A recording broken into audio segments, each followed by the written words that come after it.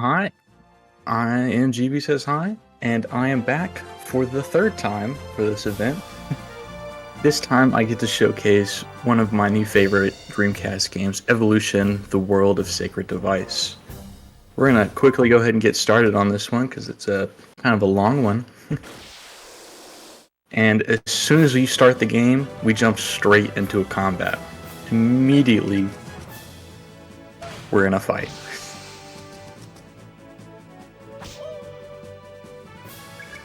This game is your RPG, turn-based RPG.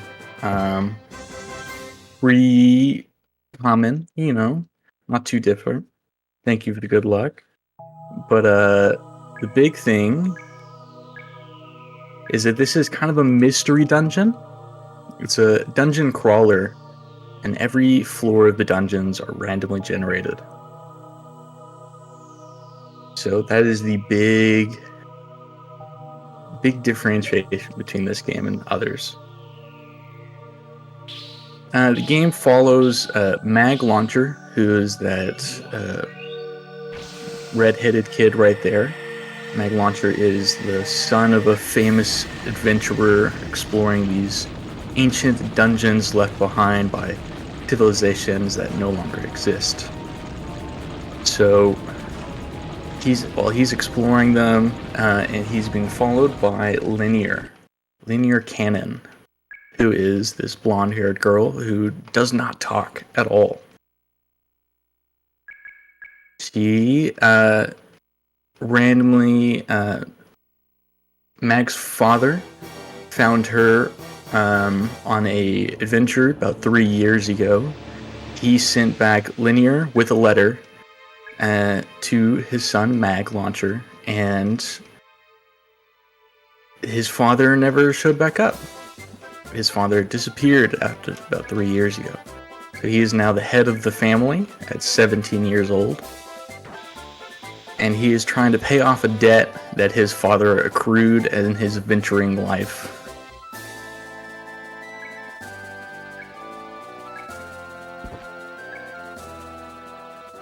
And that is the basic premise of the start of this game. Right now, we're just sitting here mashing through some text. And it's going to be about another 3 minutes or so of text smashing before we can get to actually gameplay.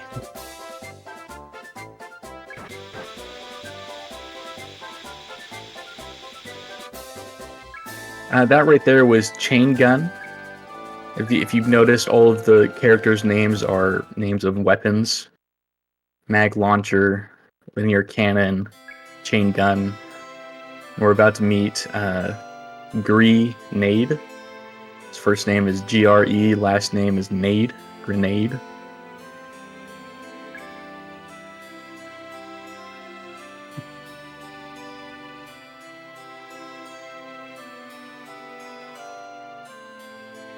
So what happened right there was we go into that dungeon at the start and trying to recover this ancient treasure at the end. But Chain Gun beats us to it.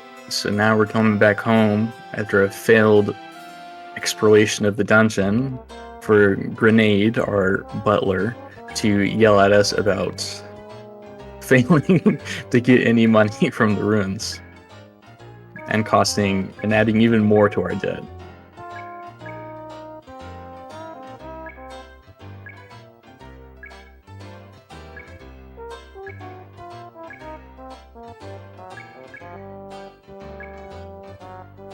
It's kind of a slow start to this one, but it picks up and we get control of our character now.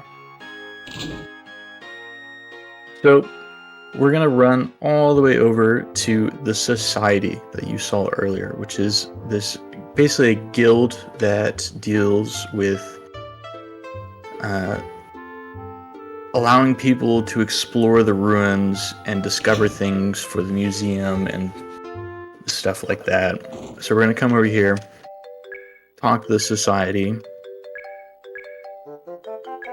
We're gonna get a small conversation with Nina, who is our friend.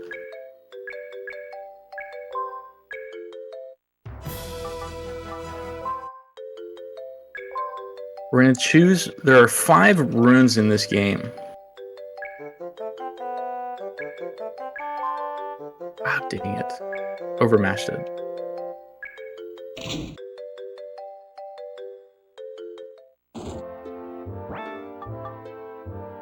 Equipped.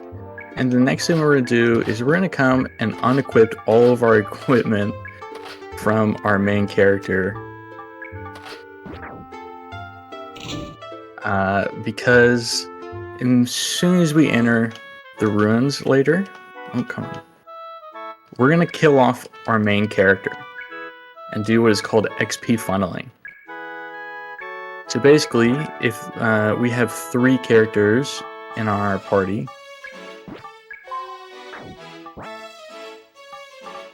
hold on a second. 1, 2.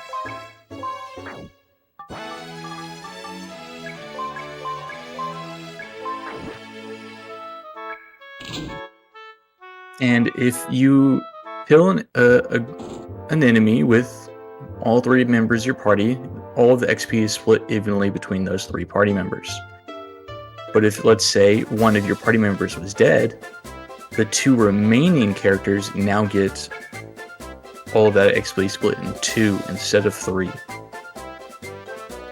That is the big speed of this game, is the fact that we're kind of starting to power level some of our characters. And then we're going to put Chain Gun that we saw earlier, we're going to invite her to our party.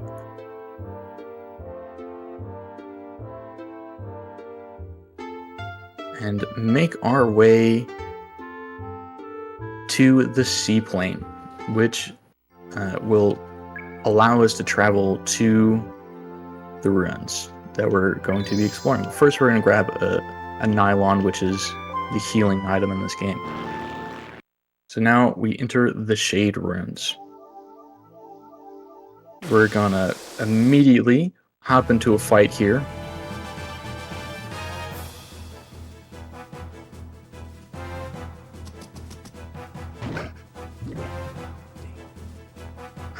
And we're going to move our some of our party members to the back line and move Mag to the front line. There are 3 lines in this game, roughly equating to front row, you do more damage and have better accuracy, but you have less defense.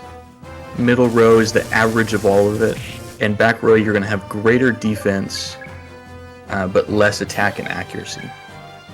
But at the moment, we don't really care about accuracy of our people in the back right now.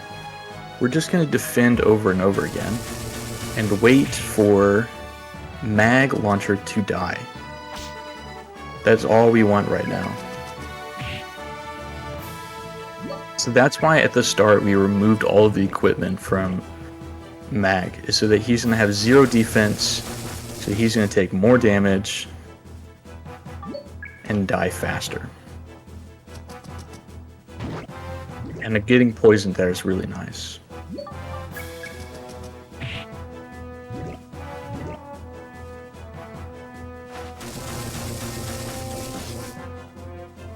Sadly, putting them in the front row does not make it so they target them more often. That would be too good to be true.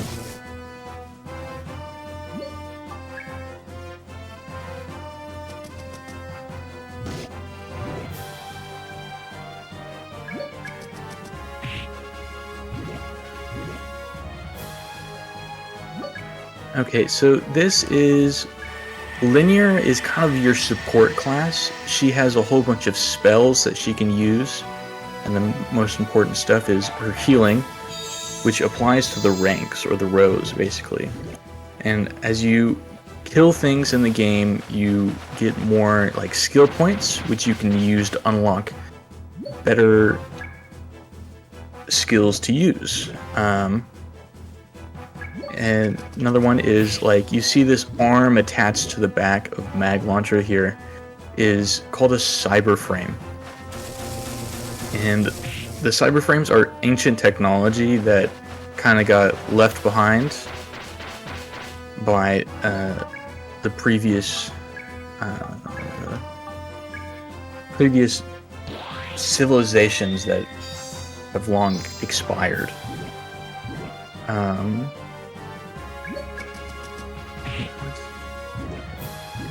So there's Mag Launcher's dead now, which is exactly what we want.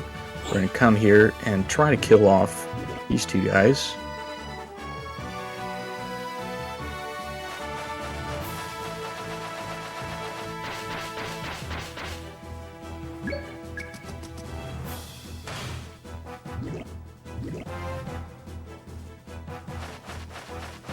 And hopefully not die.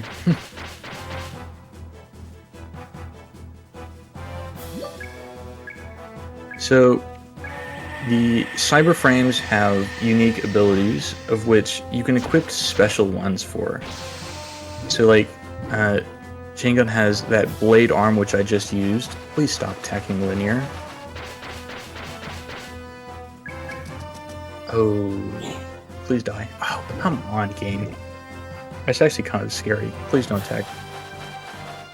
Linear's dead, aren't you? Oh, what terrible RNG. As long as he doesn't attack Linear again, we should be fine.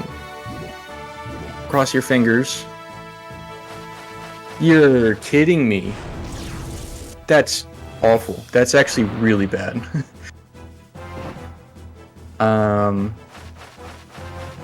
What is this? Oh my god.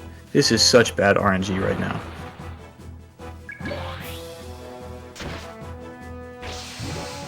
That sucks. I'm gonna be honest. This is not looking good. This is not looking good at all. We really wanted Linear to still be alive. But I guess we're gonna have to... I'm gonna have to come up with what to do on the spot right now.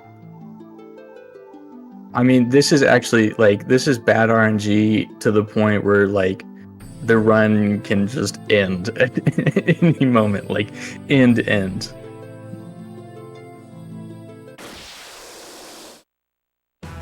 Yeah, but we did just get 2 levels on Chain.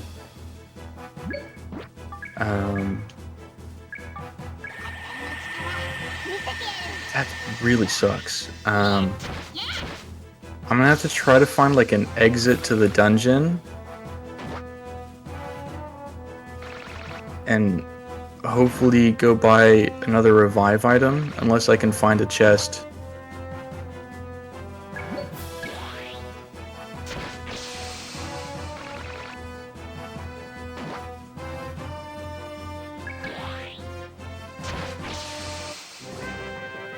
But we can do a little bit of power leveling with Chain for now, I guess. What an awful start. What is this marathon RNG?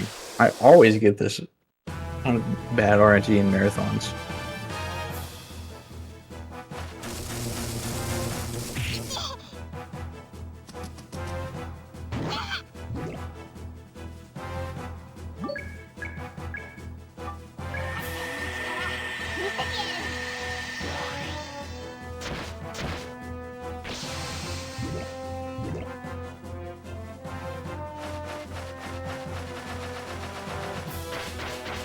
Yeah, but like what went better on there is like this enemy has that attack that was doing, you know, all of my health in one hit. That's a rare attack, and it did it 3 times in a row, which is just so unlucky. Like, unbelievably unlucky.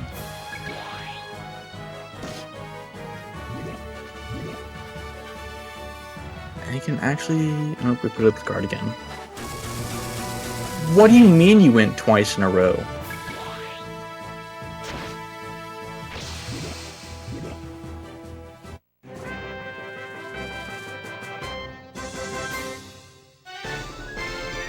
Okay, we're level 5, which is actually kind of crazy.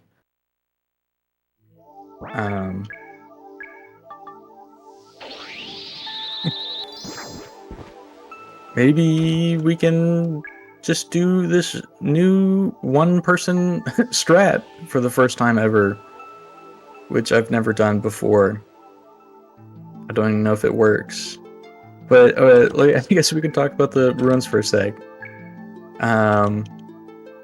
Yeah, so every floor is randomly generated to there are 9 floors every time in the first dungeon, but what the layout of the floors are completely random. That time I got really lucky and found that exit immediately, and sometimes you can walk the entire dungeon and it will be the last room you find. So let's put that on. Okay. It's I theorized doing the double kill strat at one point, but I deemed it too risky. So, I guess we're doing the riskiest strat ever, and the Evolution's first ever marathon appearance. Just what we want.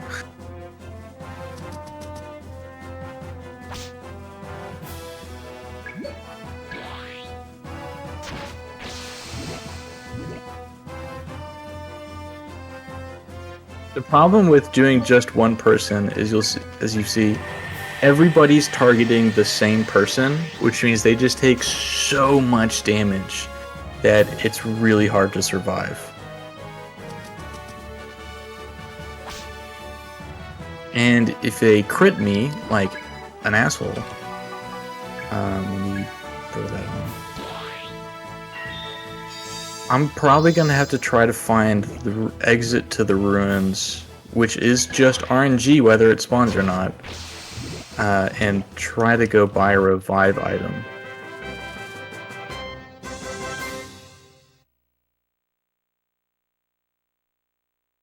What a bad start. Incredible. It kind of sucks too. That was a really good fight. Like, Mag died quickly, but that's too much defense. Do it more.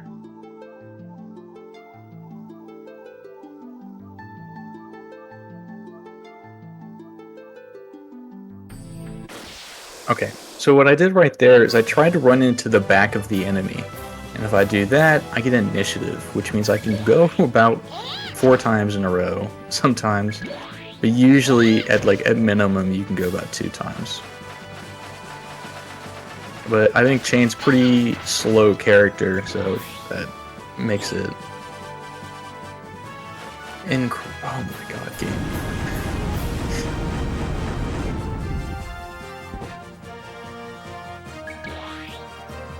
Yeah, so Sanic, I can retreat to town, but I have to find basically like a teleporter that does that. If I don't find a teleporter, I can't leave the dungeon.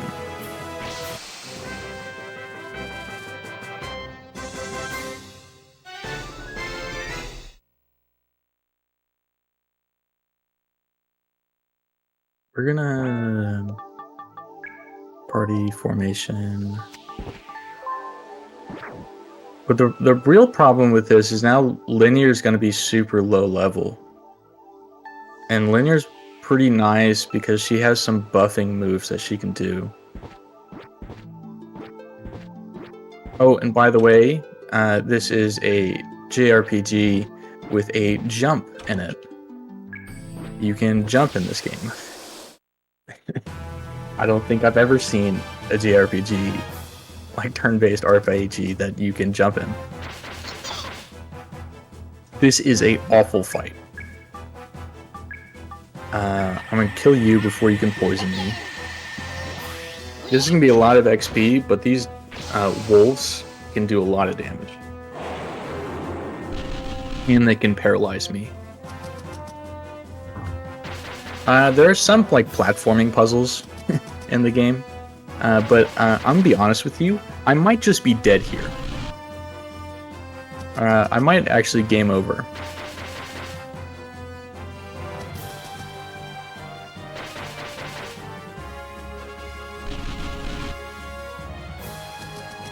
Okay, so we're dead. So when we die, we teleport back to town, and our debt that we have to pay the society back increases just a little bit. But we'll be going back to town here. What is this RNG, man? This is insane.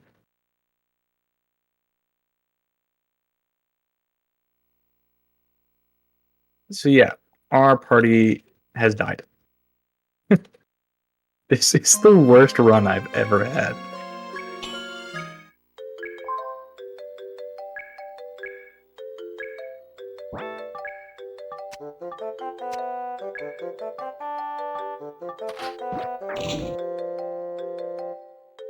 So when you die, when you like go back to town, you can go back to the dungeons, but it's 2 floors lower than you previously were. But I guess we'll come here and sell some stuff.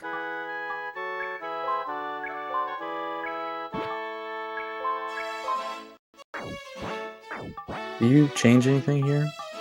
Okay, we're gonna buy a red viper, which is the revive item. Again. And now I do need to kill Mag again, which does suck. This is so bad.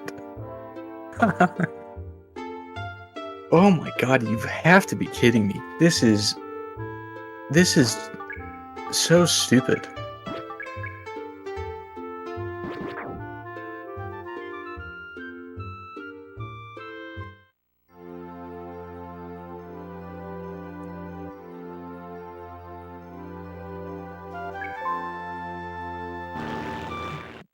Yeah, I mean, I've definitely lost. I don't know. Okay, apparently went to level 1, but we're gonna try to. Okay, we're gonna come to party formation. Put everyone in the back row.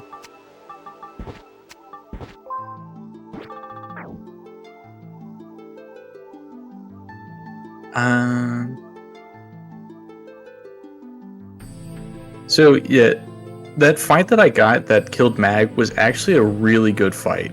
It may have looked like I was in that fight for a long time, and it was slow, but that was a fast kill. Sometimes it can take like 10 minutes in a fight to get the kill.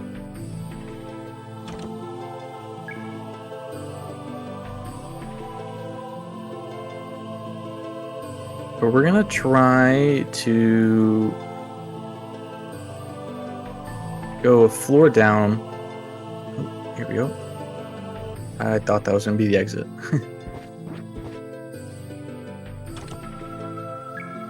But like you said earlier about the jumping, this little hole right here you can get stuck in. So you gotta jump in, or you can jump over it.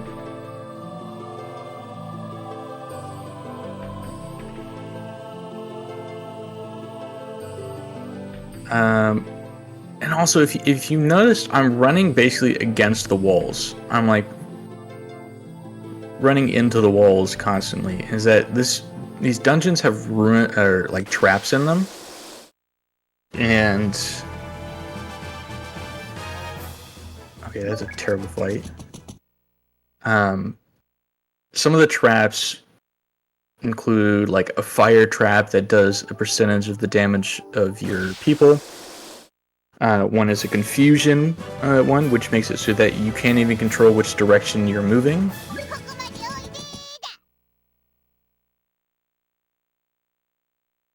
I'm trying to find a good encounter to kill Mag off here.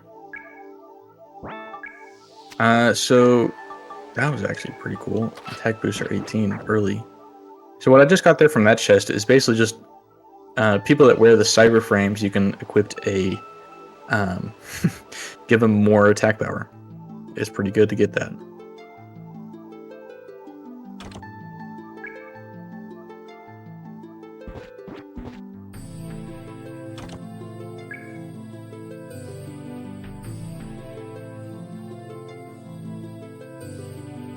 Yeah. Okay, so we lost like 10 minutes basically already, which is so bad. I can't believe I lost 10 minutes already.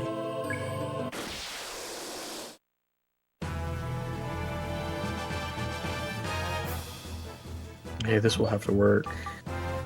Defend. No, stop attacking linear.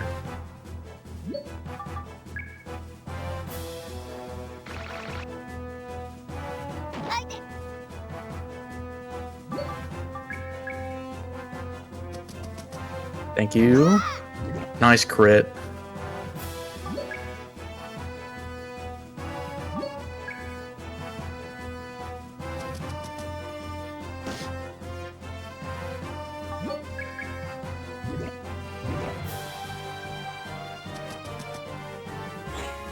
Thank you for the miss.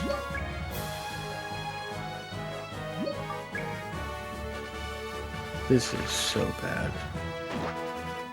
Nice crit again. Dang it.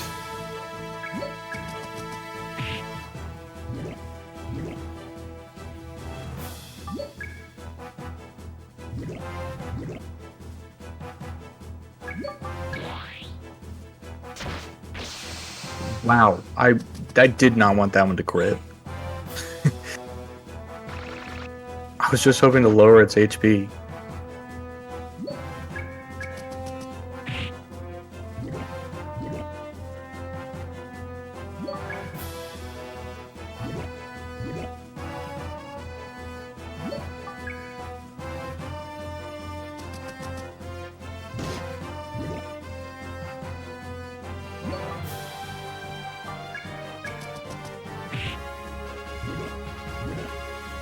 I just need about one good hit on mag, please.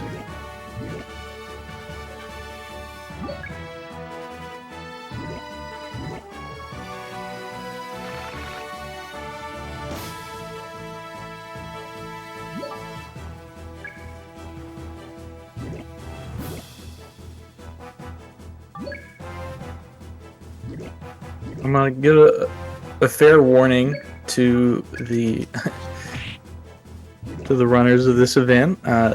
This might go over estimate because of this start, because that was just so atrocious.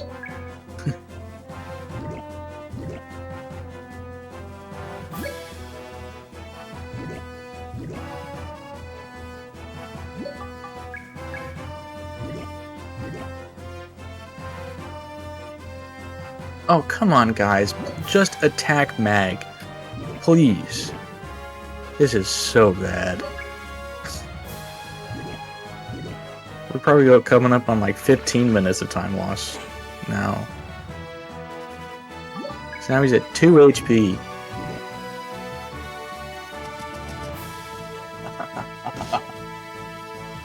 Insane.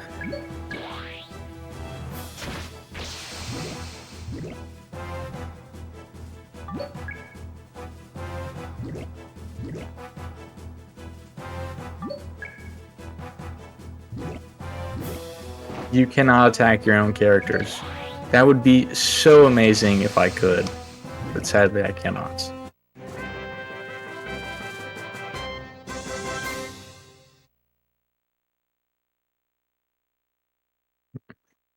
If you get confused, you can attack your own teammates, but you know, it's like your typical confusion in RPG. You have no control over it.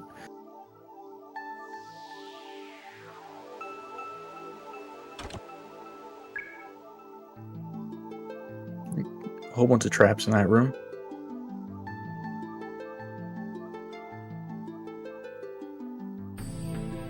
So, I first played this game about a year ago, and I was like, this game's so great, let me go check out the speedrun for it, and found out that it did not have a speedrun.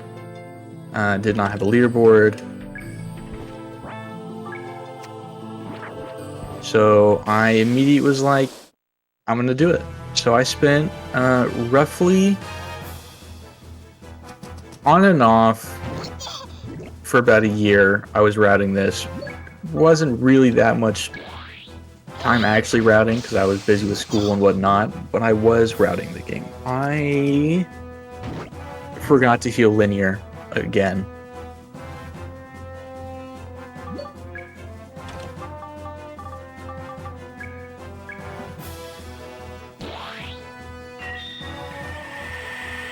I'm playing this so badly.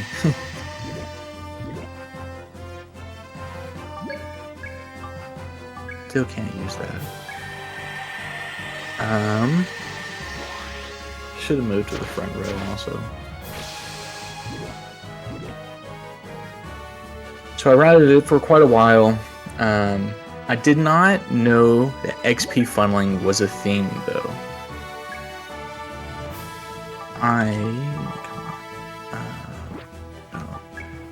Let's just tag. So my initial routing of this game was just basically playing the game casually, not too different from what it would normally be. That I did one run of that, and it turned out to be a little over 8.5 hours. It was an 8:38, I think. I then discovered that XP routing or XP funneling was a thing, and the very next run I did was 8 hours and 41 minutes. I literally cut the world record in half with the XP funneling. And because we're just stuck here, I'm basically going to explain the whole route now. The game scales the runes off when you start the runes, and additionally off of the level of the main character, which is Mag. And if you've noticed, Mag is dead and not getting any XP, which means he maintains level 1 through the entire game. And since the dungeons are scaled off his level, everything's scaled to level 1, basically. So like when we entered this dungeon, it read Mag's level as level 1, so floor 1 of this dungeon was level 1. Like all the enemies were level 1.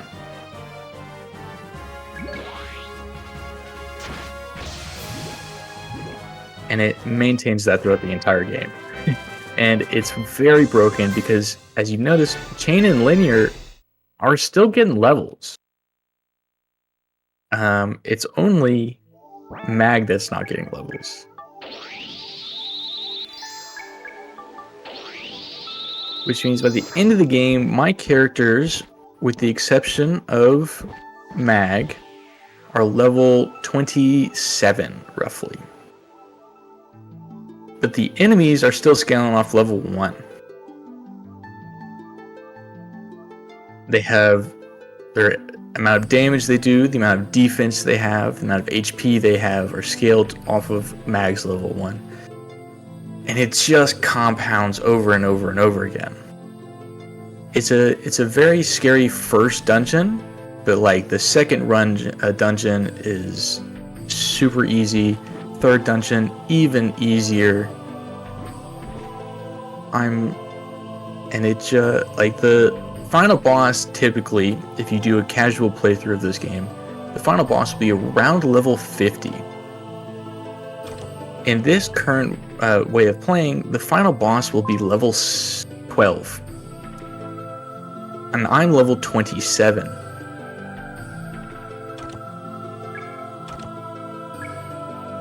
Nice rune search. So we end up doing max hits against the final boss. A series of 9999s. And it takes about 3 shots to kill the final boss. And it's very, very cool.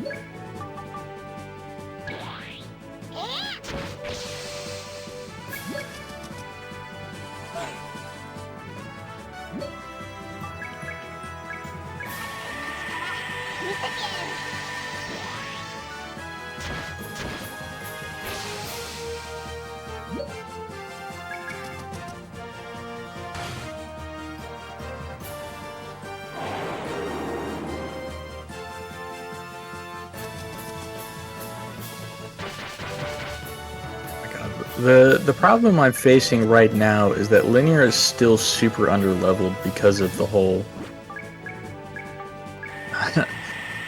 her dying so earlier.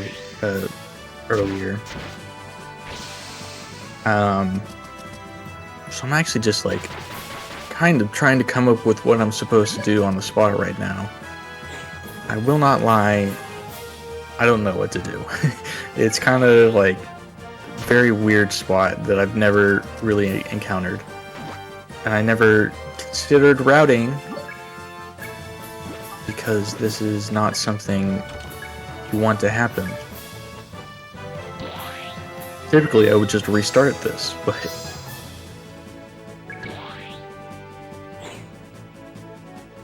how do you plan to do with something that's so rare and so unlikely? Like, there's nothing could have told me this would have happened. And like, I wouldn't, if someone told me this was gonna happen, I would have told me like yeah, fucking right.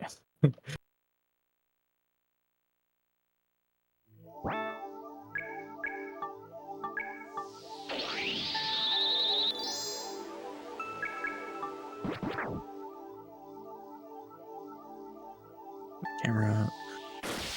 Okay.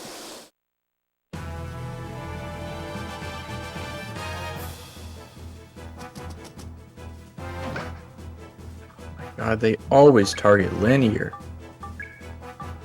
Let me get rid of this guy.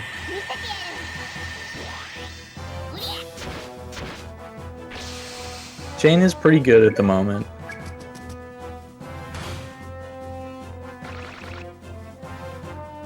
But the problem is, linear just dies in 2 hits.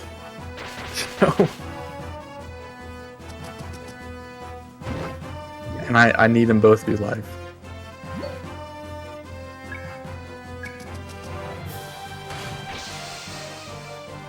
Yeah, it's kind of a crazy, like,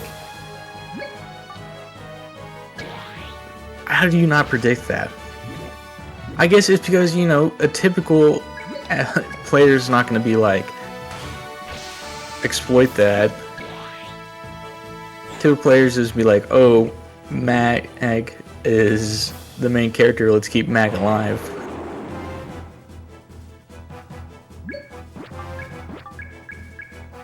That, I mashed that. I don't know why I mashed that. That's unfortunate. And then, like, you don't know that. You don't know that the matching the level to the main character is a thing.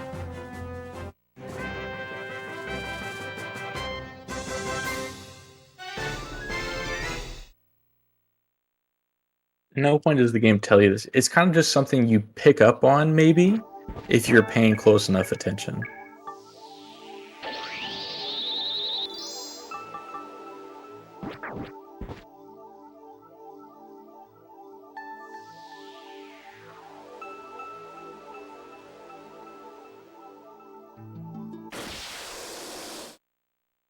So I'm trying to get to around level 12 with my characters.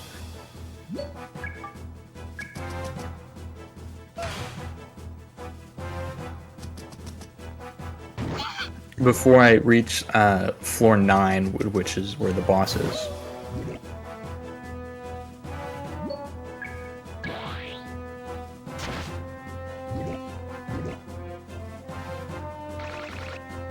Don't you do it.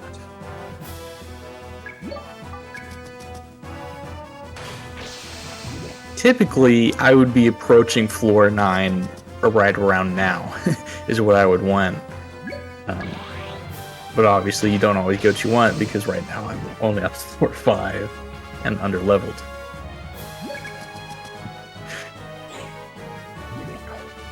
God, dude.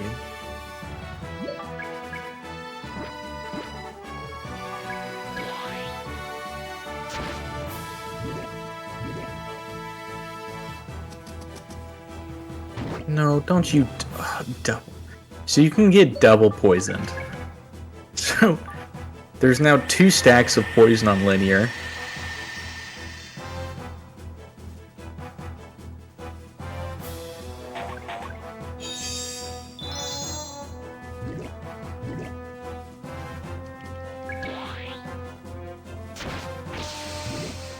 I'm just getting screwed by this game every second. This is insane.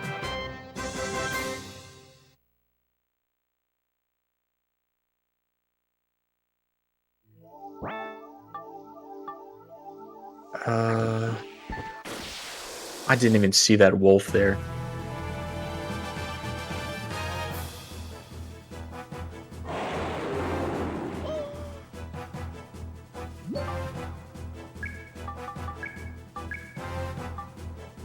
Hopefully that kills.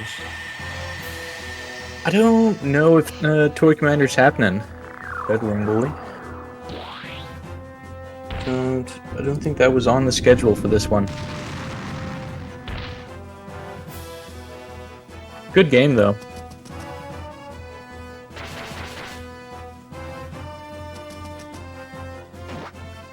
Oh my god, stop critting.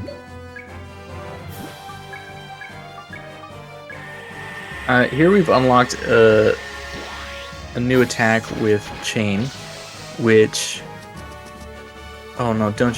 Oh, she's dead.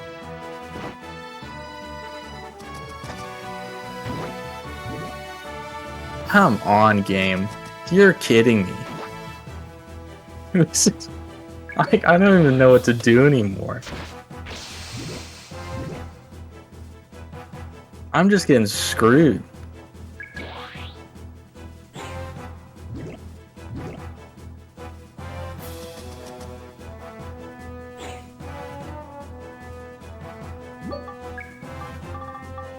If she gets killed directly after this, I'm honestly don't know what I'm supposed to be doing.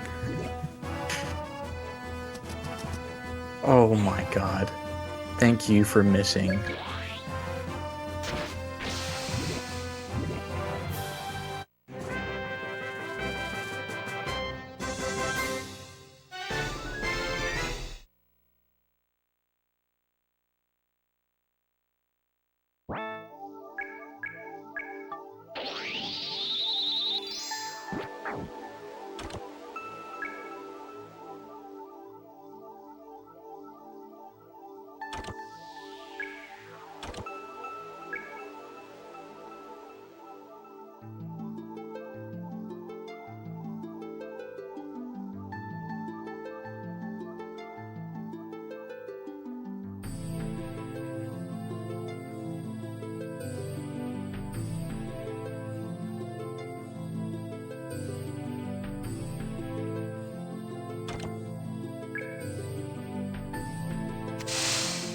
Oh, dang it.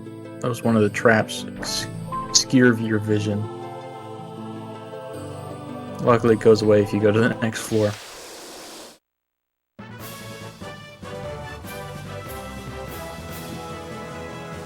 What a fight. Oh, dang.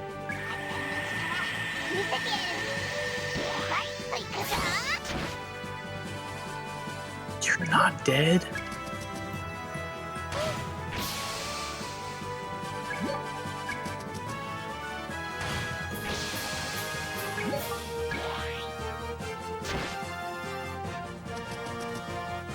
Stop attacking linear. Oh my god. Game, please.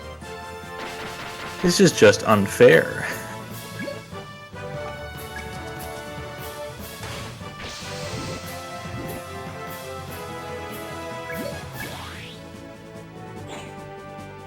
Not the miss. Not the linear, please.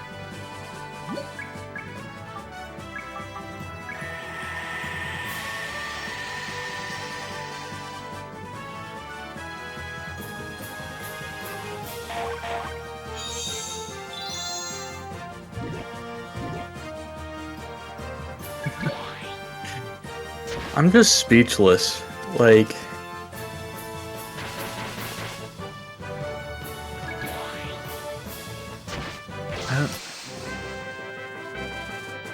I'm trying to get Linear's level caught up a little bit, but it's not happening.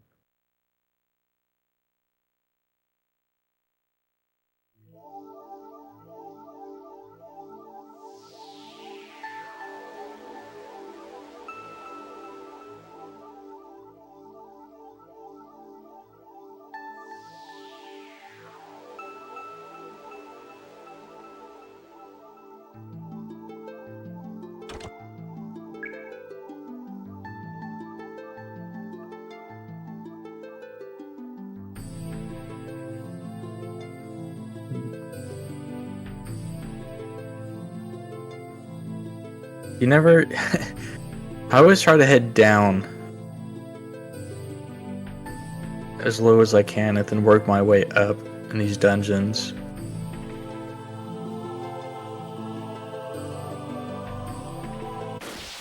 So the way these dungeon generations work is that they'll have like set room shapes that it can be, and it kind of just puts them wherever and then connects them however it wants to do it.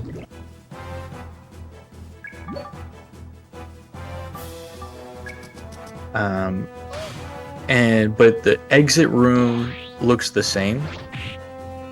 So like, the entrance to it is always from the bottom.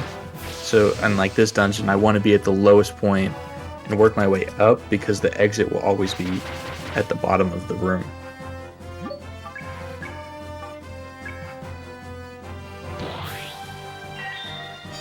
And the other dungeons work basically the same, except which direction you need to go is different.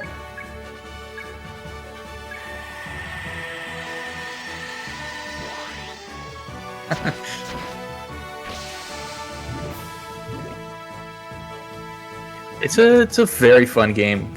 This game released... Hold on a second, let me check. Pretty sure it's 1999. Yeah, 1999. I think nearing the end of 1999, and then around a year later, Evolution 2 comes out. Evolution 2: Far Off Promise. It continues the game from after the end of the story. Oh, listen. Okay. Screw you. Die already. Thank you.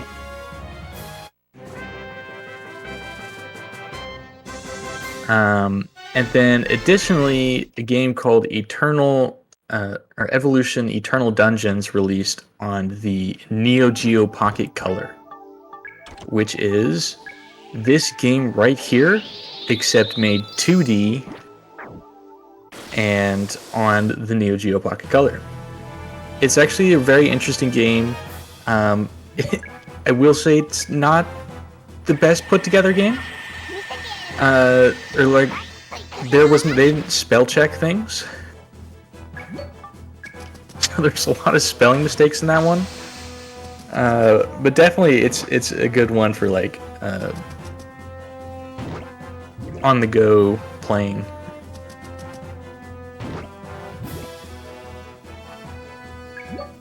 But then a few years later, Evolution Worlds release. Evolution Worlds on the GameCube.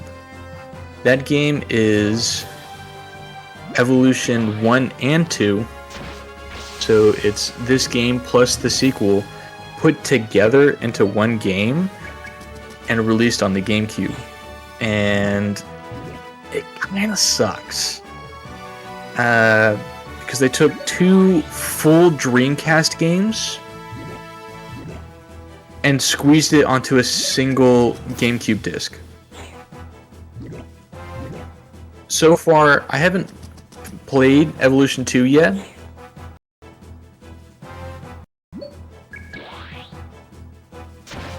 I have not. I actually didn't even check that it was on PC.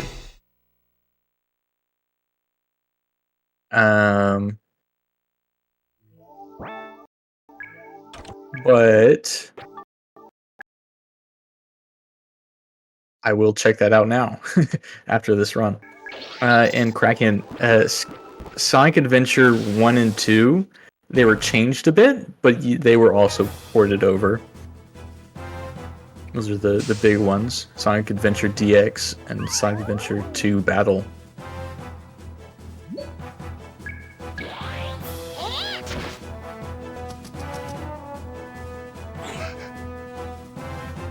But yeah, the GameCube port of this game, from the content within the first game of it, it removes around 70%, I would say. 60 to 70% of the game has been removed So like this has 5 dungeons in it, and you can go to any one of them. The Evolution 1 within Evolution Worlds only has 2 dungeons, and it kind of just mixes all the cutscenes that were supposed to happen at the end of all 4 dungeons in between the first and second dungeon.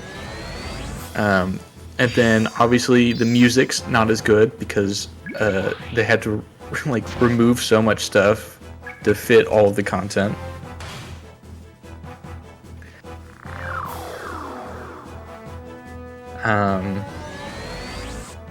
Yeah. It's a rough port.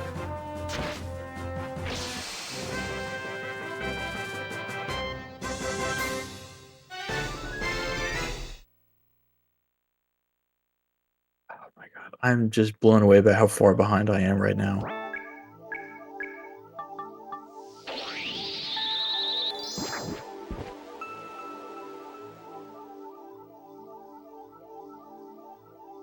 It was, so they basically combined the 2 games into one, and that was kind of the point.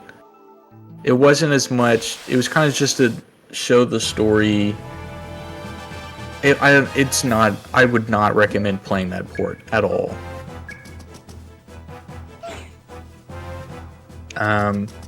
So like David to Perspective, glitchless, or like not doing the XP funneling, it took me 8 hours and 30 minutes to beat this game. The Evolution Worlds speedrun does that 8 hours and 40 minutes and an hour and 15. So it took 7 hours off just based off of how much content was removed.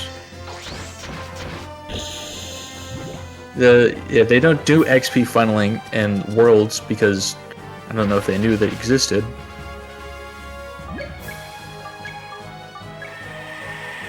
So yeah, from 8 hours and 40 minutes to hour 15.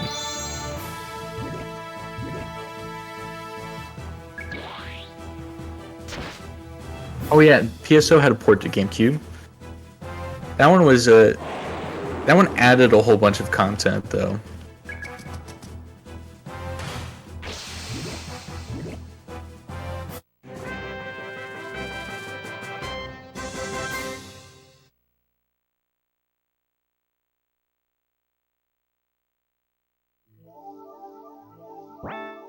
No, PSO Blueburst is is a modern server basically for it. The game, it is actually, the GameCube port is called PSO Episode 1 and 2.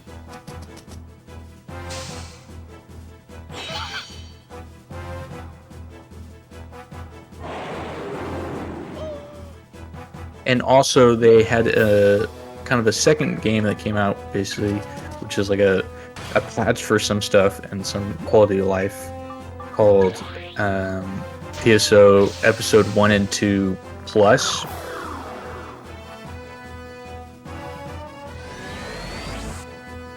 Yeah, PSO Blueburst is a modern server for the game.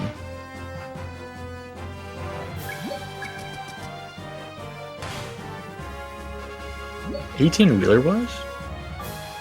I didn't know that.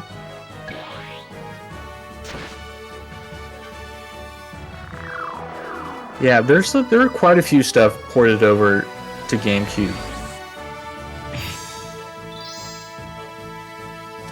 Yeah, Episode 3 though is not the same game. I don't know how much you've seen of it, but it is not your PSO that you know. It is a card game, actually. Episode 3 is a card game.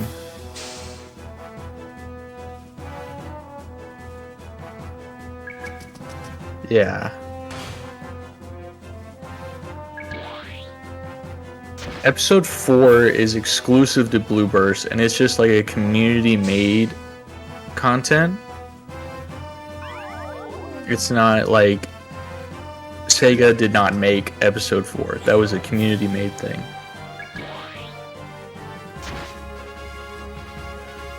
How are you not dead yet? Oh my goodness, game. Episode 3 is interesting, but if you go into Episode 3 expecting the Episode 1 and 2 kind of content, it can be quite disappointing. But if you go in expecting a card battles like system, it can be a very interesting and cool system. I've played it a bit, not for much. I did spend a lot of money on it. I don't know why. It's an expensive game.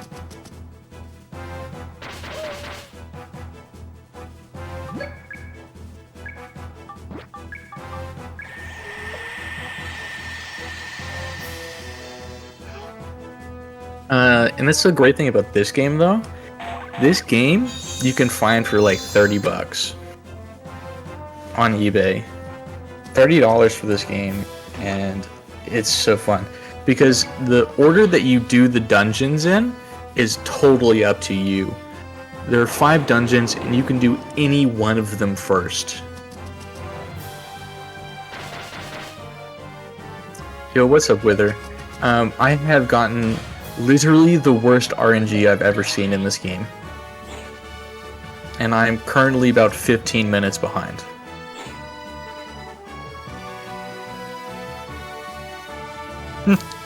Yeah, that's how this run's been going.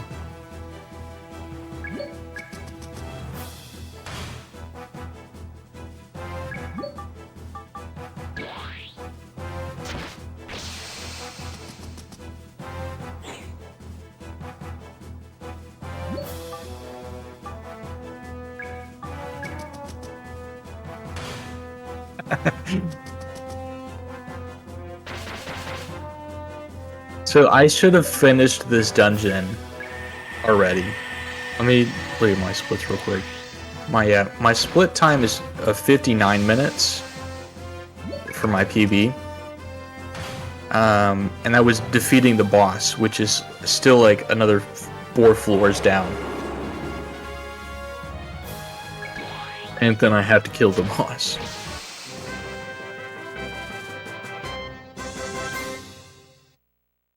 Whether I'm sorry I missed your runs last night. I went to sleep almost immediately.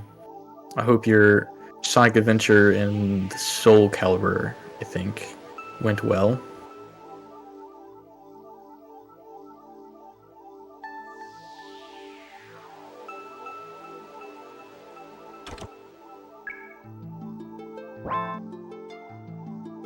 So once you reach the halfway point of the dungeon, you might have noticed a change in aesthetic.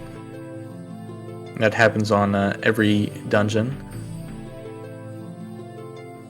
We're still on floor 7.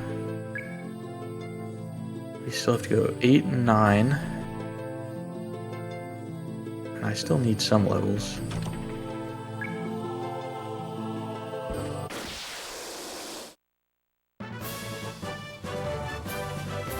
So, within the dungeons, you'll find artifacts from the previous civilizations. So, like right there, we just picked up a small metal rod. And once we get back to town, we can sell that to the society to get money for our discoveries. Not too useful in the speedrun, but you can get some nice stuff. Some artifacts can be turned into items, and some of those items can be super strong.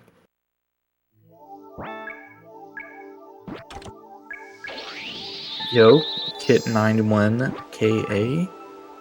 How's it going? God damn.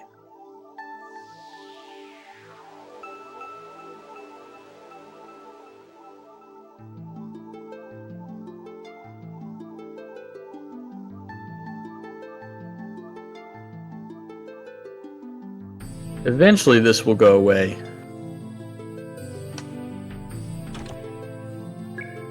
Like right there, we got an unexploded shell. which is definitely something you just carry in your back pocket as you go down a dungeon.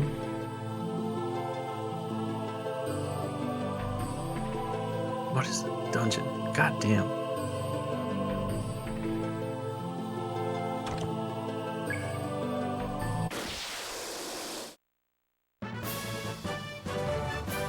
I have some homework I need to be doing, but here we are doing this one, this run.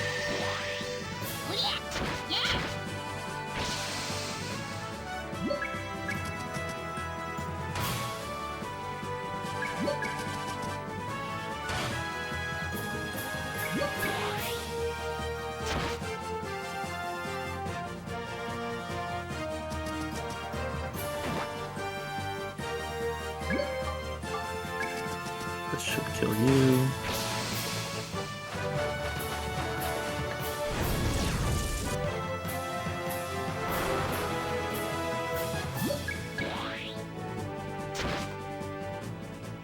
I don't know who that is. You know, sorry. We have a chain gun and linear cannon.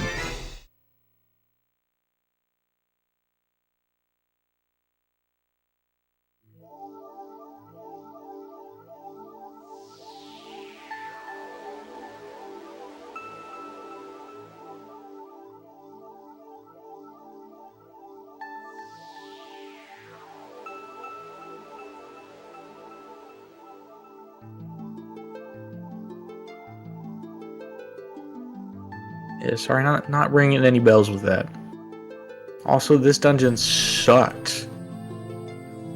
Did not find like I said, all the floors are randomly generated, which means sometimes it's just luck whether you find the end or not. We do have an item in our inventory for a rune search, which we're going to go ahead and use to find the exit.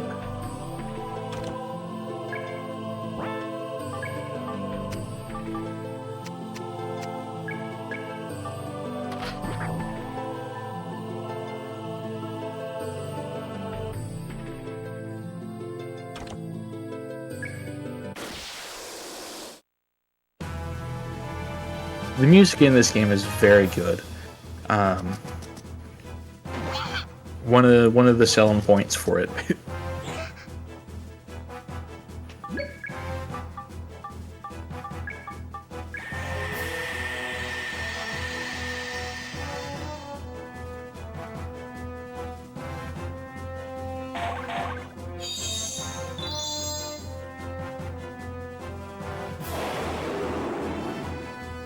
And all of the dungeons have your unique music to it.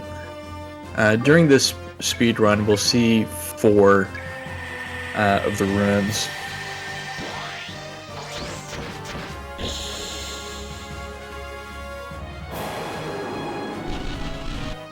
That is an unfortunate paralysis. Might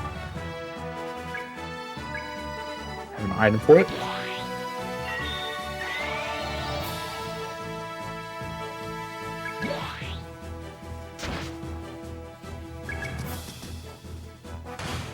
Okay, so I'm kind of a lower level than I would like to be, because I got so unlucky during this run. I guess I'm gonna have to come over here and maybe try to get a bit more XP.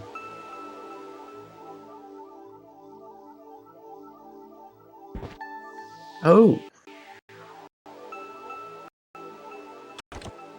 We have a platforming puzzle. Like I said, this is a JRPG with a jump in it, which means we get these platforming puzzles. And since it is a JRPG with the jump button, it does not mean it's a good mechanic. It's pretty finicky to get good. Pretty easy to mess it up.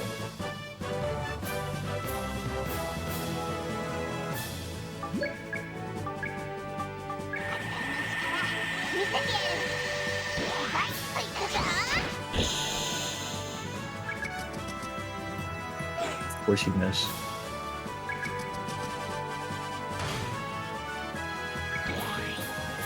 You missed again. Chain, what the hell? Get your act together.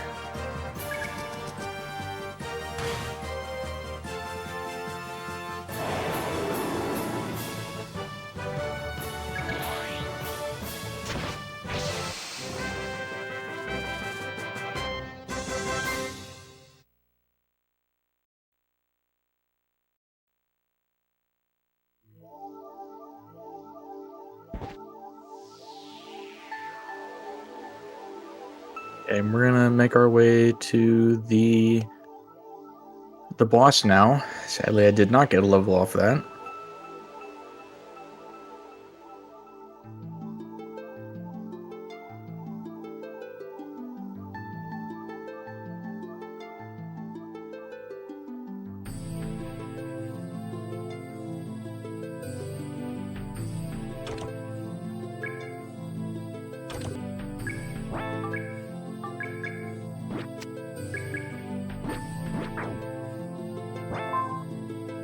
Okay.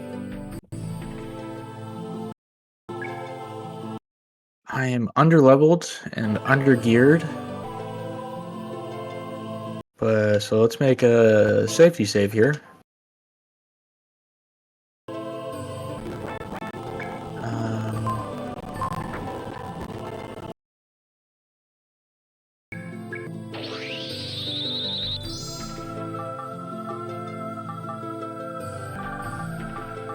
Do I have any equipment at all? Increase invasion and agility.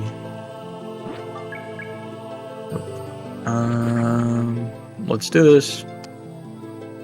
Hold on a second. I forgot to move my party forward. I'm gonna do a jump to the menu and load our save that we just made.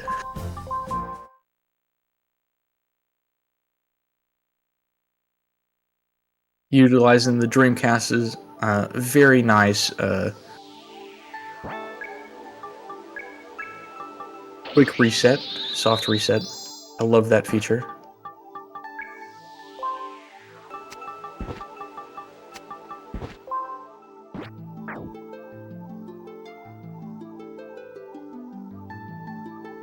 This boss has a very strong attack if you have members in the back line of your party. So the big thing is he will constantly try to push you back. And we're constantly trying to not be in the back row. And we're going to use some of Linear's magic here to give us some increased defense and some increased strength. Pull out my calculator to keep track of his health. Do special blade. Nope.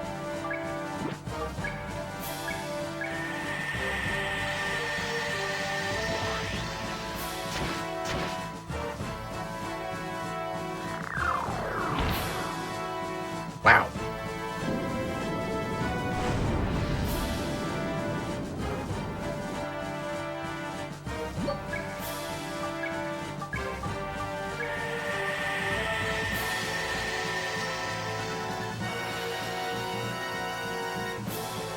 Linear might die in this fight, which is unfortunate, but I guess kind of expected.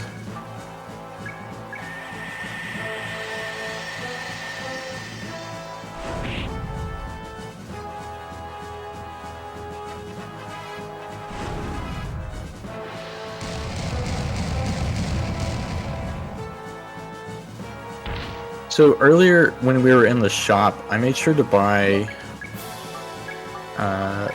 this body armor for Linear called the jumpsuit, which provides invulnerability to paralysis. It's very useful. Okay, Linear might actually die right here.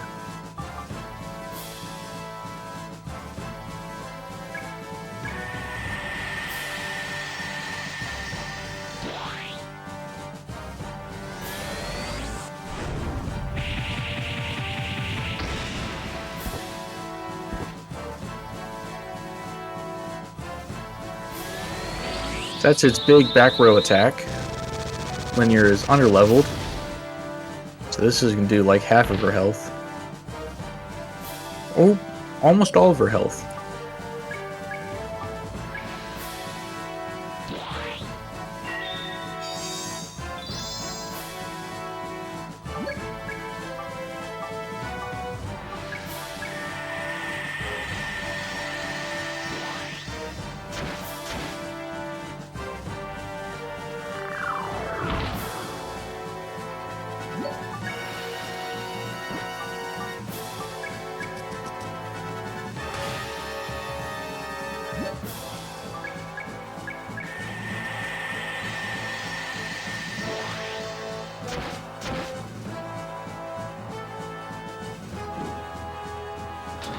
So he's getting his timing, so hopefully Linear goes. Linear did not go.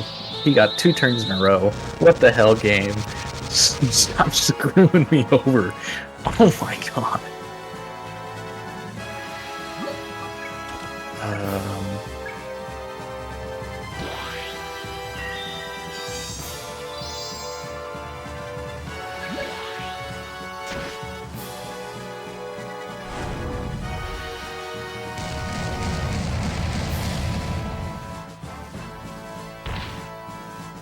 Okay, well, if he does his big attack again, I'm dead.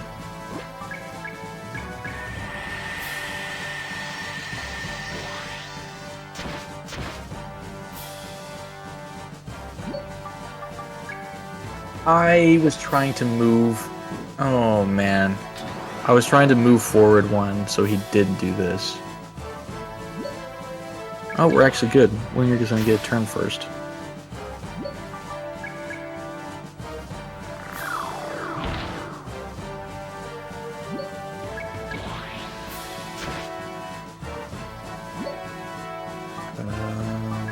Just a stack. I don't know.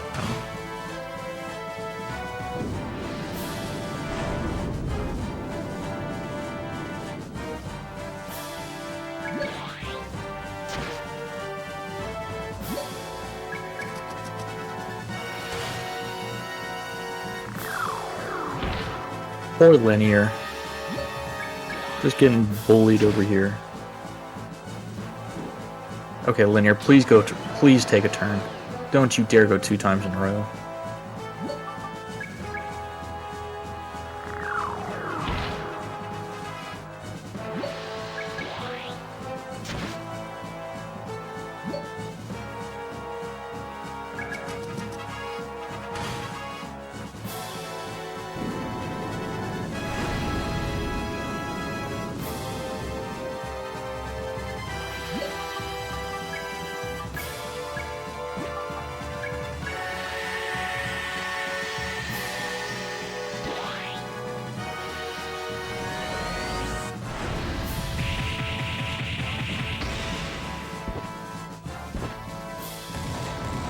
There we go. Okay, Linear survives. Hip hip hooray. The first dungeon is done. I'm about 15 minutes behind. And about 25 minutes behind what is possible. But first dungeon is done, which means we now kind of enter an easier mode. For y'all that weren't here, as I've said, the enemies are scaled off of Mag's level. And if you've noticed, Mag is dead this entire time. Which means he is level 1. So when we go into this next dungeon, instead of the enemies on level 1 being the same level as Mag, they're level 1. Or like being the same level as our other characters, I mean. So typically in a casual playthrough, you'll fight that boss at around level 12. You'll go to the next dungeon, and the enemies will be around level 11 or 12. But Mag is level 1, so when we go to this next dungeon, they'll be level 1. But Linear and our other character will not be level 1.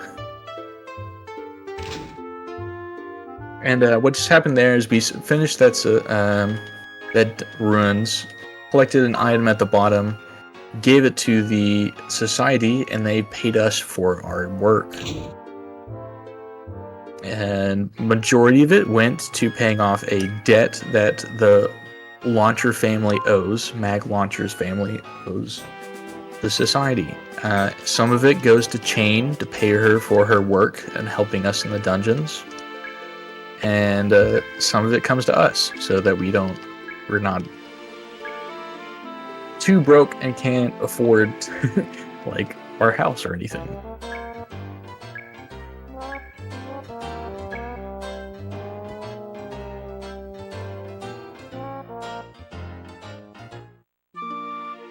And here we're done for the day, go to sleep, and as we wake up, we are notified that the 8th Infantry Army has arrived in the town, led by Prince Eugene. Everyone loves that name, Eugene. Eugene is awful. He's a total prick. The 8th Imperial Army is here. And they're asking for the Launcher family. The Launcher family has this history of being these explorers and looking for a certain cyberframe called the Evolutiona. And so the 8th Imperial Army wants this legendary cyberframe for themselves. So they come to ask the Launcher family about how to find it. But Mag Launcher, he doesn't know much about it. His dad knew a lot about it, but his dad's not here anymore. So it's just on Mag, and he doesn't know. So they don't... Eugene's kind of upset about this. But let us get there before I continue explaining more about why we hate Eugene. But the big thing here is we come across this massive ship. This is like the naval carriers of nowadays. You have this huge ship that they think is a building at first. And that's where the 8th Imperial Army is at.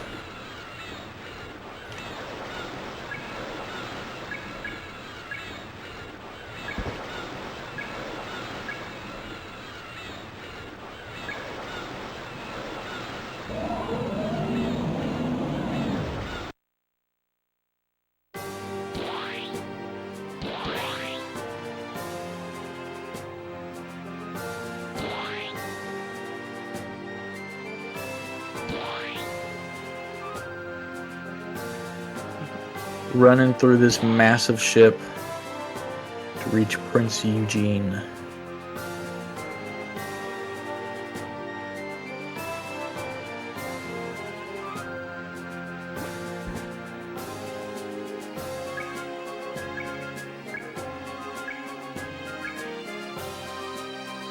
Alright, here is Prince Eugene.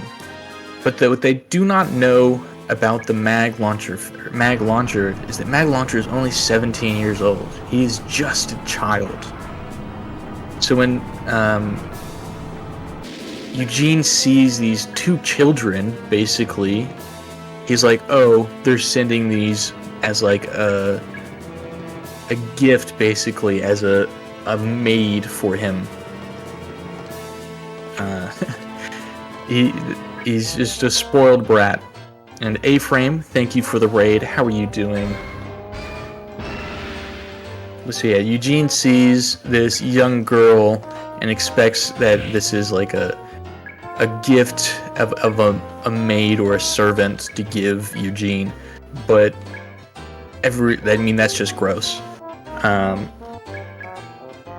So Mag Launcher's like, no, get away from Linear. We don't like you. You're weird.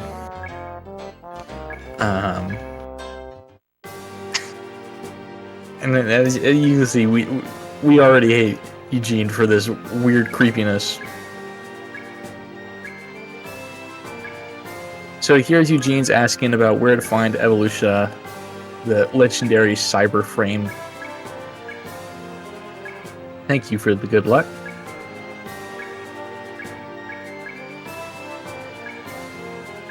And Mag Launcher basically tells him, yeah, I don't know anything about it. I don't know where it is. I don't know anything about it. And Eugene's like, yeah, thanks a lot. That was a waste of my time. And then he asks one more time if he wants to leave Linear to be his servant. And we're like, no, you're gross, and we run away. Which was the appropriate reaction.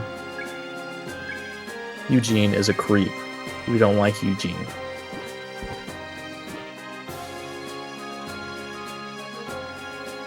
Oops.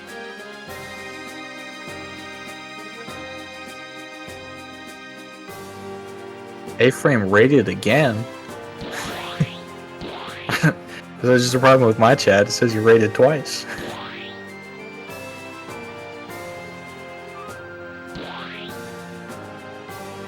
Thank you again for the raid, A-frame.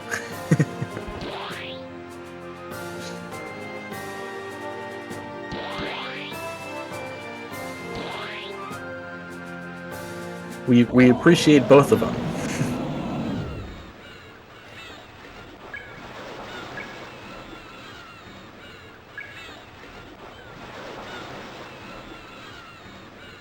Come on, Broby. Now you do a raid.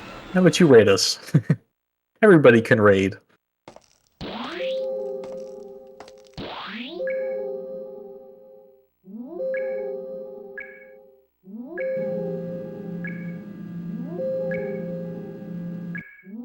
So Eugene here's upset. He didn't get any information about it. So he's gonna use this weird technology here that's never really explained in the game to try to find it.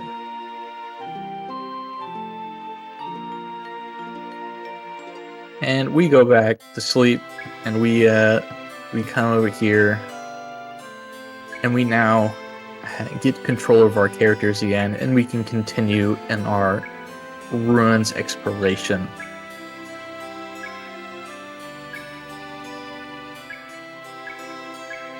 After our butler is done berating us for sleeping in late.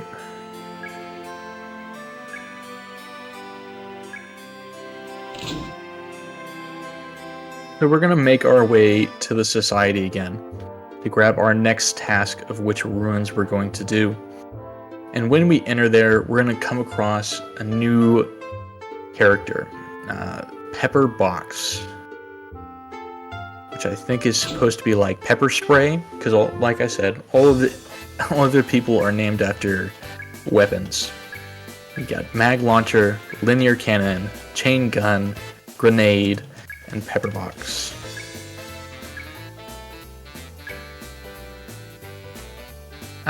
Pepper is now going to be our party member. You're allowed to add her to our party. There are a total of 5 parts. The type of inaccurate pistol? Oh, interesting. I kind of just assumed pepper spray because of the pepper. Whoops.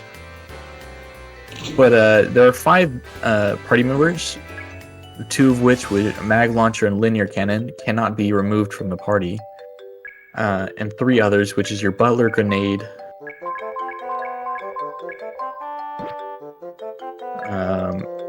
chain gun, which we saw in the last dungeon, and pepper box.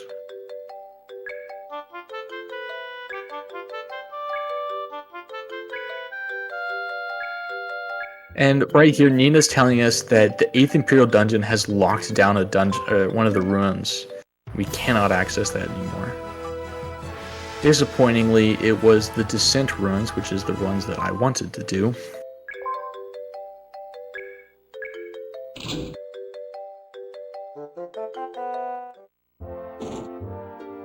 So we're going to come here. We're going to come into the bar and have Pepper join our party. I chose the wrong option. I am mashing too damn hard.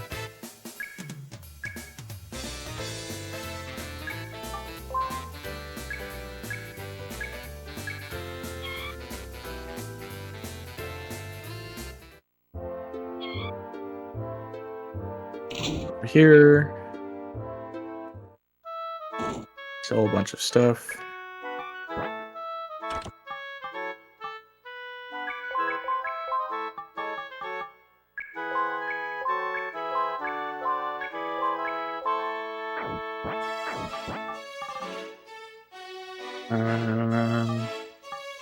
Do 1, 2, 3, 4.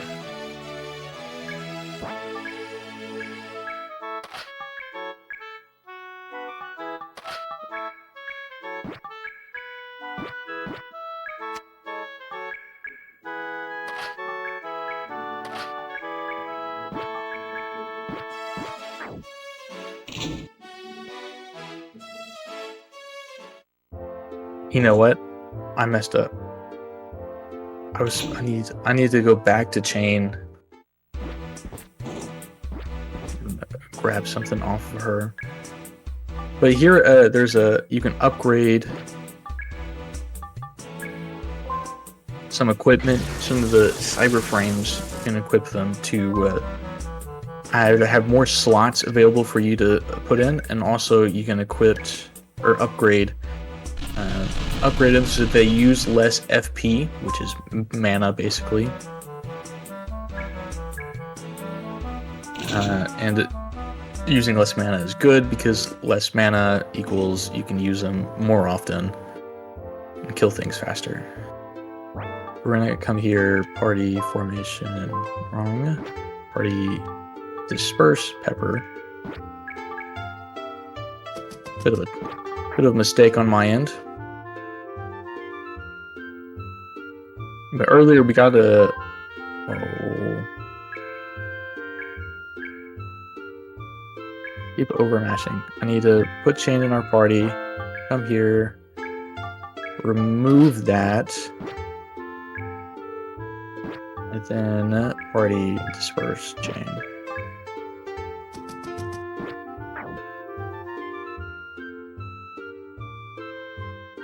And then put pepper back in our party. And then we can go into our second runes.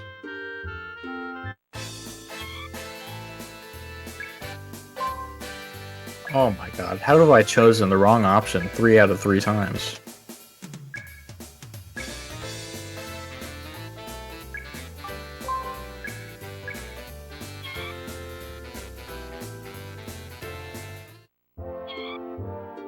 Dialogue is hard. You know, it's so hard to mash through things.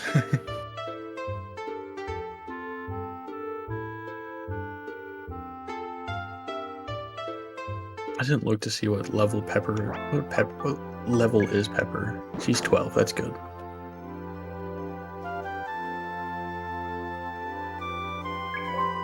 Okay, making our way over to the blind runs.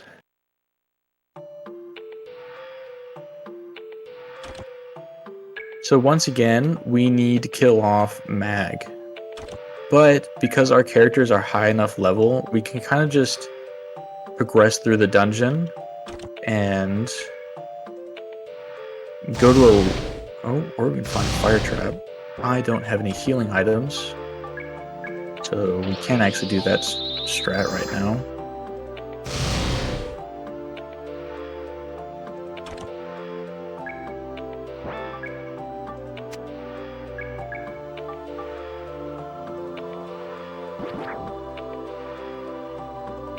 Yeah, so we're going to go to a lower floor before we kill off Mag, so that Mag is a higher level, or not higher level, Mag's not a higher level, but the enemies are a higher level, which means that they will kill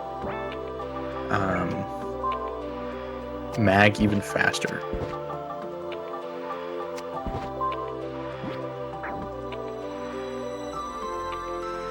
Because once again, Mag is level 1, has no equipment on,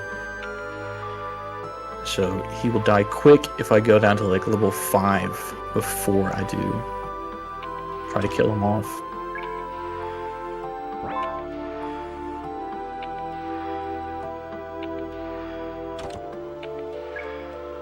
Doing hand parts, interesting.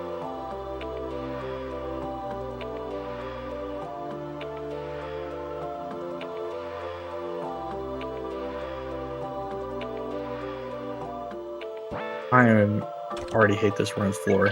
I'm gonna use that.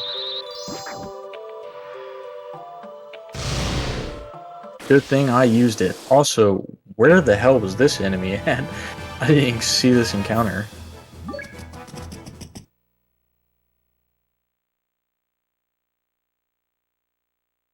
If you have all 3 of your party members in the back row, you can run away from fights. Oh my god, what is this? So many fire traps.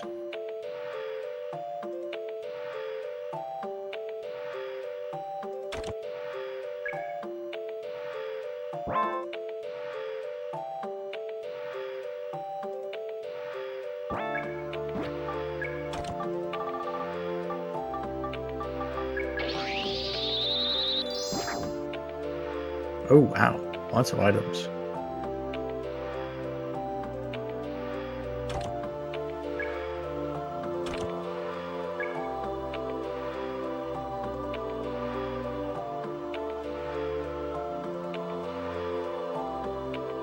I think that's the exit. Oh my goodness.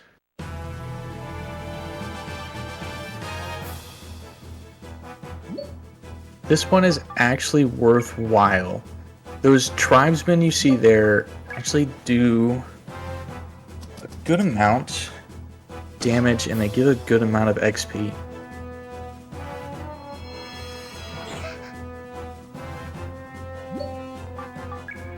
So we're going to try to get them to kill off Mag for us, which is going to be a lot of defending with everyone else.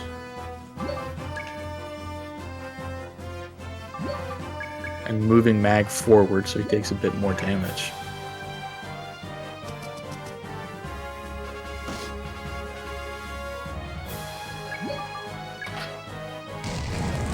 Oh wow, that was a crit.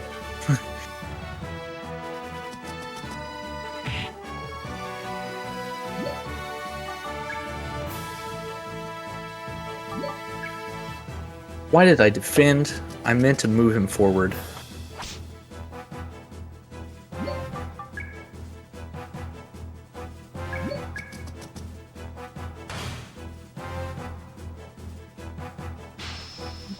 Maybe? Nope. Chill Dragon, thank you for the raid. A lot of raids coming in right now. Welcome in. This is Evolution, World of Sacred Device. A fantastic... Keep defending with Mag. I don't know why I keep doing this. I'm so used to double tapping to go to move. But because everyone's in the back row, double tapping is only going to defend. There we go.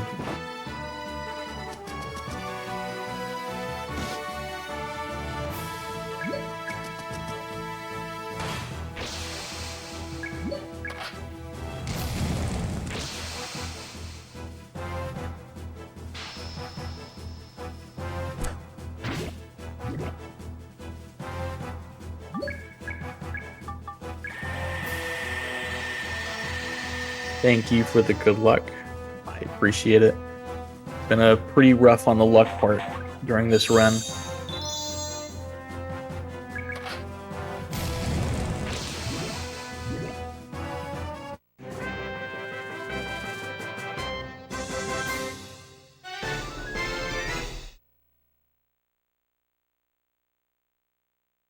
And for the memes, we're going to come in here, go to formation. We're going to put Mag in the front row.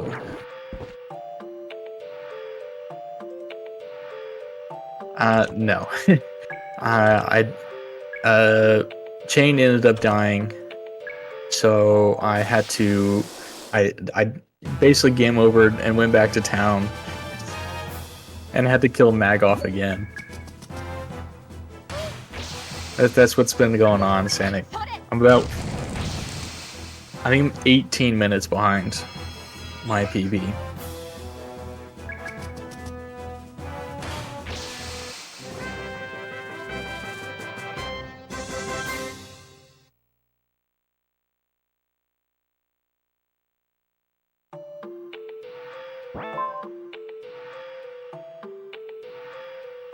It is a pretty rough run right now.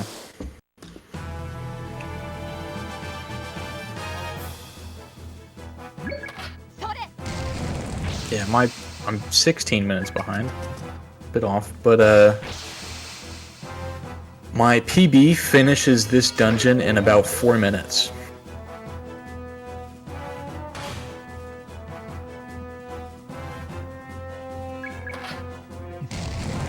I am on floor 4 of 13.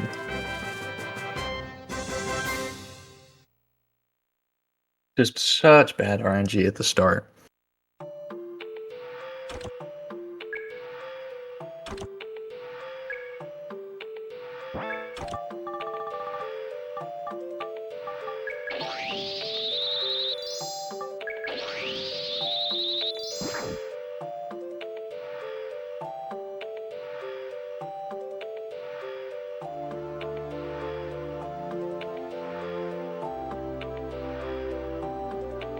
How goes preparations for your Skies of Arcadia run, Sanic? You got all the safety saves and everything ready?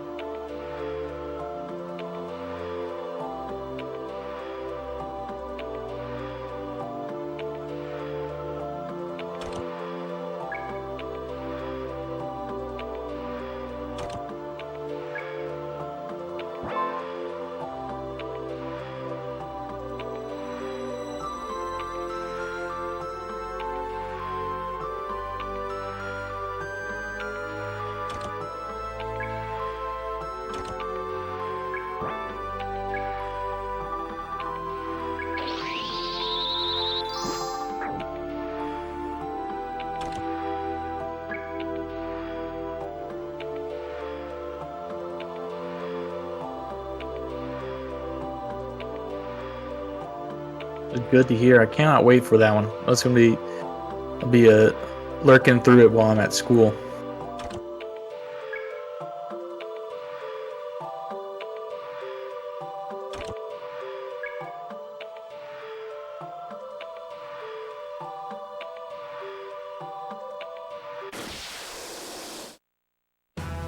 I looked over at chat and didn't see this enemy.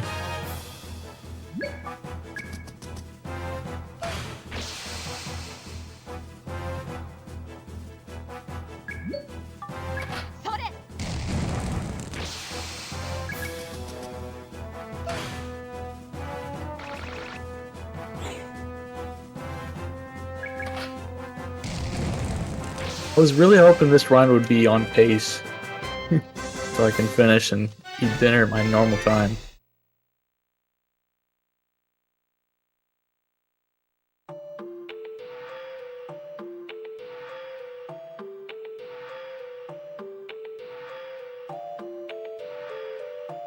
But we still have a good ways to go here.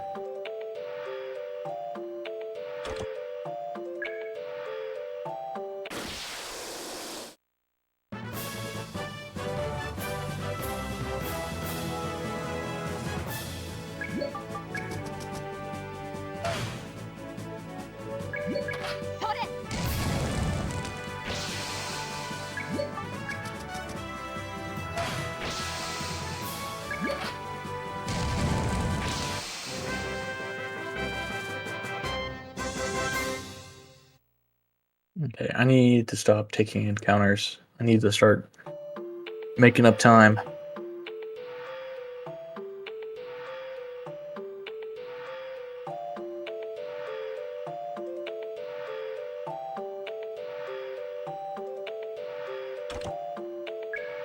Really use some rune search drops. As you can tell, the floors change when you reach the halfway point, and there's the exit right there. That was a good thing to spot through the walls.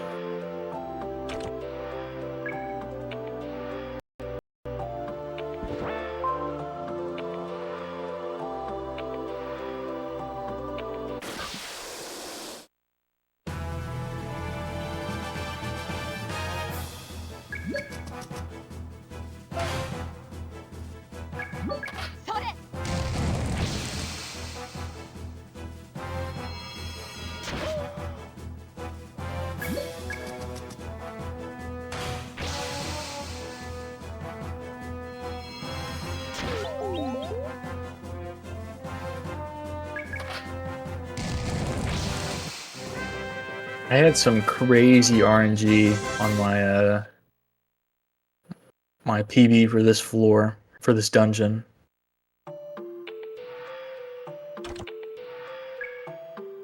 Kind of a hard one to compete against.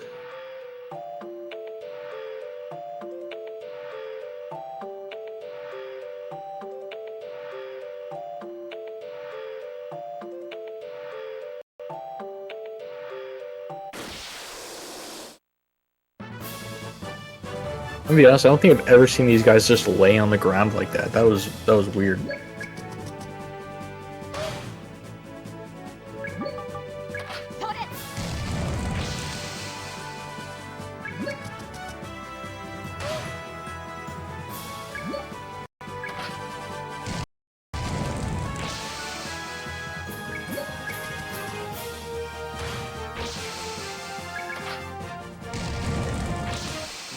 But that was a really good fight there. Really good XP. Every enemy has kind of this like XP modifier to them. That's how I'm assuming they work. I don't actually know how it works specifically.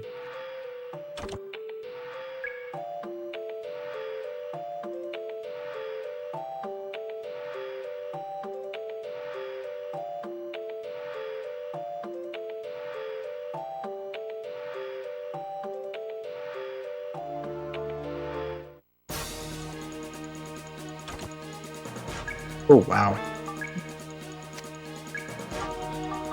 I even forgot to put those on earlier.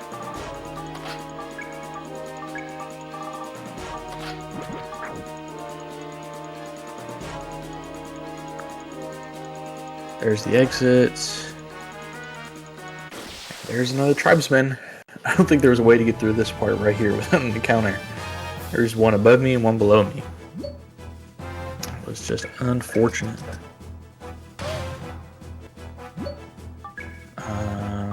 Let me start unlocking this stuff.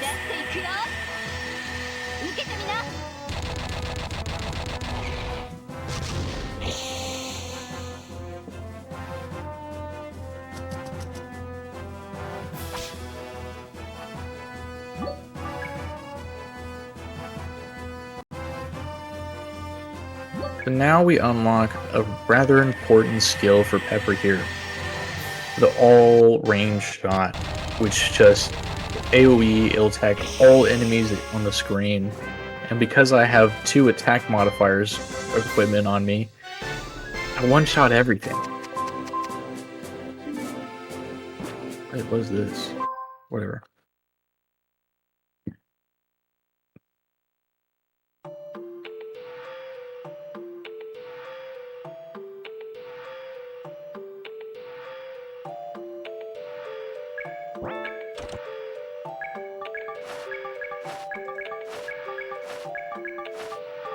I got too much stuff in my inventory.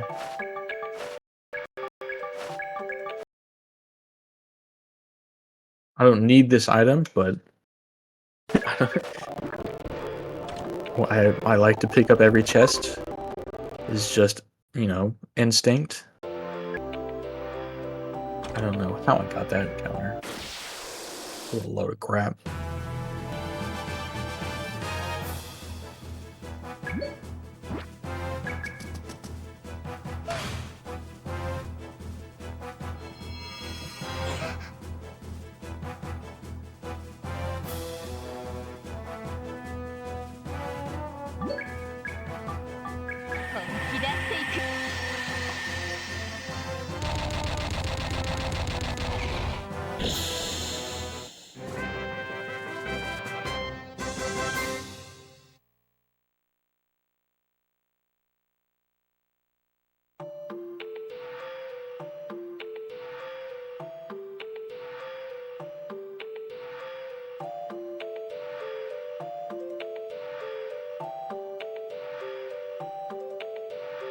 Oh man, I went the wrong way.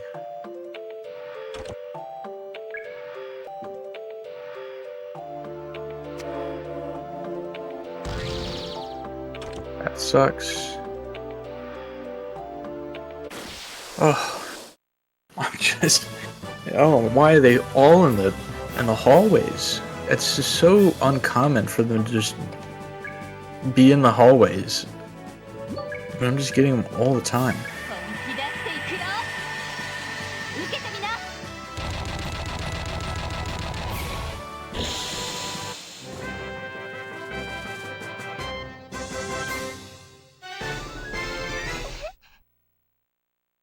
Wait, what level was that? 13? How is that doing? Exit? Yep.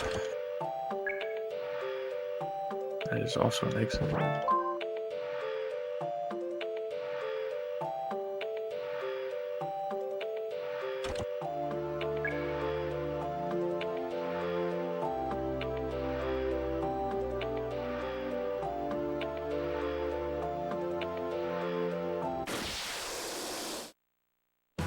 Sometimes the red dots for the enemies just don't show up.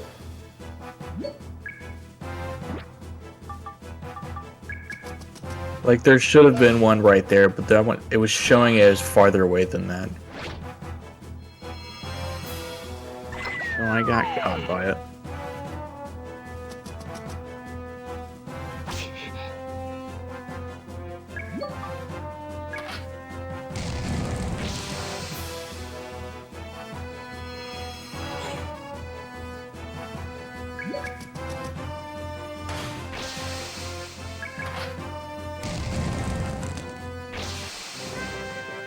Oh, that's not a bad fight. Those mosquito guys are really good XP.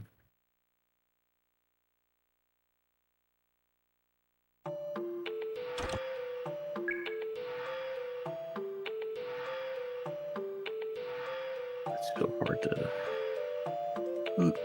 Oh god, you're kidding me, that got me. That might even be a back attack. No, we're good.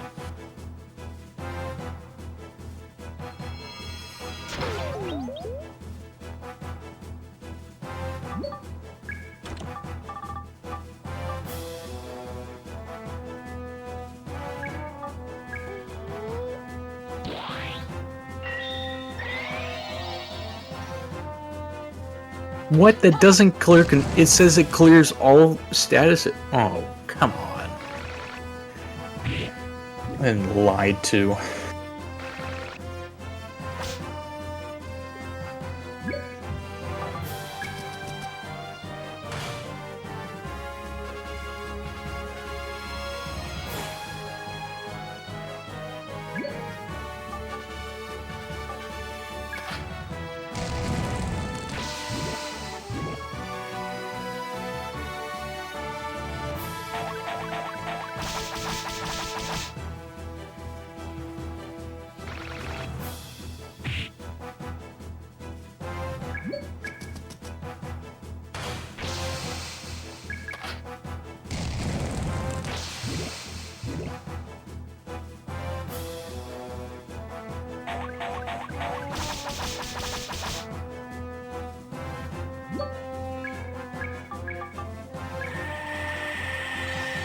What are we doing? Plus 9 minutes right now. Whoops. So a couple floors to go, I'm pretty sure.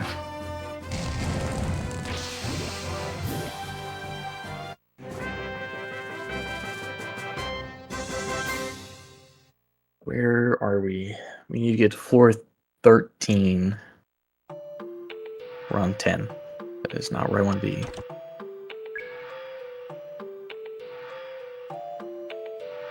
I was hoping I was on 11.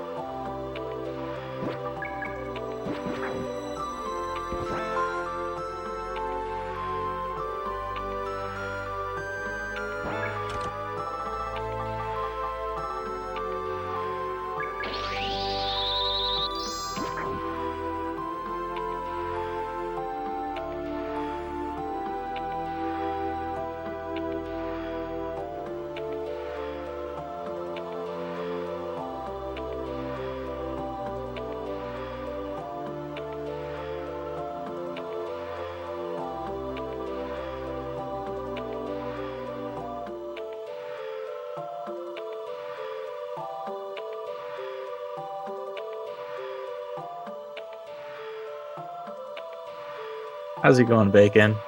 You haven't missed much outside some really, really, really, really bad RNG.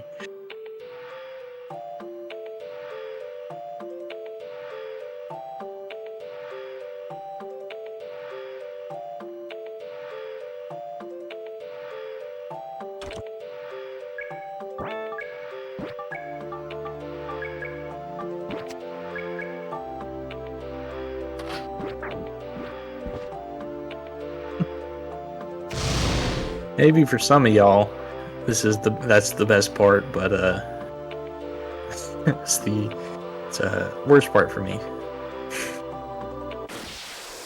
What encounter did I just get? What?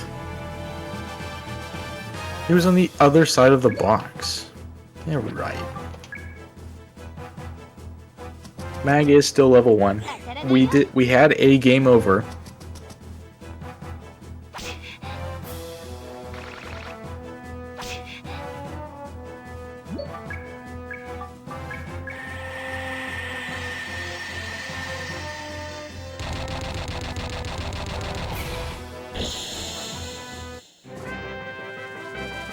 Yeah, so we had one game over, so in the very first dungeon, I had to kill Mag 2 times.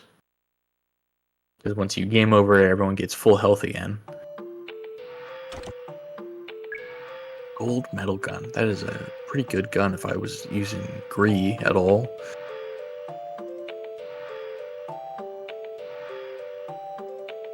Come on, exit right here. Thank you.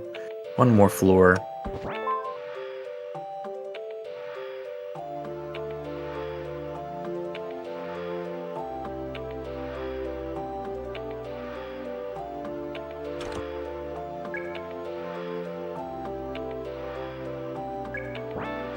That's actually useful.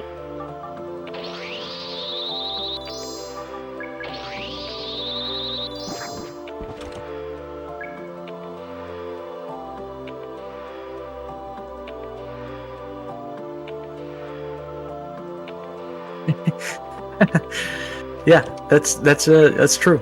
Mag does not get fed in this one. That's funny.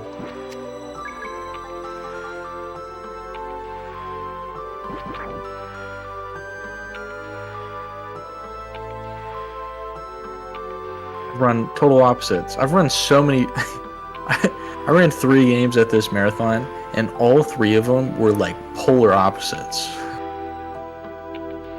Like PSO, which is actually that's a really good item.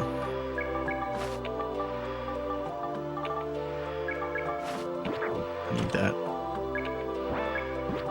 This is a wear to the end of the game one.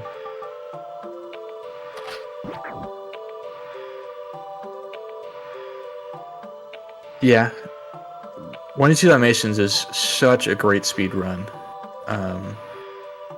I think Broby said he's agreed with me, but I'll leave that to him. But 1-2 Dalmatians is such a great speed run. Oh, power gear, god damn. Getting great gear for Mag if he was alive. Alright, we're gonna come here, we're gonna make our safety save again. Come here, party formation. Put everyone in the front row. And we get another jumping or platforming puzzle in our... This one is a pain in the ass. The jumps here are very tight.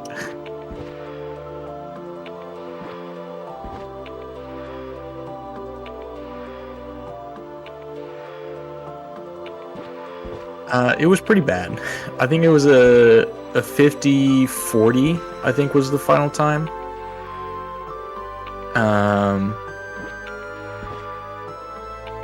I lost like probably like 2 minutes though in Lumber Mill because I really wanted to get the out of bounds there.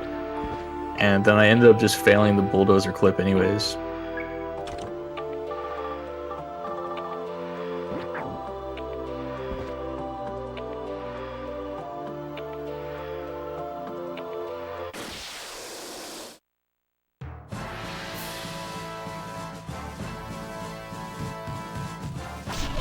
That, you're so annoying.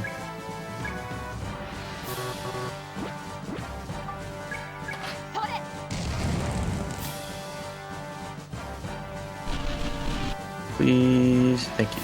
Don't you do it again. I totally forgot that I should have kept the gym suit on linear because of his paralysis split for this fight.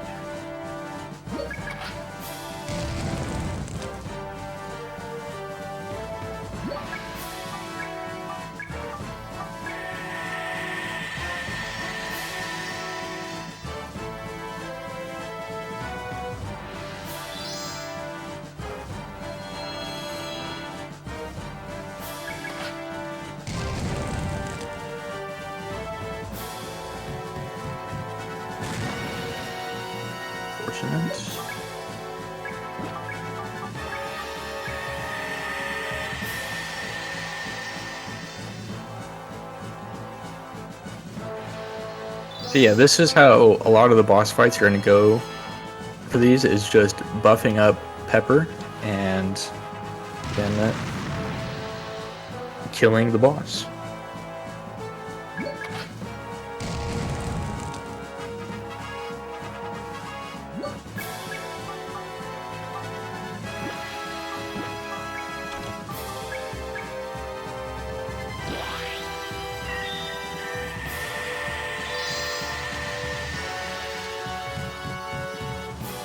Nice. I was hoping you would knock back into that.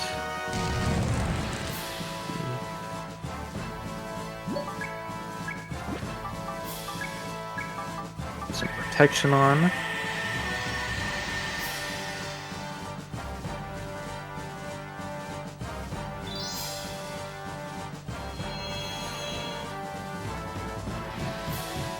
Don't you do it. Oh, you suck.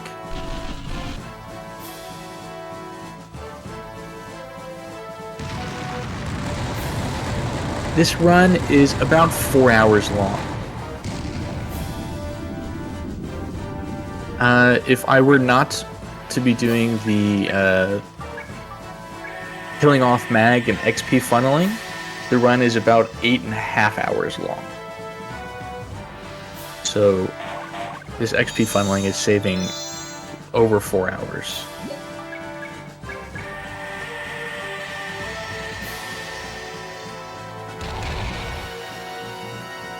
Hey, 420.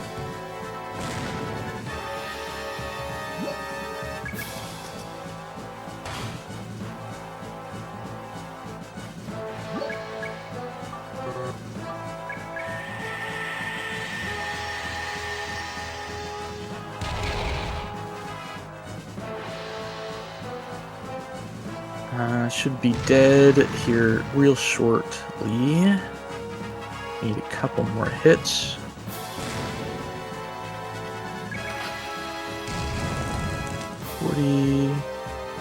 Maybe one hit here. Plus 143. No? Oh, I thought it would be dead now.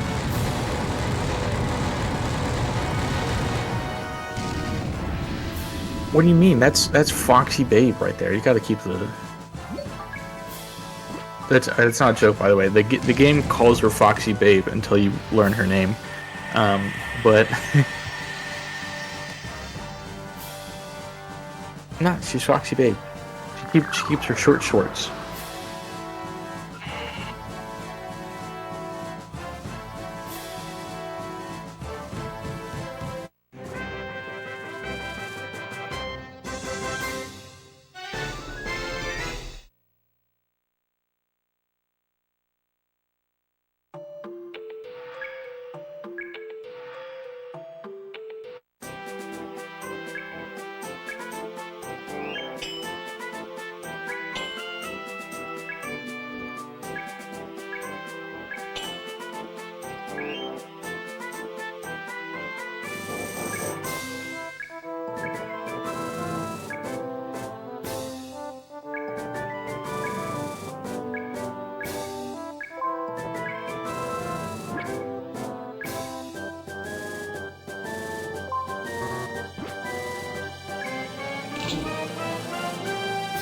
don't remember what Hydra's shell turns into.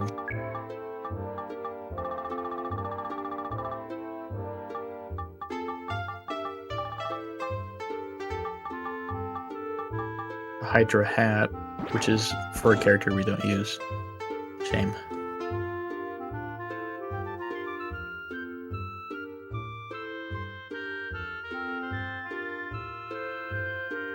Alright, we're gonna need some turning around of our luck here if we want to finish Underestimate. Losing 15 to 16 minutes at the start was rather unfortunate.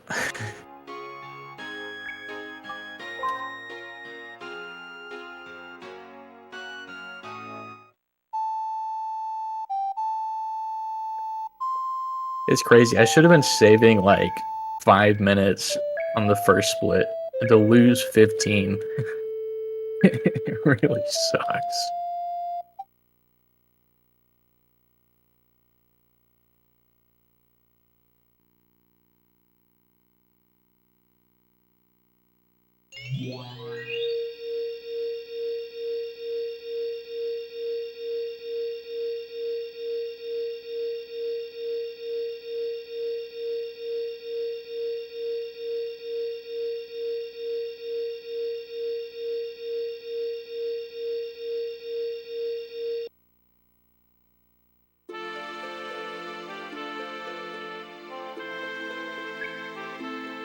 So Linear is the only one in this world basically that has this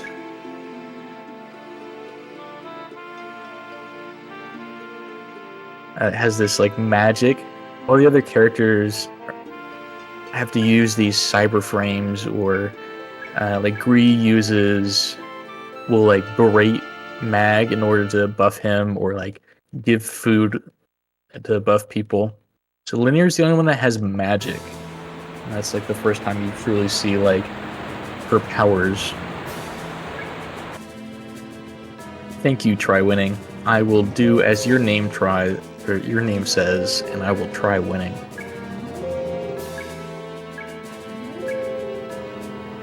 I got some time to save at the end of the run, but maybe we'll see how that goes.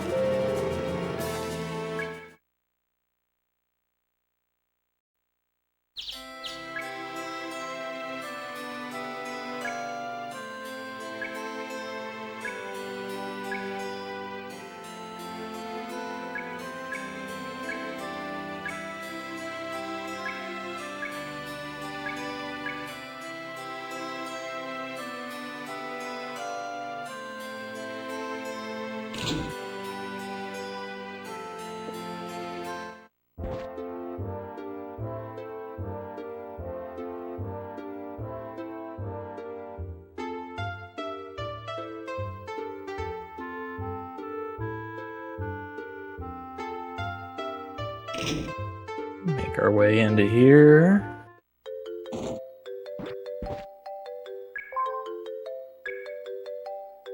We are going to try a new route, kind of, and we're going to do Heaven Runes here.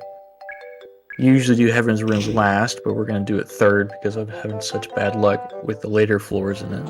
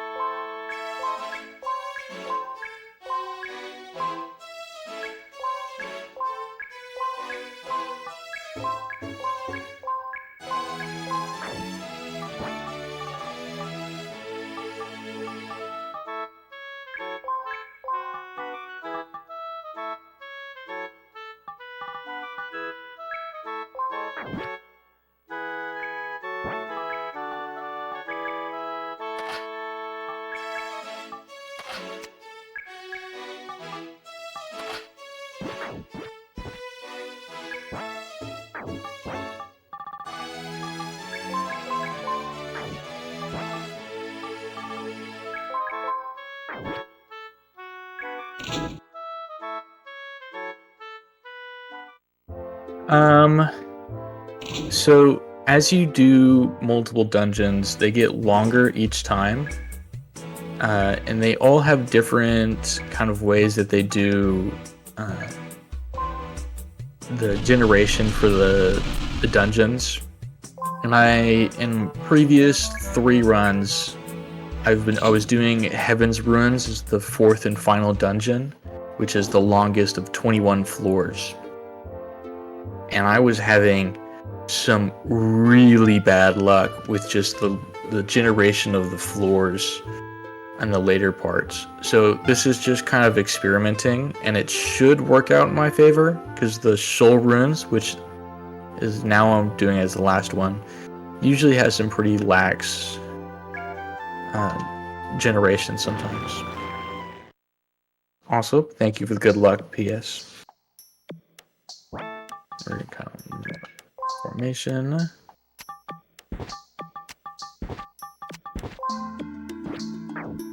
So there are 5 ruins in the game, and you can do any of them in any order that you want to do. With the exception is that after you do the first one dungeon will get locked. So you end up getting 4 dungeons that you can do in whatever order that you prefer to do them in.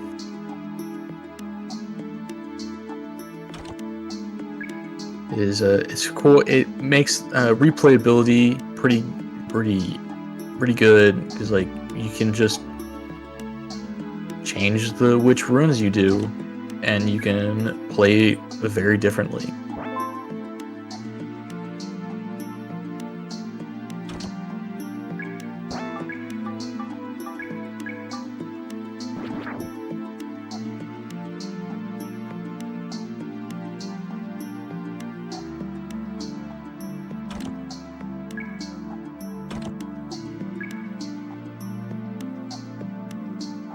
What I'm really hoping for in these dungeons is finding the exit immediately.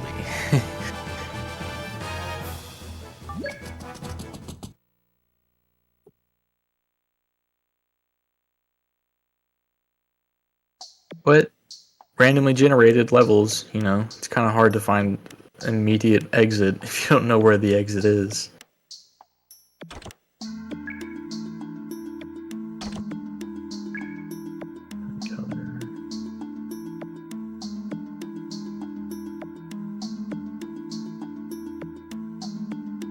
Gotta be up there at top, isn't it? Oh, it's right here. Good.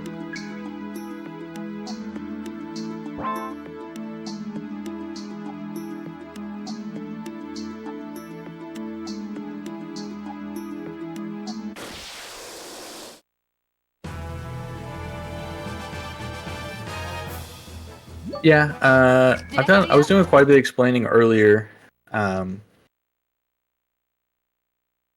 But yeah, no, it's a long run. A lot of people come in mid-run. But yeah, every floor, every floor generates its own floor every time you go in it. So even if like you save state directly before a floor and then go down, it's going to be different every time you load that save state. I don't know if it's just like a set pool it's pulling from, but from my experience, it's just randomly generated. And the exit rune for a floor will look the same every time. So if you see the like shape of this room here, you know that's the exit.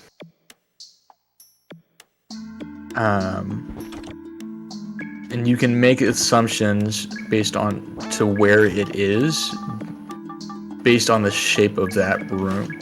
So the entrance to that one is always from the side.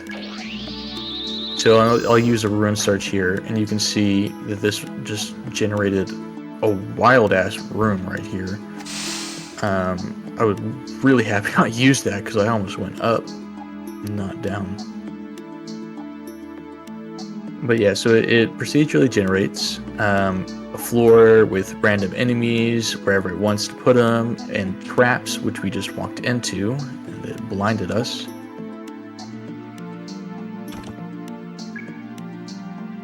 But the big thing is those ruin searches. The reason we grab all of these chests is just looking for those ruin searches. Because if you can know where the exit is immediately and just run to it, oh, the amount of time save is ridiculous.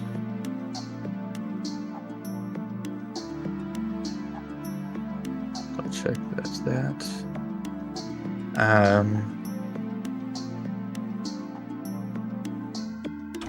One of the things I would love to find in this game is like a dupe.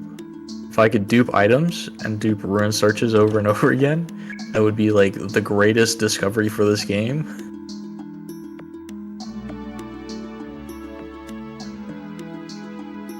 And I've had some ideas, I just haven't gone through the testing to see if they work or not.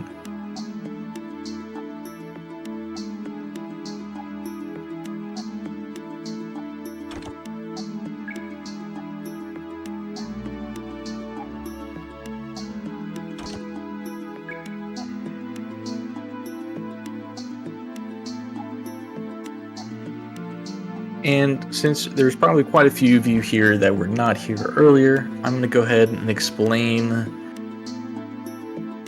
the XP funneling strat that I've been doing. And as you see, above all the names of the characters at the bottom there, you'll see Mag 1, Linear 14, Pepper 16. Those are the level of the characters. Mag is level 1, and we're in the 3rd of the 4th dungeon of the game. Because we've been killing him off immediately so that he gets no XP. And we're going to do a little strat here to kill him off.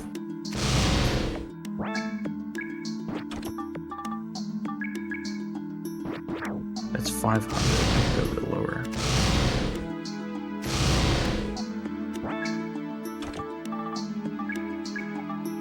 So now he's almost dead. And whenever we finally take an encounter, we can just kill him off. He gets 0 XP, and all of the XP that was supposed to go to Mag instead goes to Linear and Pepper. Which makes them higher levels than the rest of the game, basically, because they're just power leveled. Oh, great exit. That was great. That was amazing, actually. Oh, double portrait. And the secondary thing that happens from this way of playing the game is that the dungeons are scaled off of the level of Mag. So when you enter the dungeon, it looks at whatever level Mag is and then correspondingly decides what level the enemies of the dungeon will be. So when you enter at level 1, the first floor will be level 1, and then it usually increases about 1 per floor. And I think I just found the exit again. Nope. And so since he's level 1, all of the dungeons are now scaled off level 1, while I have Linear and Pepper at a much higher level, which means I just kill things super easily. And it applies to basically the rest of the game. So even like the final boss of the game is scaled off of Mag's level. By the time you reach the final boss, we'll be around level 26 to 27, and the final boss will only be level 12. And we end up doing max damage to it to kill it, the final boss, super easily.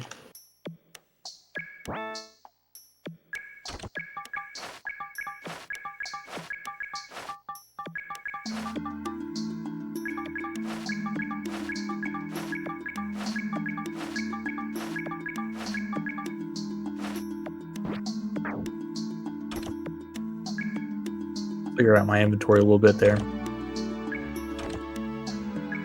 Oh, nice. Rune search. Use that immediately.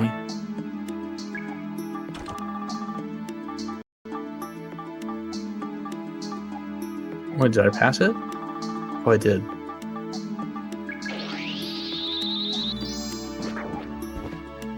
Oh, nice. Exit's right there. It's kind of unfortunate that I used rune search for the exit to be right next to spawn.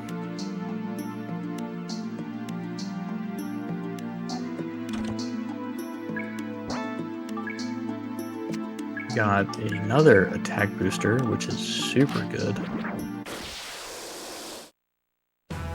Pepper now does a ridiculous amount of damage. And we're probably going to go ahead and kill Mag off here while we're... Because why not? Just need them to attack Mag and we'll be good. They should do 48 damage.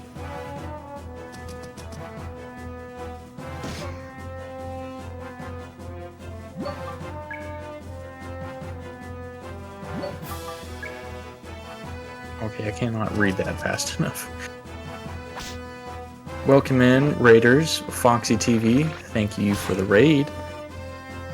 We here at SegaCrew appreciate it. Hi, my name is Mr. Tip. If you have any names, speak.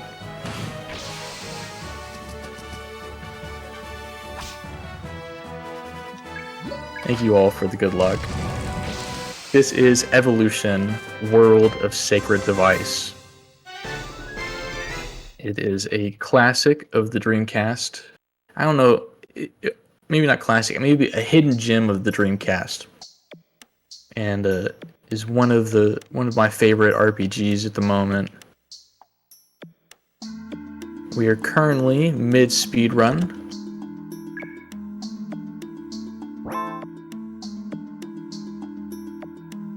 And we're utilizing a few tips and tricks to get through this game really quickly.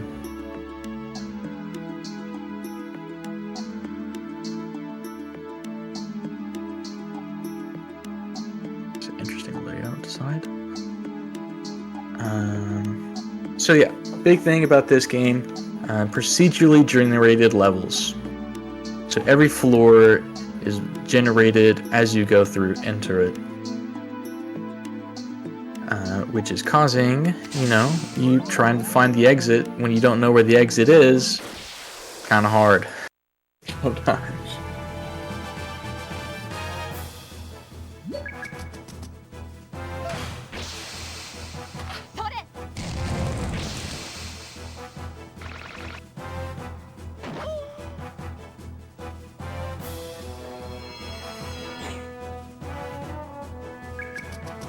Alright, thank you for good luck, everybody that came in, and Amanusu, thank you for good luck. I'm trying to make my way through here. Still got about 6 floors to go on this dungeon.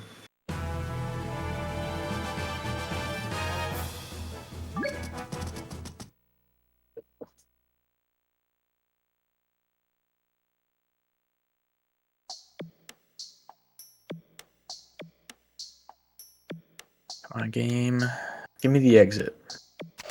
That is not the exit. That is the trap. And an enemy.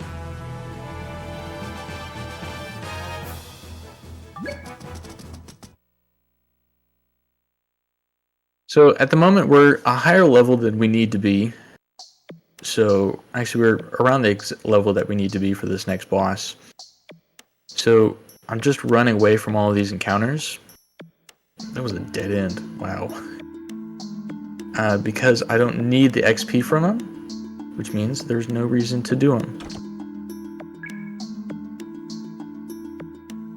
It probably just connects over here. Oh, but you come over here. God, this is a big dungeon. Oh, and the exit. Thank you.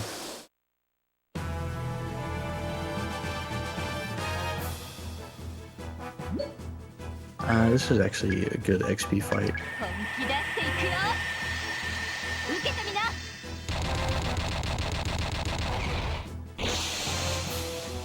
I have to say, I don't think I've seen much of the Ring's Terror realm. Yeah, I don't think I've really seen much of that. Can't tell you anything.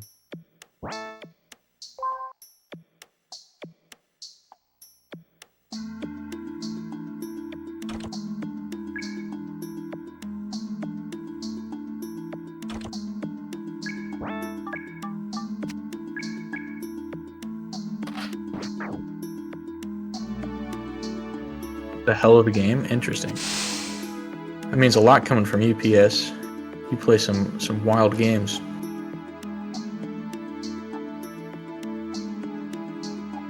Alright, I apologize for the black screen. Ran into a trap there. Should go away here shortly. Ooh.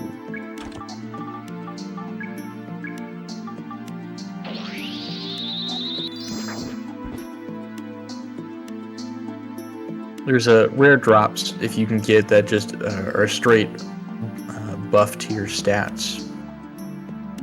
They're rather rare. I usually only see maybe 1 or 2 during a run.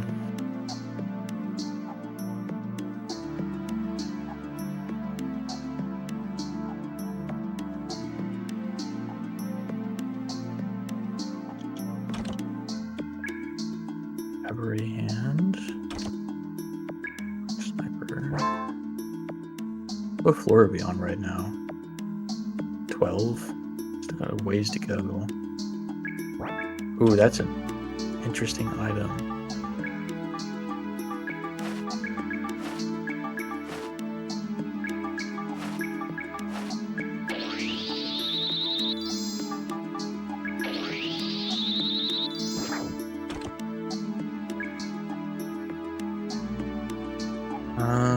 Ooh. Sometimes you can use the trap to like kind of see where the exits are, but they are kind of rough. Like this one, yeah. This one was a big maybe.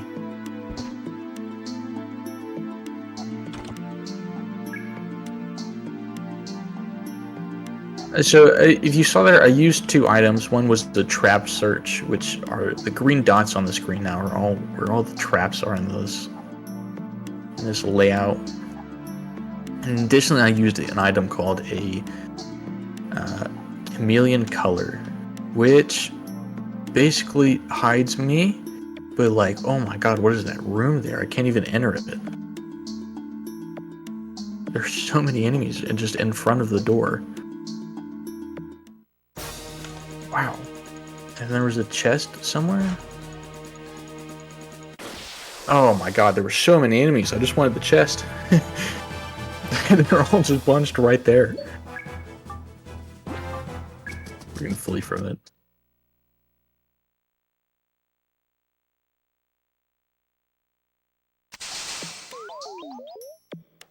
That sucks. I basically spawned on top of the trap. Damn it.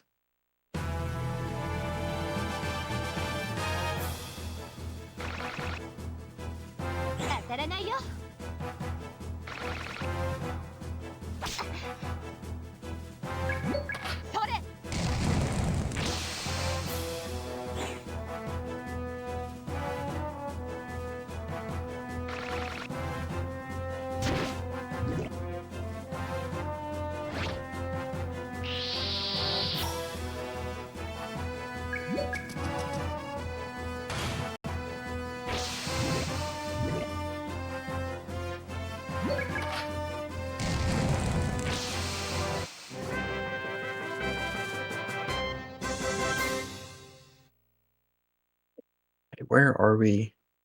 Where's this chest?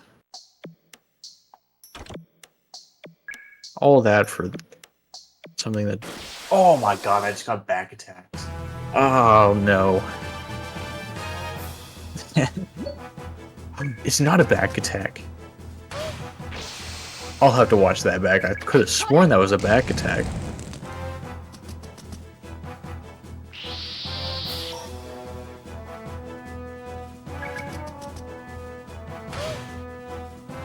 How are you not dead? What the heck? God, he has so much HP. And so much XP. I forgot those enemies were such good XP. Let me just run up and away from this.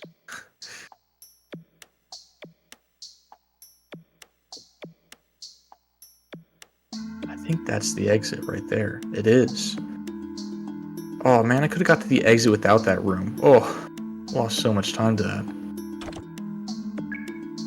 Got an item search. That's nice. Item searches are also an item that you can kind of semi-use to find exits.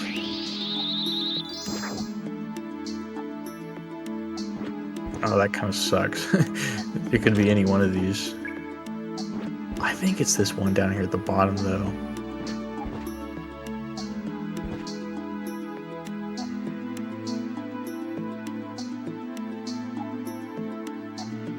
I was wrong.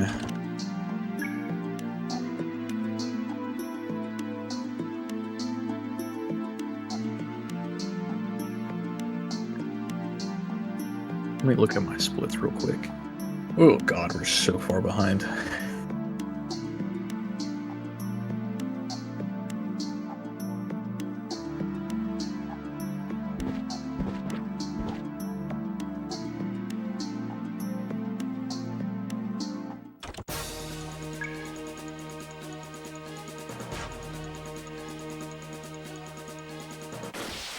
Oh, dang.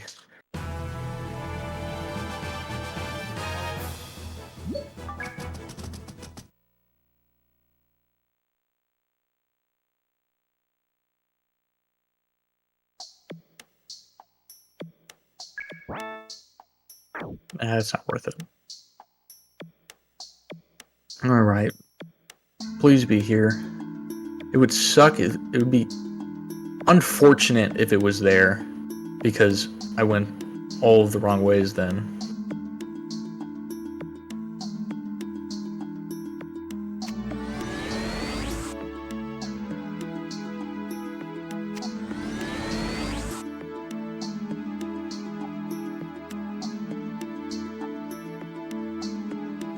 Yeah, that's unfortunate.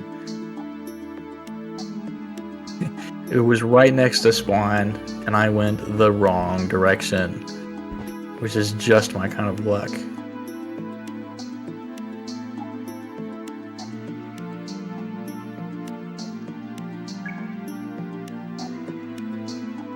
Alright, we have 2 more floors to go.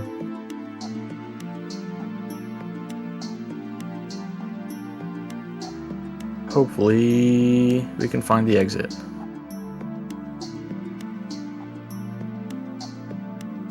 That is not the exit. It's gonna be right next to where I spawned, isn't it? Do I have any items I could use? Trap search, maybe?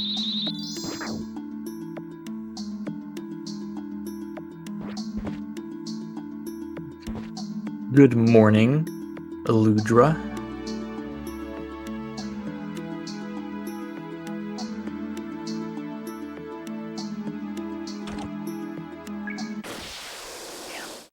Wait, is that gonna be a back attack? Please tell me no. No, we're good, we're good. We're gonna kill these guys, though.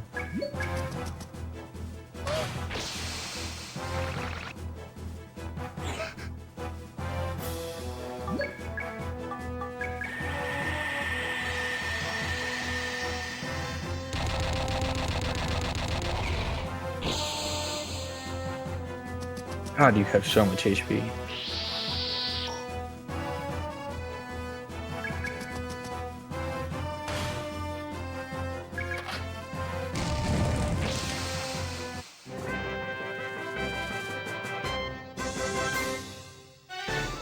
Oh, there's 3 enemies there that give a lot of XP.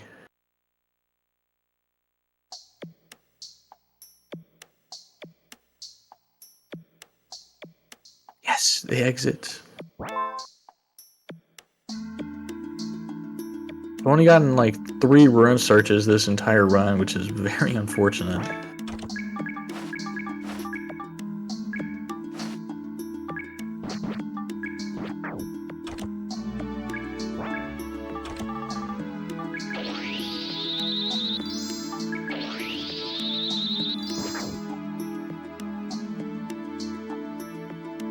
Oh, that room's got a lot of chests in it. And I'm pretty sure that's the exit based on the formation of those chests. Oh, and this is the final floor.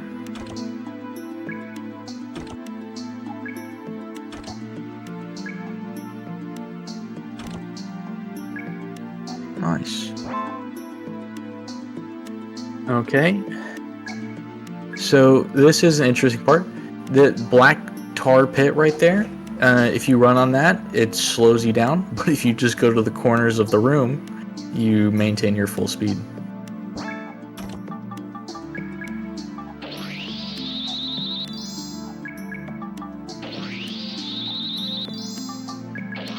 Great level design.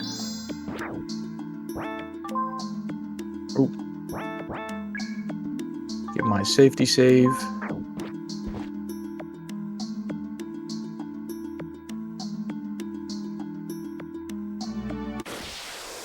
Okay, this boss,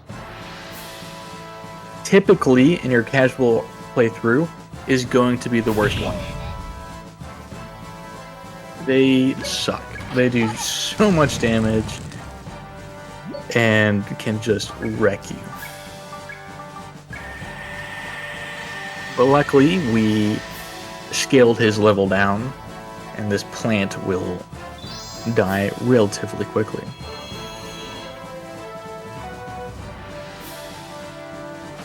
Tommy says numbing pollen.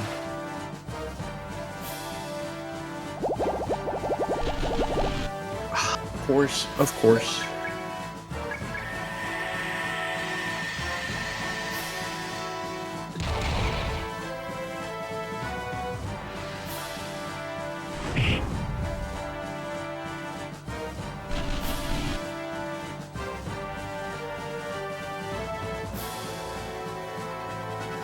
So this enemy will suck you to the front line, and if you're in the front line, they'll kind of absorb you and do massive chunk of your damage, your health.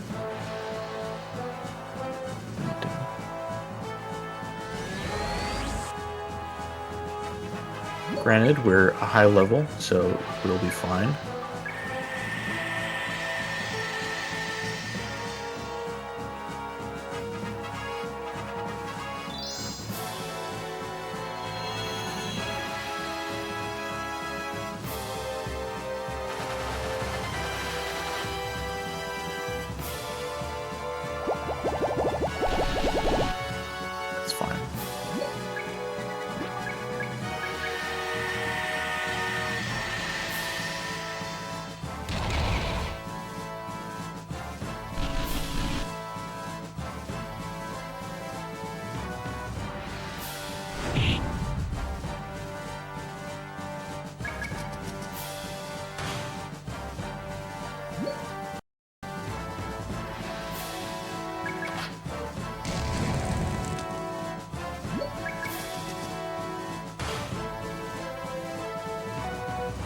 Okay, so this one's gonna suck one random person in.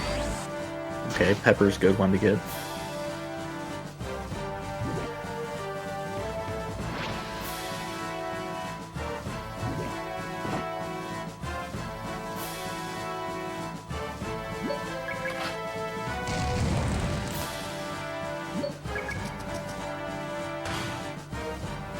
I kind of thought he'd be dead already.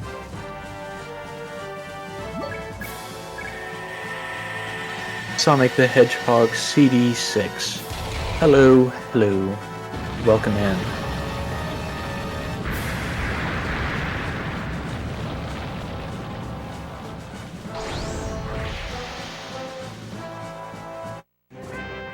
Finish this up here.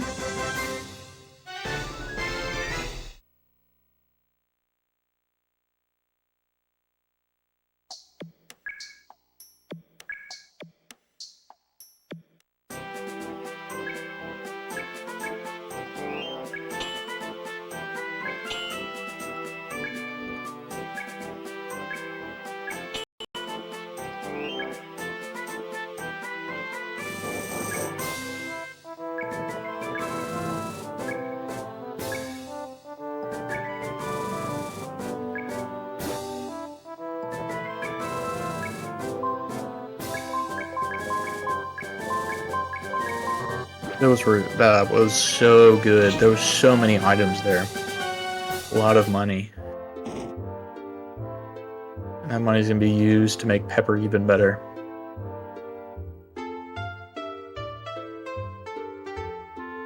But first, we kind of come here, and we're gonna get a little bit of a cutscene where Eugene comes back. And for y'all that missed it, Eugene is wrong option. Dang it. Is the crown prince of the 8th Imperial Army, who is on the search for a legendary cyberframe, and he's also kind of obsessed with Linear, because Linear is this cute young girl, I guess, and he's a creep, and we don't like him. Eugene is a weird person, but we'll see him again here shortly.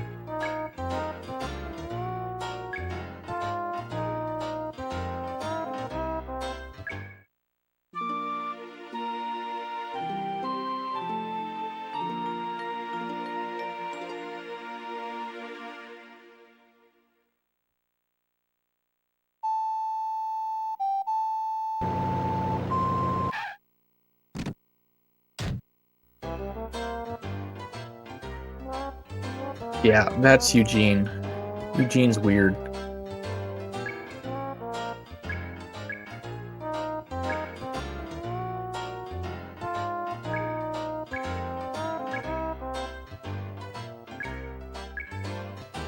I know they don't look like it, but like Mag is 18 or is 17 years old. Linear doesn't have an age. It's still very creepy though. We do not like Eugene.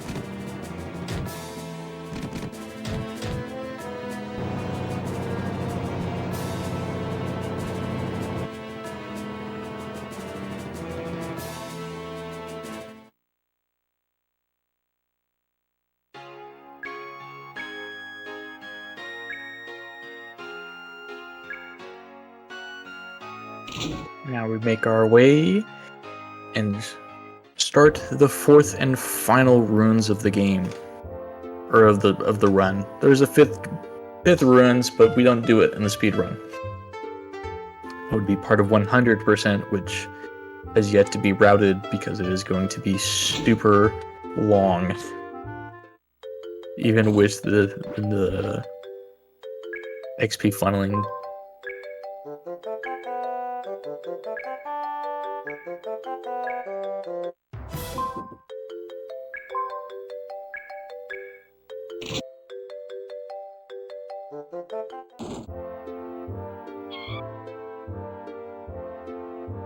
Ooh.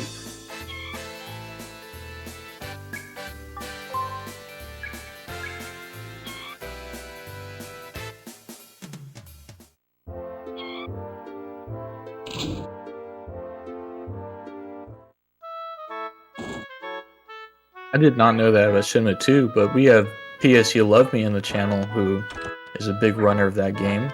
Oh, he can answer that one.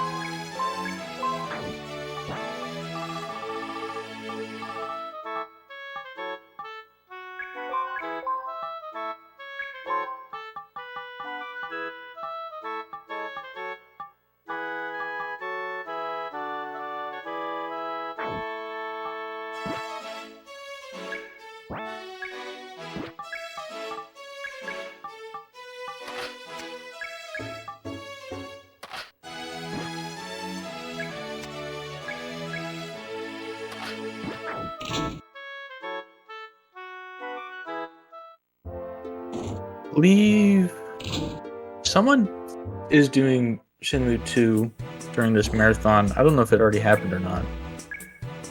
I think it might be tonight.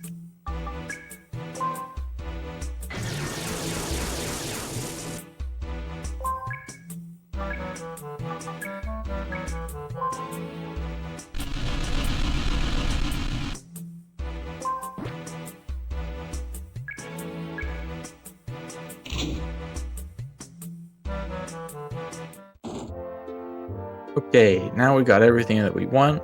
We're gonna make our way. Fourth ruins, which is the Shoal ruins, which is a fire ruins. It's a fire. I think it's the most interesting looking one for the first part, in my opinion.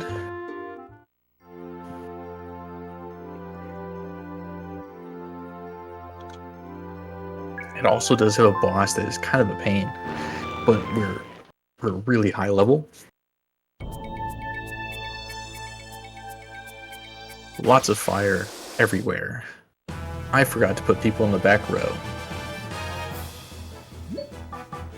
Move back. Flee.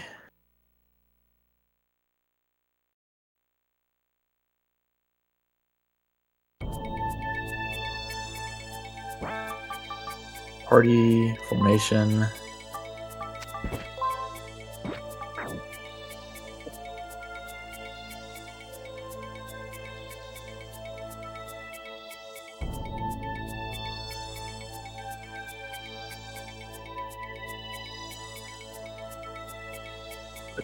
Crazy start to this one.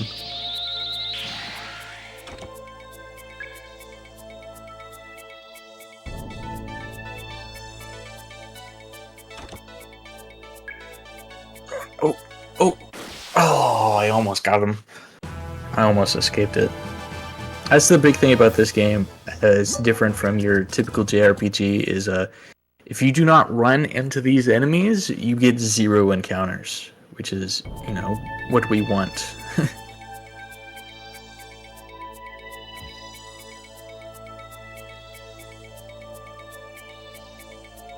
There's the exit.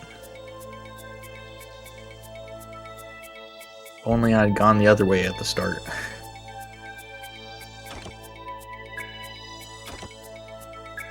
Oh, nice, a run search. I'm gonna save that, I think. No, we can go ahead and use it. In your casual playthrough, yes. And at this point of the speedrun, no.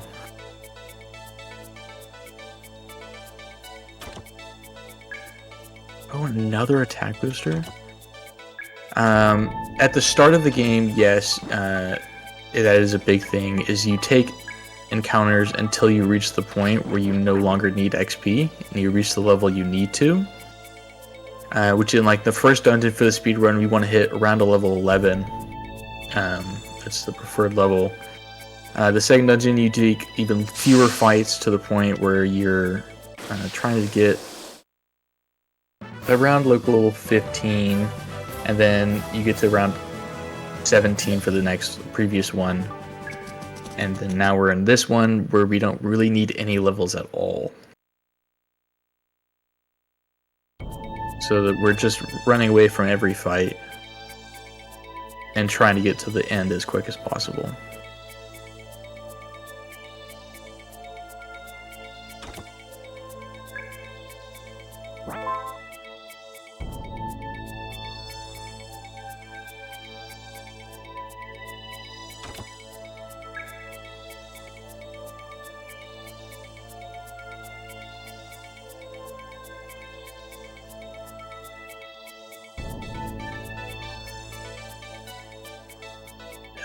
Like I said earlier, the big dream is getting a whole bunch of rune searches from these chests. Sadly, you have no control over whether that happens or not. But if you were to get a whole bunch of rune searches, you can make it through these dungeons in 20-something minutes or so, as compared to the 30 plus that I have been for majority of this run.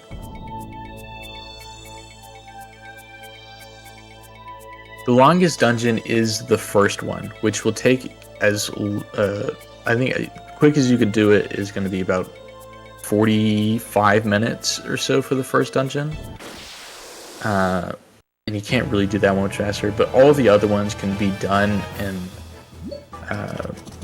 and when I say that, I mean like the split time is about 45 minutes. And the next one's usually around low 40s on average, but you can get it to be like a 35 or so. And then the final one, this one, can be done in about 35 minutes also. Where is this exit? Thank you.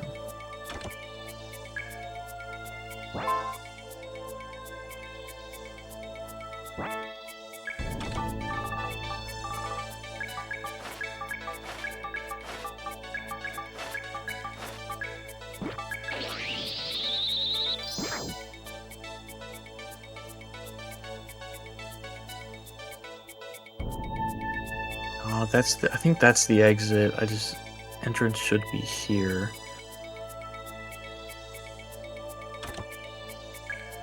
Right there I used an item search instead of a rune search. And you can kind of tell that the exit usually has a treasure chest in it. That's unfortunate.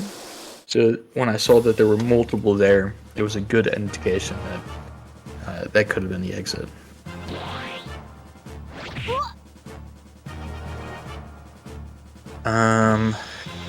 So I wanted to get lower in the dungeon before I killed Mag off, but I guess we're doing it now because I got back attacked.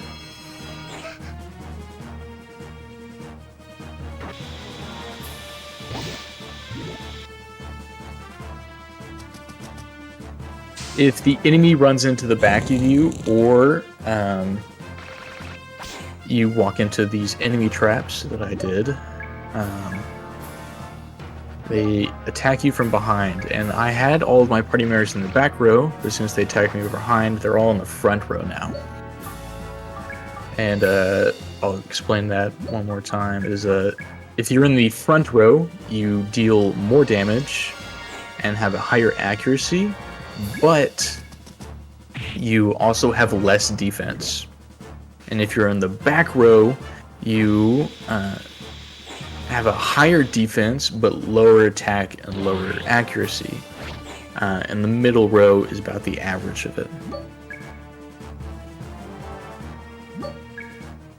So that's why, since we want Mag to die here, we just leave him in the front row and put the others in the back.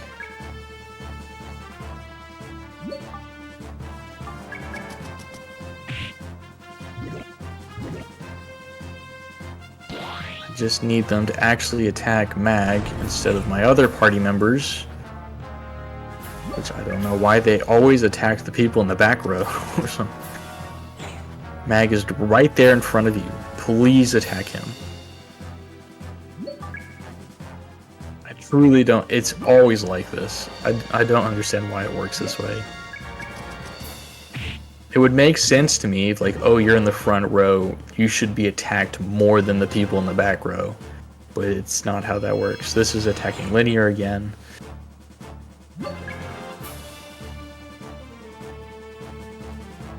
And that guy just keeps walking. There we go, that should kill. 1 HP, you're kidding me.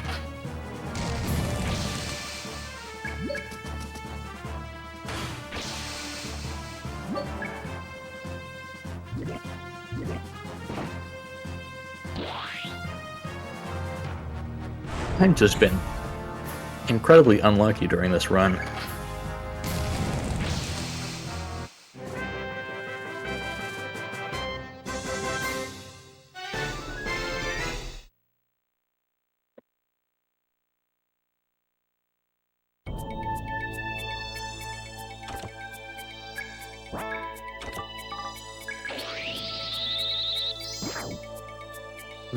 Sad. Okay, since there's only one item in the chest, or in the rooms, it's harder to tell whether it's the exit or not. This one is not. Of course, there was an enemy in the doorway. We'll go ahead and grab this chest and start making our way through the dungeon. Another item search. No, I got caught on the corner.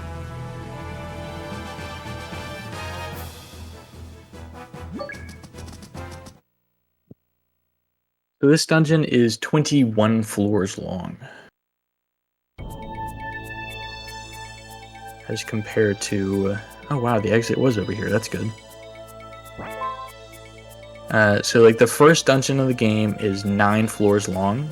The second is 13. The third is 16. And this one is 21. And if you do the post-game 5th dungeon, it's 26 floors long.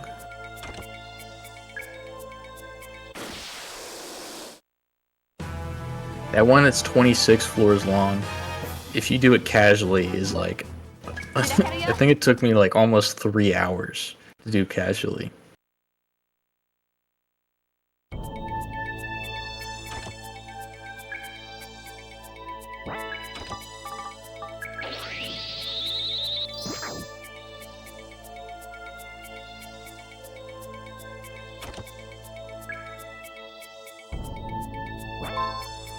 I need to start getting through this dungeon faster.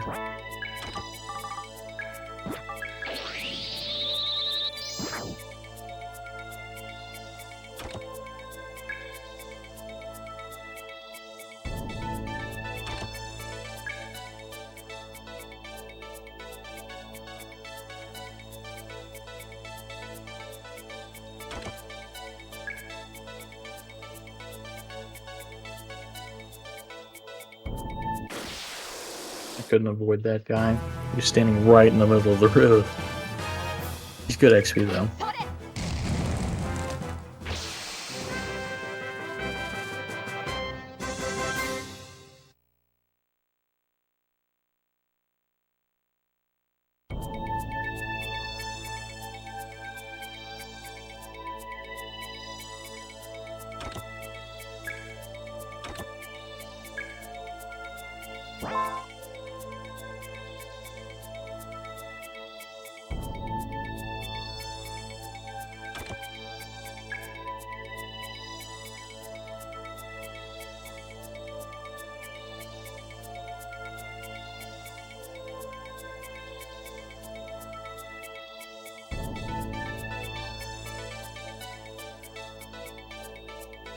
Awesome, there's the exit right there. I was scared. That was such a long walk right there. I was like, oh god, this is gonna be such a bad floor.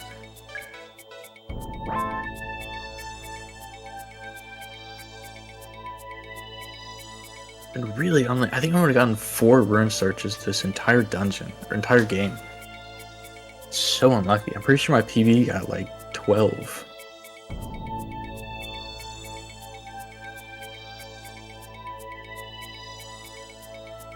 No, it's not exit.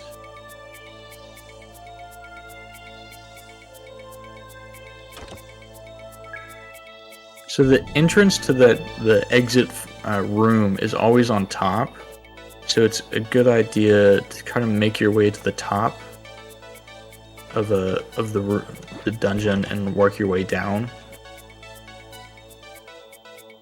Because if you can only enter from the top, then it's a good chance that if you're up top, you're gonna find it quicker. But it's still pretty RNG. It can spawn all the way at the bottom.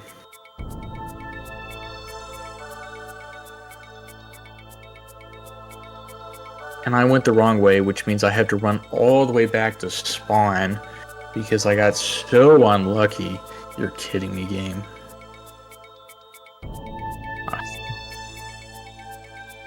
So unlucky. I ran this whole dungeon just for the exit to be right next to spawn. I don't know how I fail the 50-50 roll all of the time.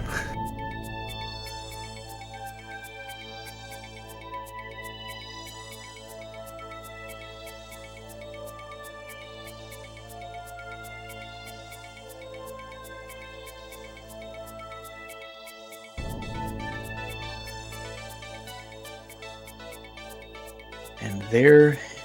No, it's still not the exit. God, where is this? Okay, I'm not grabbing that chest.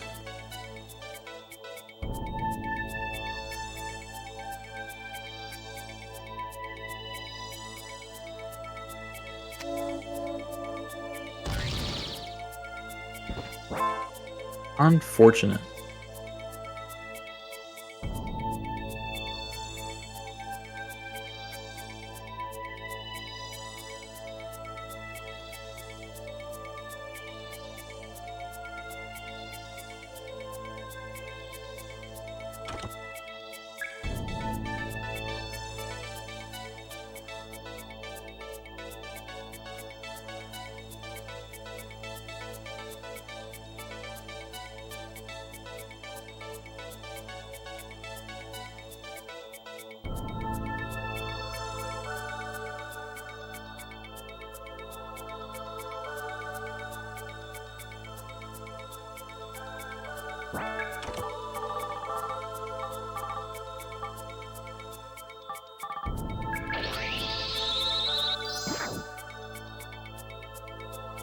Damn, okay. There was 2 chests in here. I want them. On the off chance that, damn it, that they're a rune search. Making pretty bad pace right now in this dungeon because I just keep getting unlucky with the directions of the exits and awful floor generation. Like, what is that floor generation right there? Okay, this is the halfway point. It's gonna get a change in the way that it designs, or it generates the levels. This one will always have the entrance to the exit floor or the stairs is always on the left side of the room.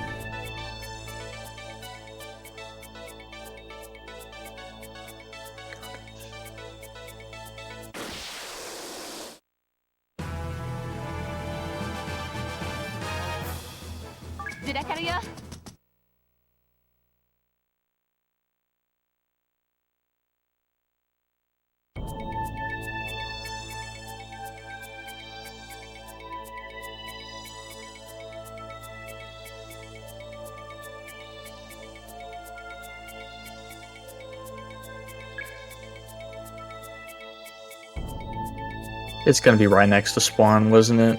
I'm gonna have to run all the way back through this.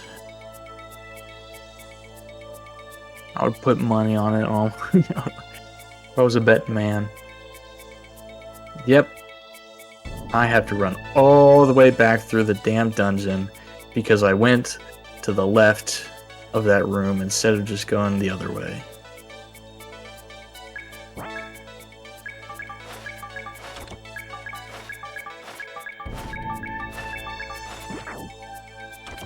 I tell you, I'm the unluckiest man when it comes to speedrunning.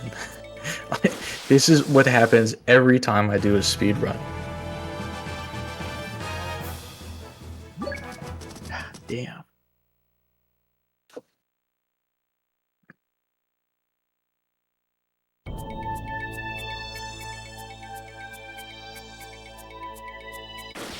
Oh damn. I was looking over a chat. Oh.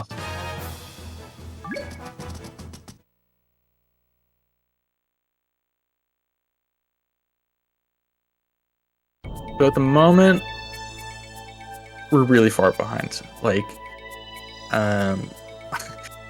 fair warning, I'm probably not finishing under estimate.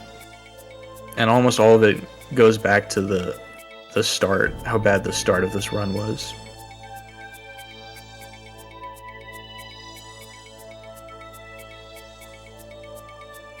And how bad this end is turning out to be.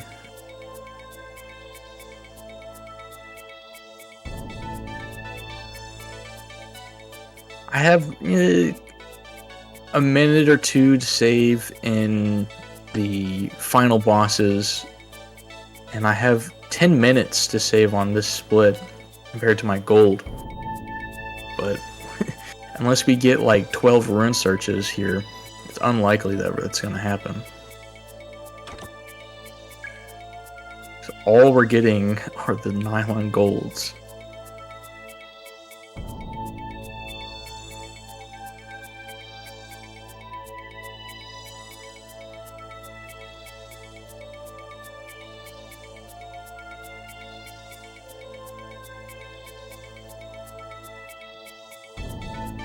I just had to check. Literally, it's going to be the last room that I look at in this floor.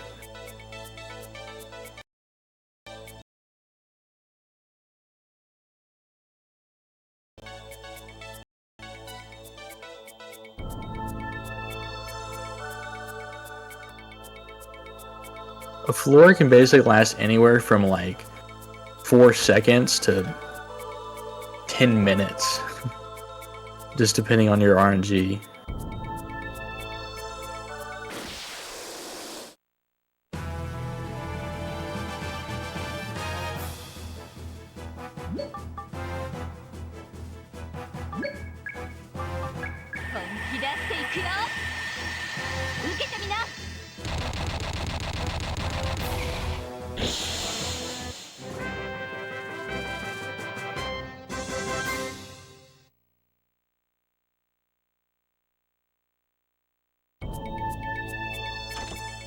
My god, where are my rune searches?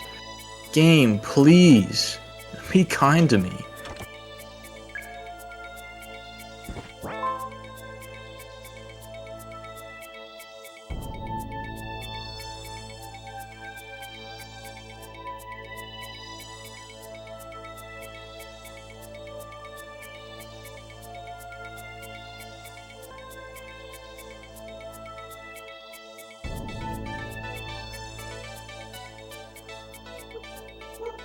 Nope.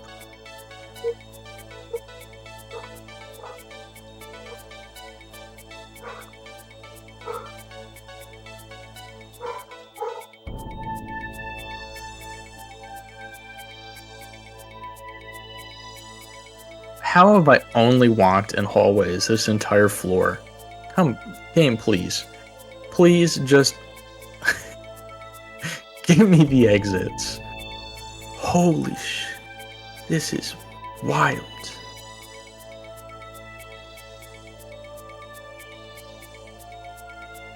This is like the definition of marathon luck, where it's just awful as it as possibly can be.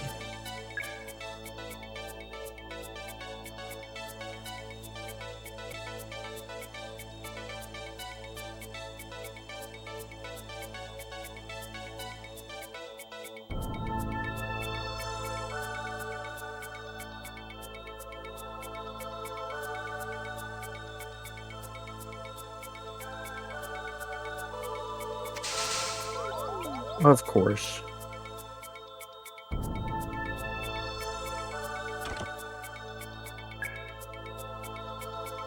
If those confusing traps, I have no control over the direction I'm moving right now. I'm holding up this whole time, and it'll eventually just cure itself.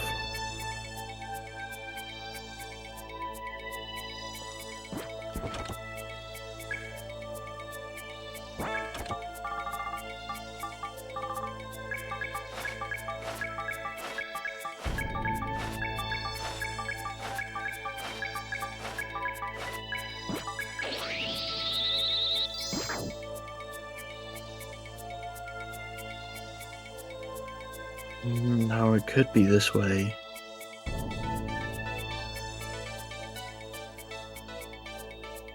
Nope. Of course not.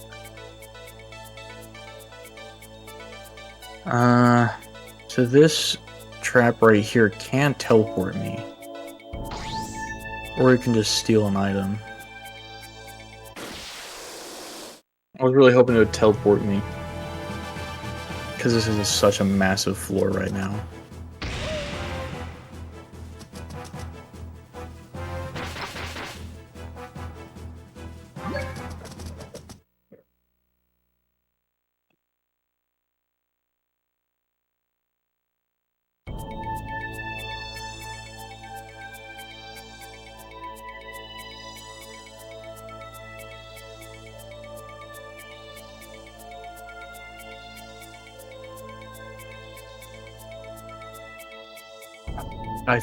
I swear to God, if it was right there next to spawn, thank you.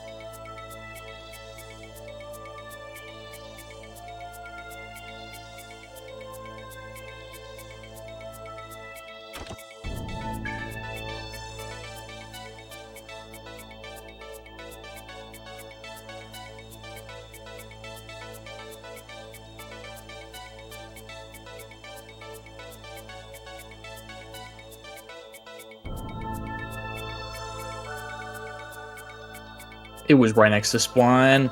Oh my God, game, why does this keep happening? How can this happen so often? I feel like it purposely generates it like after I choose which direction to go at the start. It's like, oh, you went to the left, it's gonna be on the right.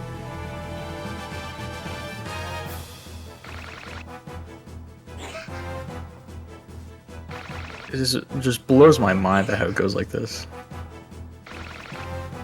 Zephora? Hello? It goes, it's been going well. There's been a lot of great games been showcased. A lot of cool casual stuff, cool speed runs. It's been a pretty great event.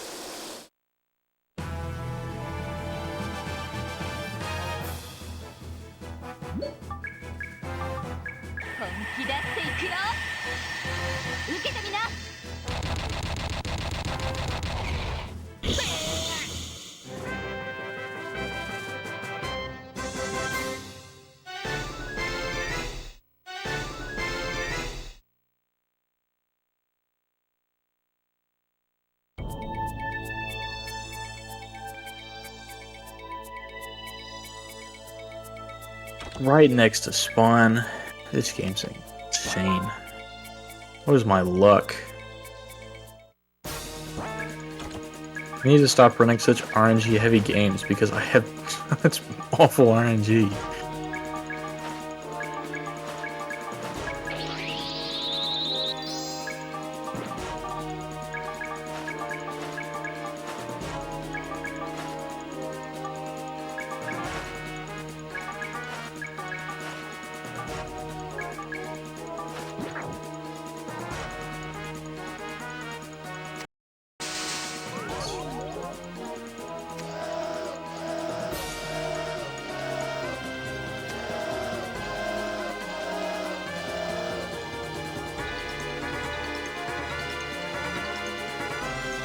Oh my God, confusion. End already.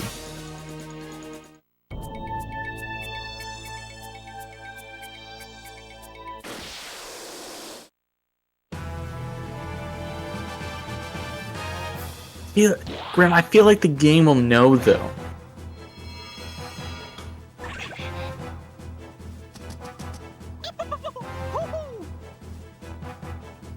Also, I don't know what's going on with the Broncos game, but apparently they're getting the ball back.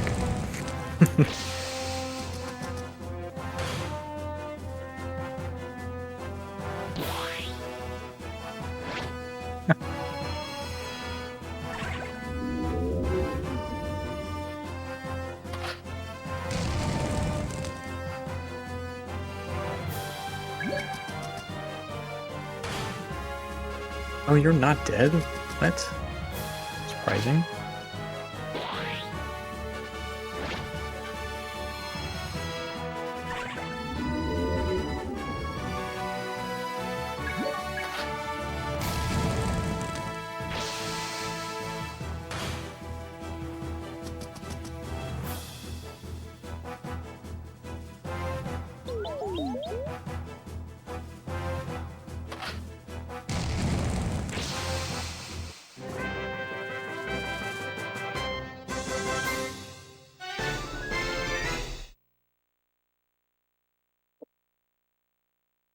What floor am I on right now? I'm only on floor 16? Oh my god. Game, please.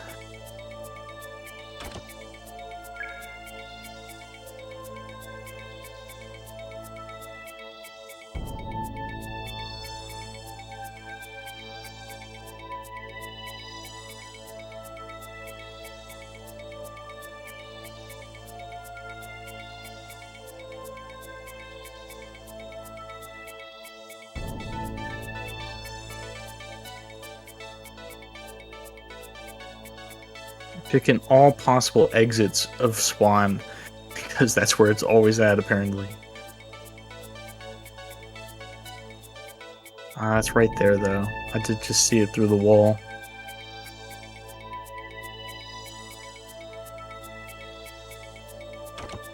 I haven't found, like, any ruin searches at all. What is going on? I guess I just need to save every ruin search I find in the game until the final floors of this. Because apparently you just can't get them anymore. Oh my god, game, please. Please. Read?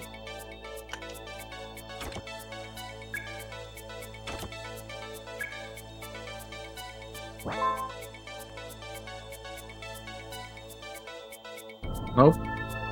Not trusting my instinct. We're going the other way.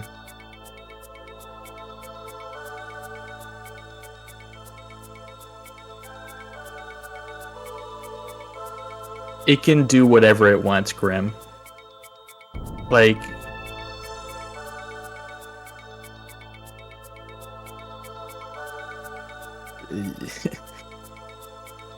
every single floor. So, like...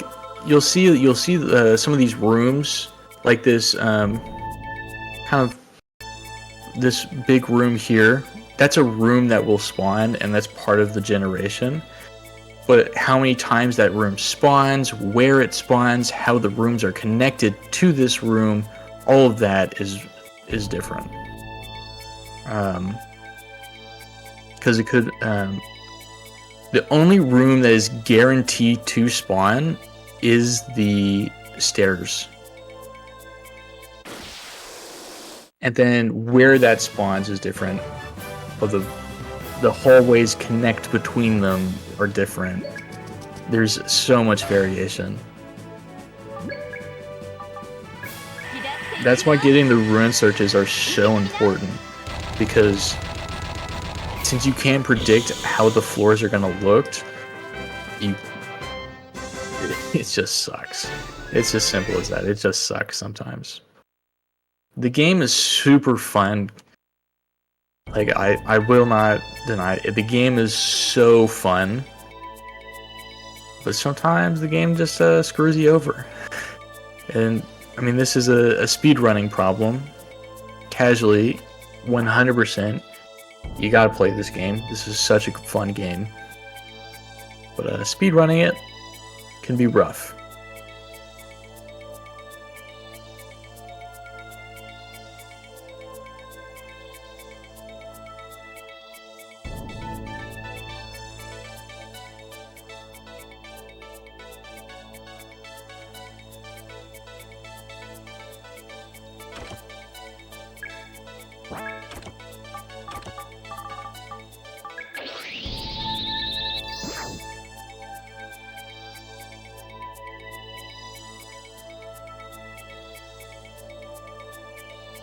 There are 4 chests here. One of them has to be a rune search, right?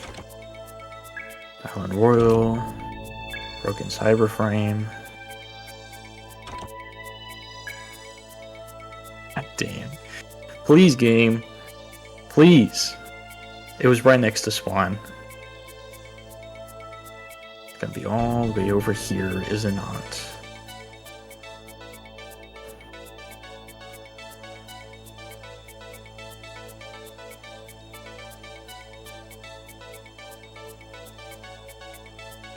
I mean, you can predict, you know, where you should be entering the room, but like, where it is just, there's not much you can do about it.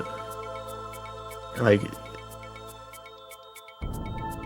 this room could have spawned over in the top right corner, and I would have been fine with it. But since it spawned in a different corner, and there's, it's just so annoying sometimes.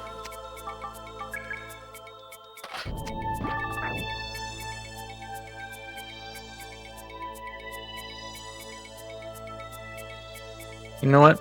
I'm gonna go the other way.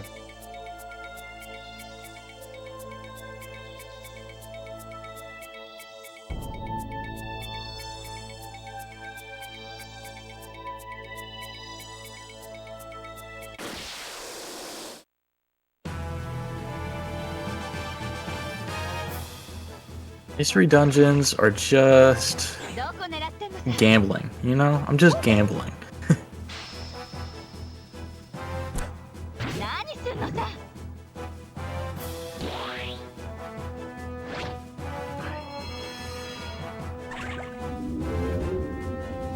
I have so much time to save, but like, come on.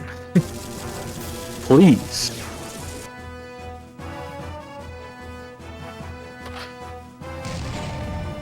I like the occasional gambling, but it's not really what I want to be doing right now.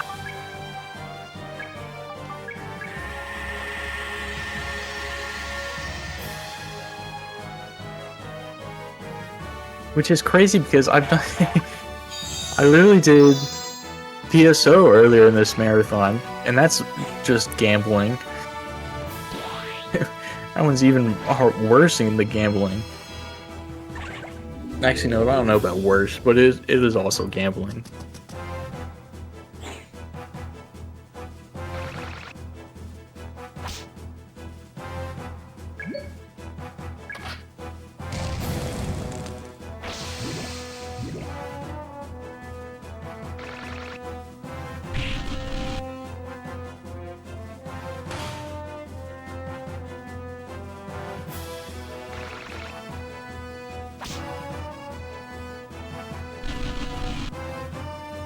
Just getting wrecked in this fight.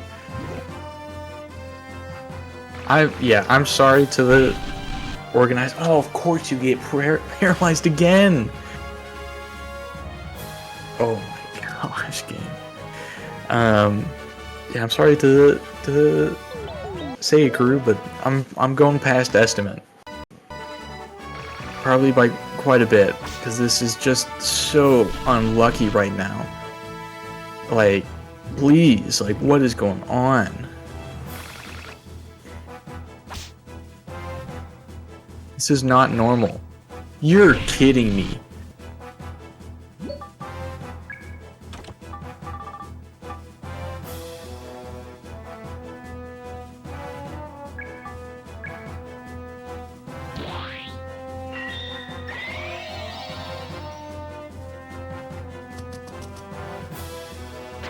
Swear to God.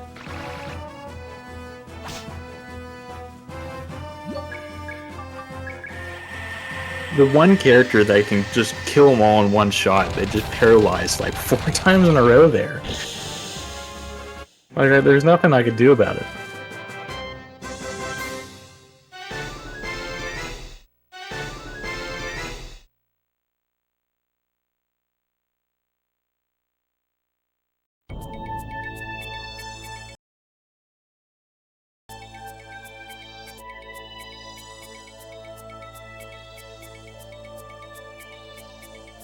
It's gonna be, like, oh my gosh.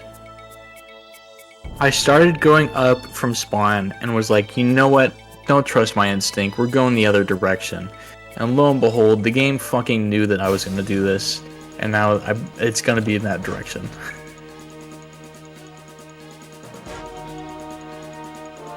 The game just knows. And it wants to screw me over as much as possible. Also, what was that item? I don't think I've ever seen the butterfly ribbon. I don't think I've ever seen this before. That's a new one. There are hundreds of items in this game. And there's, like, I've beaten this game 6 times now, and there's still items that I've never seen.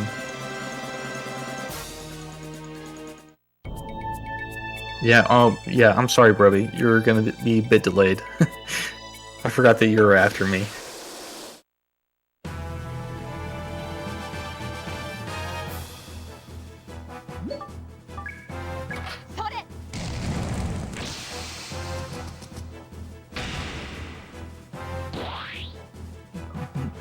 Oh wait, I have confusion resistance now.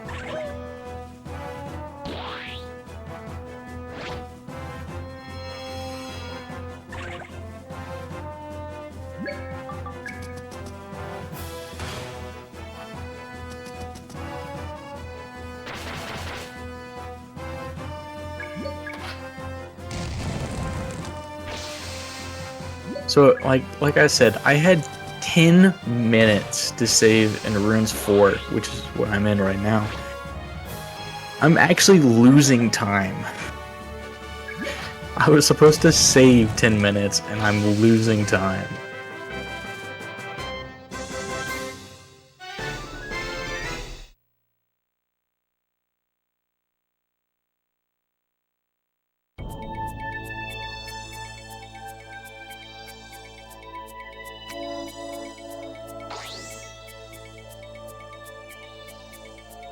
Yeah, Grim, I tried your strat. What do you call it? I don't know. The don't trust your instinct, do the opposite. But the game knew I was gonna do this and did the opposite.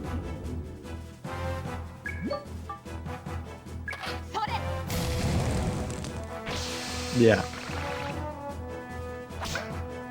But I don't know, flipping a coin doesn't feel right because, you know, I've flipped a coin now 30 times and I've gotten tails every time.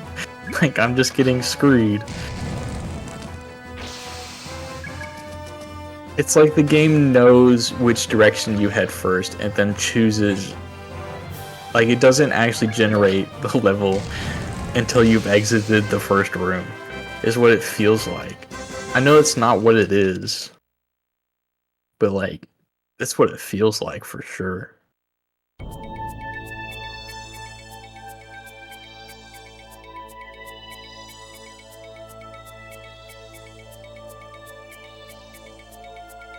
Oh, no, I did that this run. This floor, I left. You can see in, like, this first room over here, I went up, turned around, and went down. But it was actually up, and I just wasted all of my time.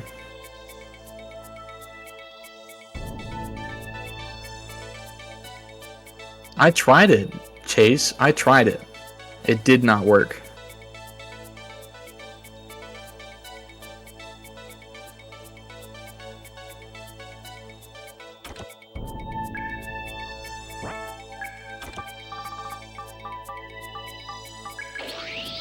And this was the last floor, too.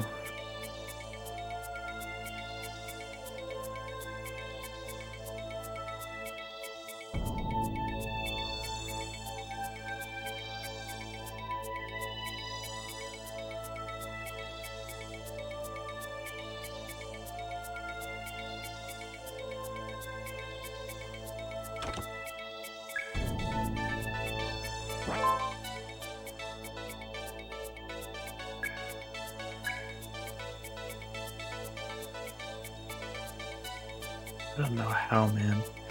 I have a 30. My gold split for this is 38 minutes. We are currently at 52 minutes on the split.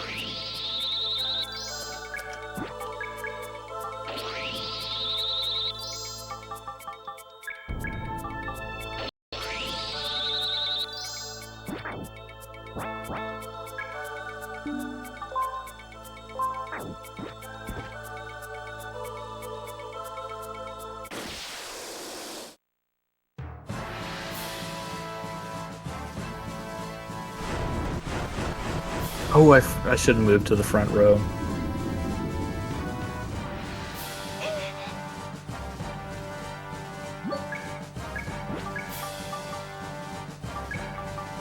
I actually increased my speed first.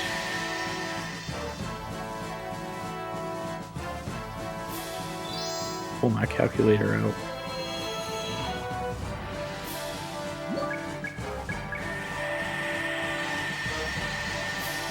That is true. This game sounds amazing.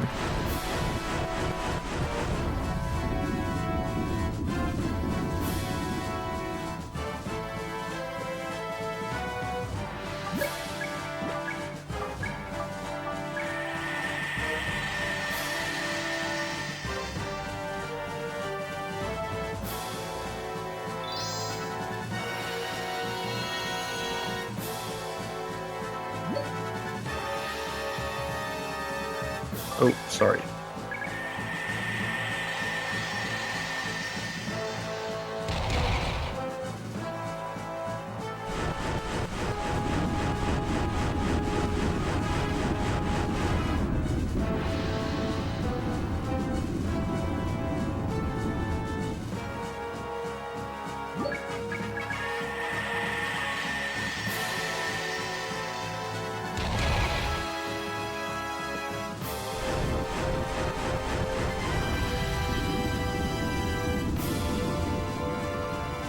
Yeah, she's got this cannon attached to her hip.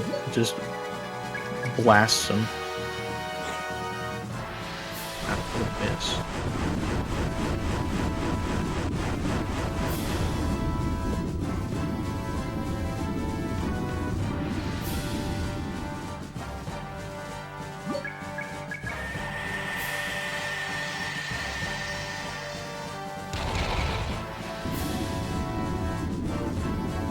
Okay, that boss died in, what was that, 4 shots?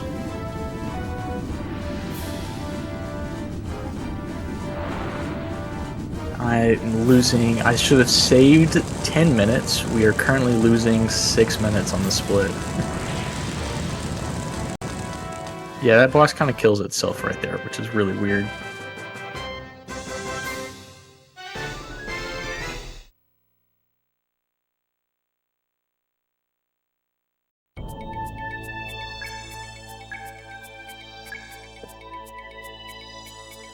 Oh wow, I love it when I split and I'm already red. The next one.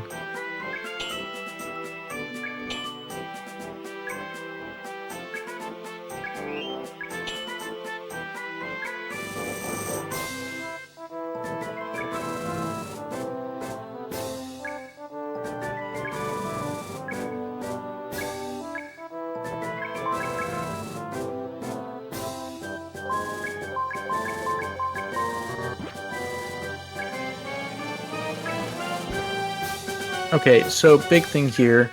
We have finally accrued the money needed to pay off our debt to the society. Woohoo! We paid off our $80,000 debt. Our reward for this one is a plus 72 attack booster. You do not need to do this in the speedrun. It is not required to do it to finish the story, but it is recommended.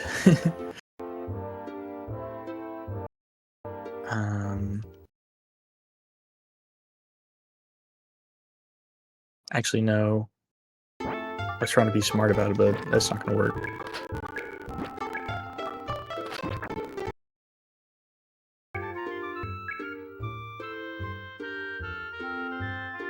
And here is the big plot twist of the story. Boom!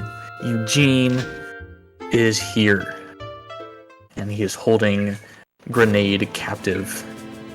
He wants Linear. He's taken her. He believes Linear is the key to finding Evolutiona, which is the legendary cyber frame that he is searching for. He believes that she is the key to finding where it is. We run away to prevent this from happening. Run.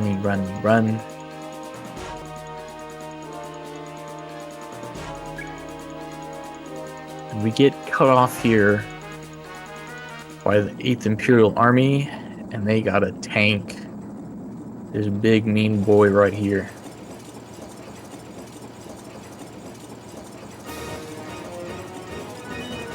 Now, what we gotta do is we need Mag to die again. So, we're going to attack with... Oh god, you do so much more damage than I was expecting. But we'll attack about twice with Linear, and then we're going to start moving Mag forward and hoping the tank attacks.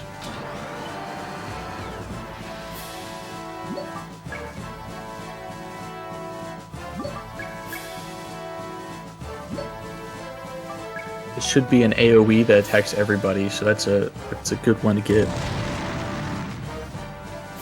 98.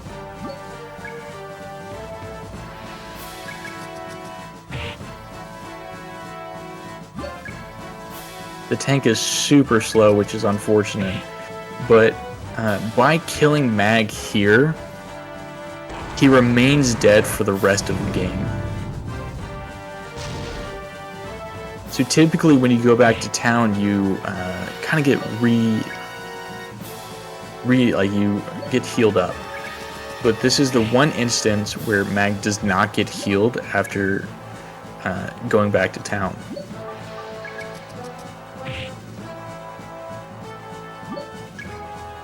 And usually if you don't kill Mag here, he gets to about level 7 off this fight. From level 1 to level 7 off of one fight. And that boosts the final boss from level 12 up to level 20, I believe. And this next attack will kill Mag, so we're just going to keep defending here until it finally shoots us.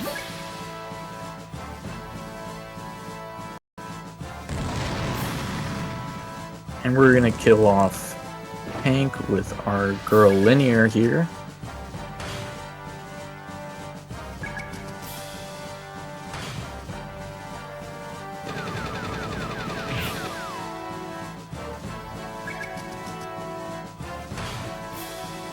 Could be dead. Hey, we're actually saving time on a split.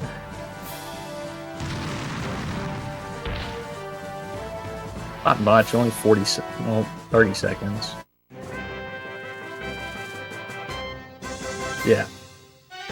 So this is actually an instance where you cannot gain more than 999 experience. That fight actually would give, I think it's 1050 XP.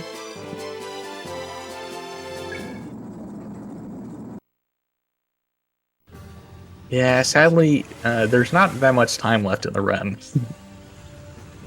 Okay, but we defeat this one tank, and then just an armada of tanks come in, and we're like, we gotta run. We gotta run so far away.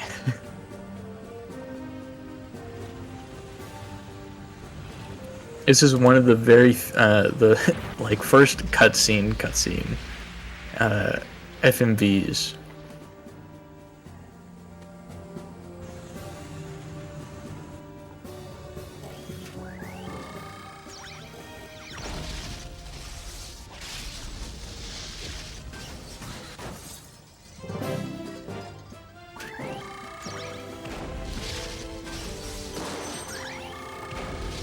I want to point out, Mag's level 1 right now, and he's managing to do all of this. The stray bullet comes and ruins our day.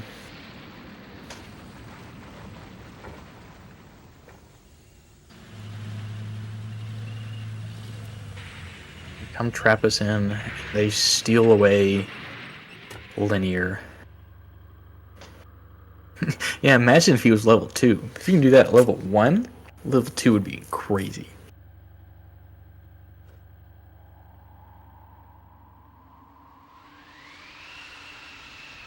So the moment we're just going to be mashing through a whole bunch of dialogue, and then we're going to have a whole bunch of mandatory fights that we have to do.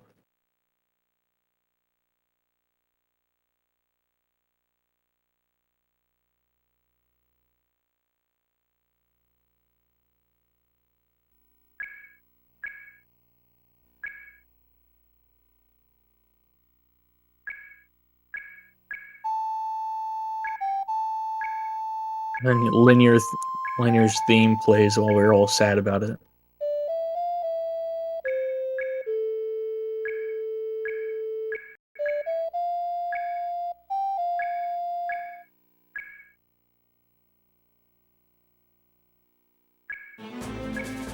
Get this pep talk from Gree, saying that we gotta go save Linear.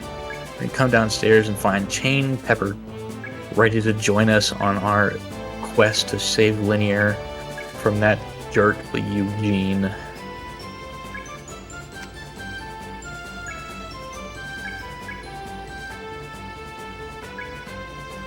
And Gree also joins us to come on the party, but you know, we're not going to use him.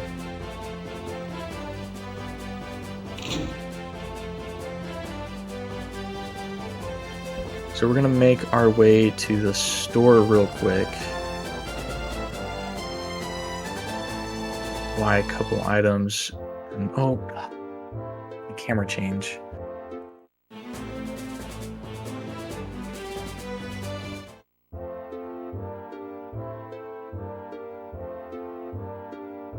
Yeah, he was the main character in our long run.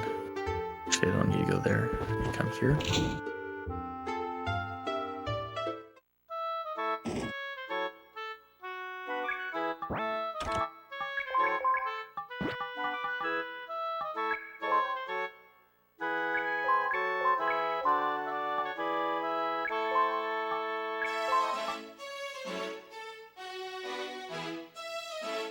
Oh, that's actually super cool, but we're gonna come here, buy one of those for safety, buy a couple of these.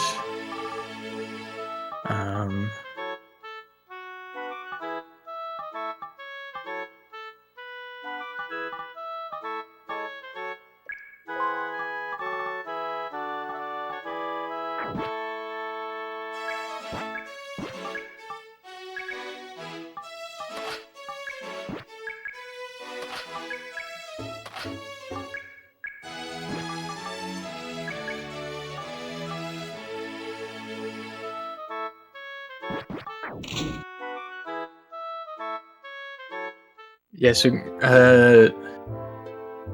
Gree was really good for the non-XP funneling route because he could buff Mag, and buffing Mag used to be our damage dealer. But now that we have, you know, Mag is dead and we don't use him, Gree doesn't really get... He's not really useful because his main thing is buffing Mag. And since Mag's useless, it doesn't matter.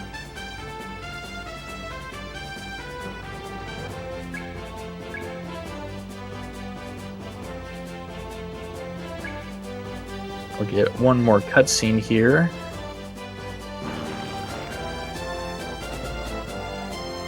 A little bit of dialogue and then a cutscene, I think. And then we'll be on our way to ending this run. I have quite a bit of time to save in the final few bosses, so hopefully that goes well.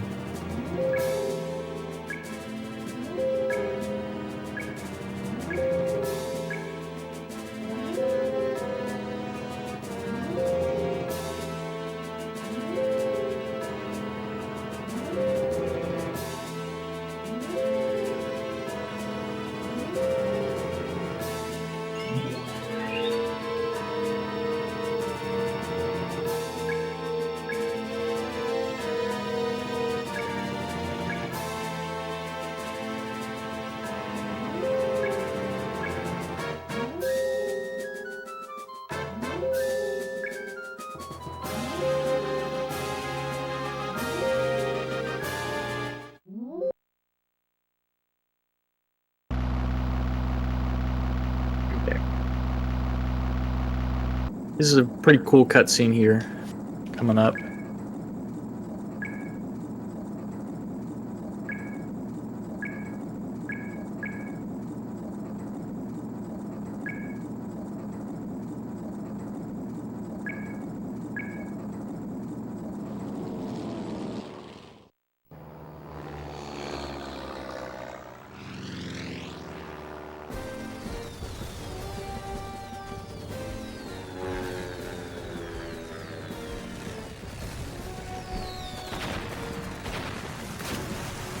There's only about 3 FMVs in the game, and they're all right here at the end.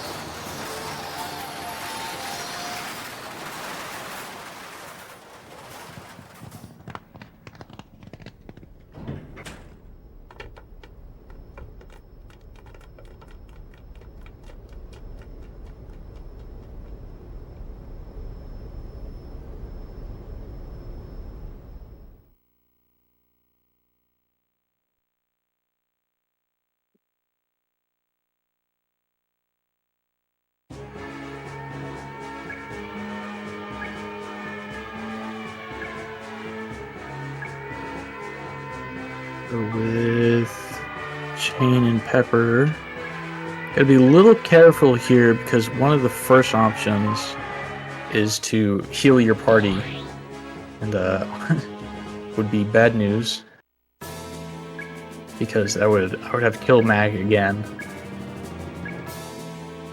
and that's like, I think it takes like 5 minutes to kill him in this area.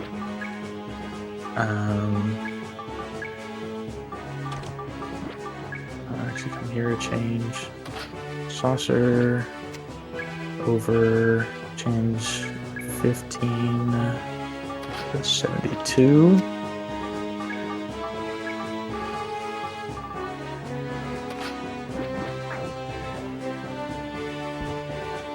Okay, now as we make our way through this ship, we have to fight a whole bunch of these guards, because they're like, oh, we have to protect our army, protect our ship, even though they're protecting that scumbag Eugene.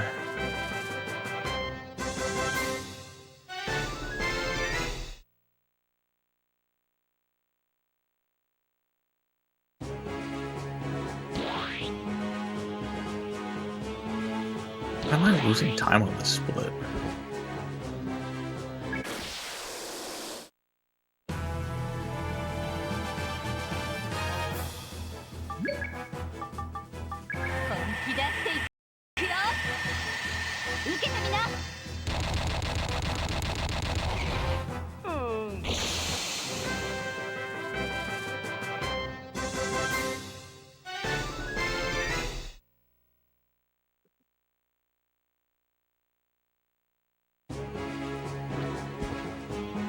I got stuck on him.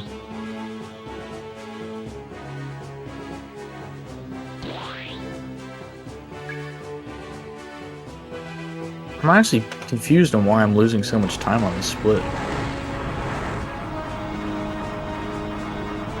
Where did I screw up?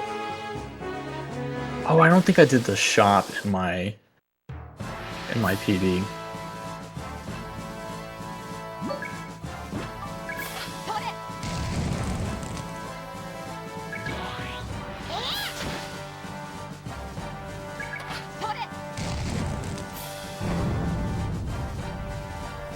So right now we are so strong because we got a lot of attack booster drops. I actually lost quite a bit of time in my PB to forgetting to put that plus 72 attack on. I lost like 30 seconds to doing the oops. I lost like 30 seconds to grabbing it, and then I forgot to put it on, which caused me to lose time because I didn't have the usage of it. So I lost like a minute plus to just doing that for some reason. Forgetting to use it.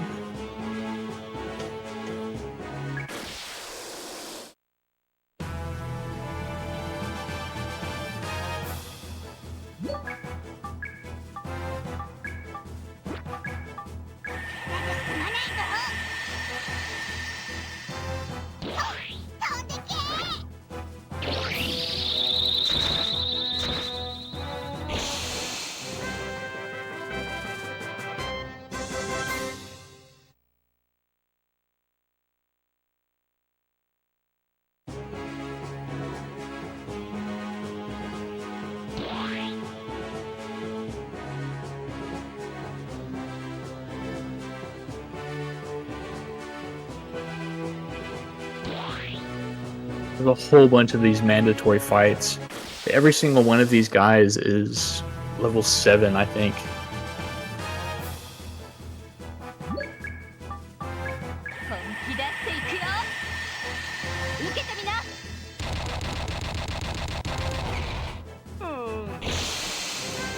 They're level 7, we're level 26, 24, and 26. So we absolutely wreck them.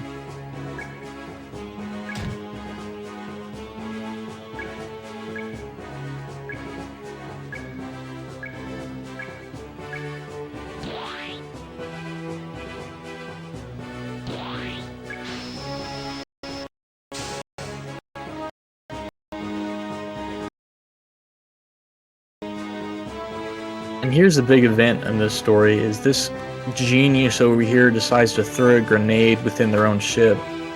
So we're like, oh no, I'm gonna kick this away from us, and we kick it straight into the engine of the ship.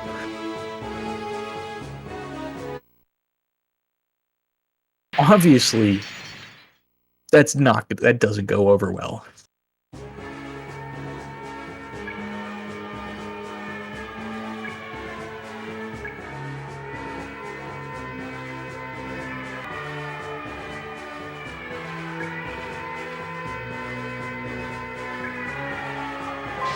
Gotta move that piston down so that we can come over here and go up. So now that everyone's kind of on scared because obviously the ship is now blowing up.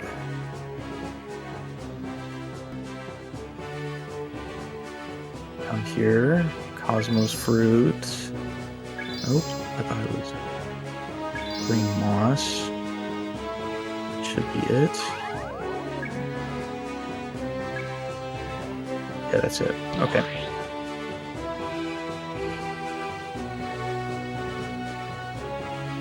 Yeah, the engine fell apart pretty quick, you know, for such a massive ship. For one grenade to basically bring the whole ship down. Pretty weak design.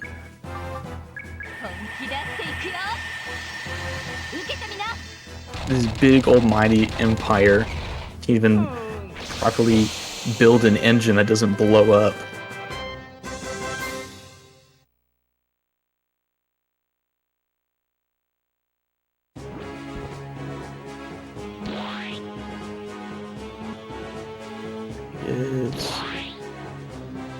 Fight's coming up here shortly.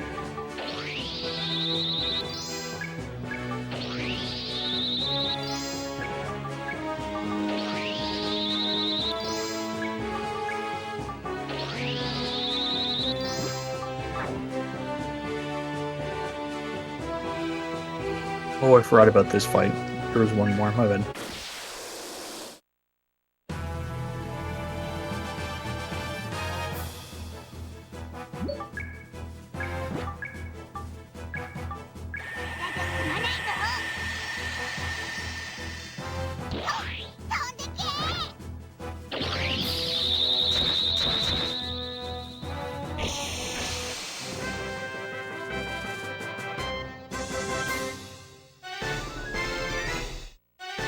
Okay, now we're gonna go fight Eugene.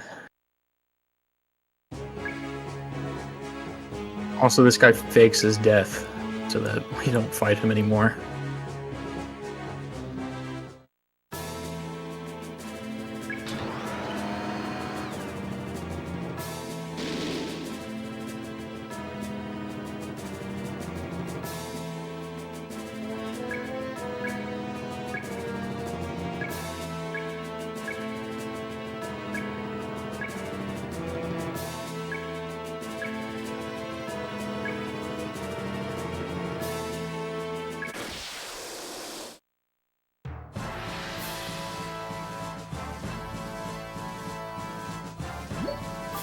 We're gonna come here. We're gonna do an all-range shot and kill everybody here.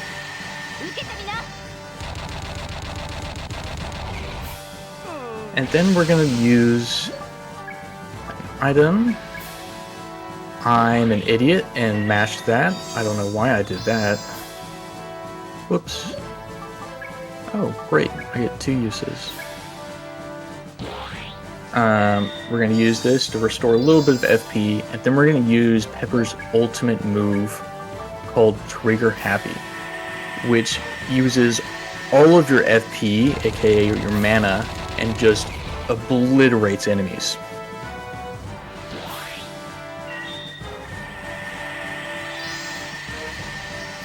So as you see, I did 9,000 damage there. And now, the first time you use a skill, it's free. So now we're gonna come here. I guess we'll attack. And we're just gonna do it again.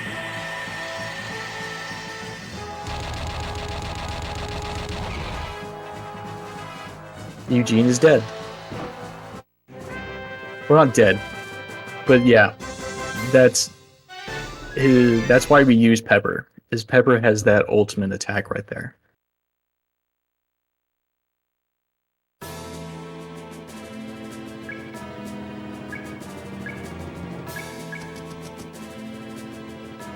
Yeah, last time I forgot to put on the plus 72 attack item, so I was doing a little bit less damage than I should have been doing. I saved about 1:10 on that segment to that.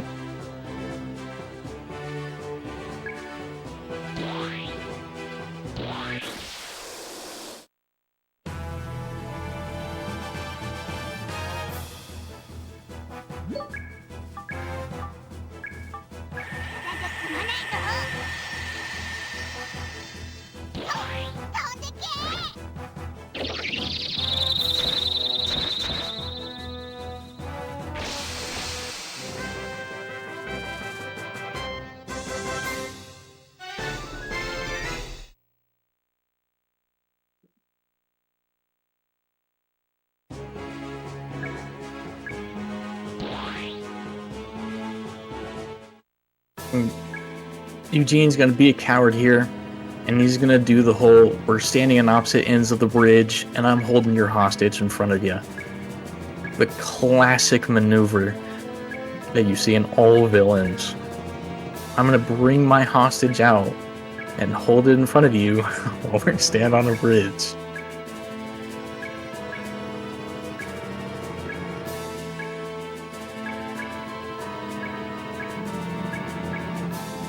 And while this happens, he's gonna line up a cannon and try to take us out. He's shooting at his own ship.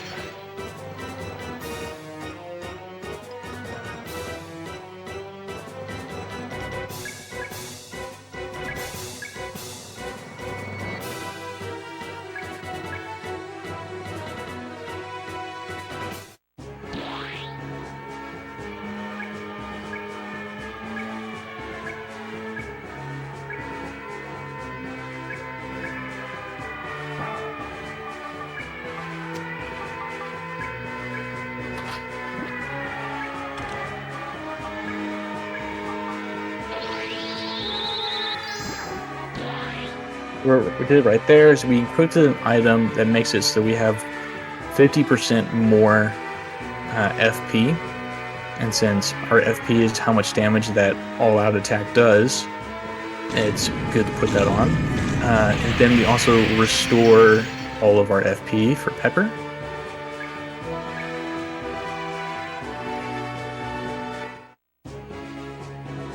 Oh, I messed up the camera angles. Here we go. In to booster chain, if you're watching, there's probably about I would say 10 to 15 minutes to the end of run. End of cutscenes.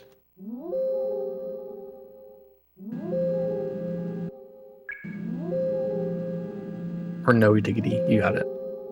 I wasn't sure who's in charge of it right now.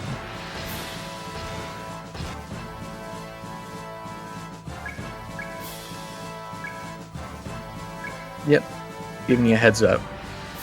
So I know we're really far behind schedule because we're like them well above estimate on this. That was just some bad RNG. This is the first marathon run for this game ever. So we're learning.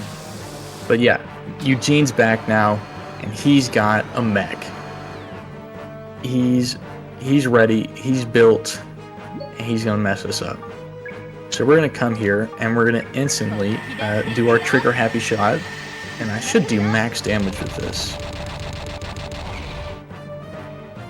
There we go. We're gonna come here, use our item to restore FP to Pepper so that she does it again.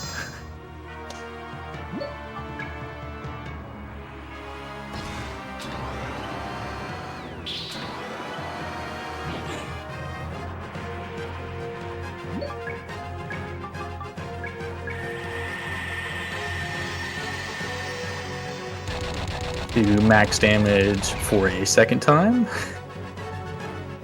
and then come here and use this to restore it once again.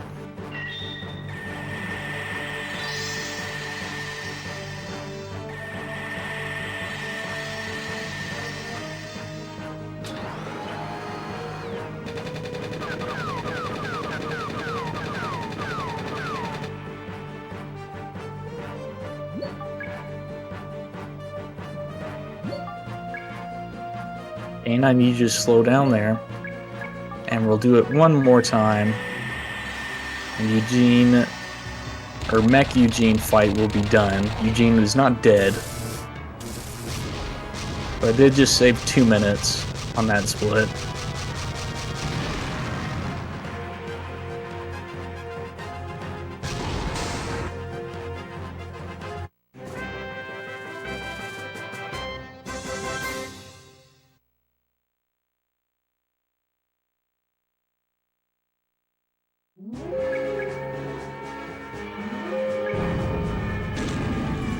So now we got to get off this exploding ship.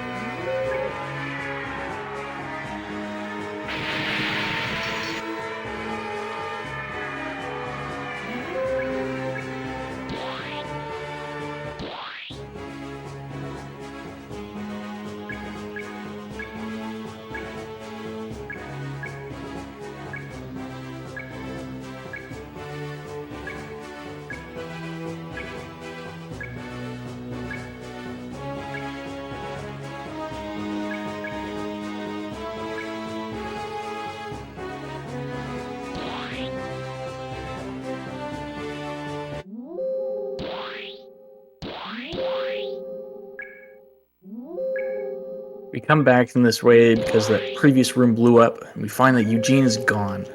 And there was a secret room over here.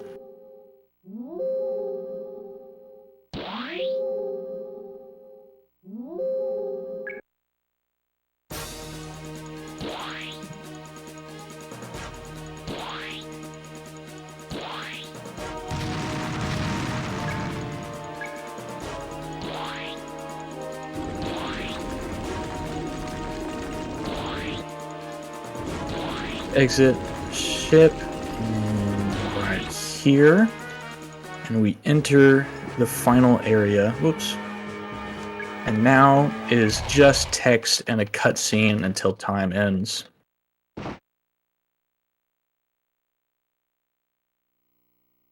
But damn, look at that. Mag's been hit. What's happened? Eugene is still alive and walking. Real scumbag of the earth.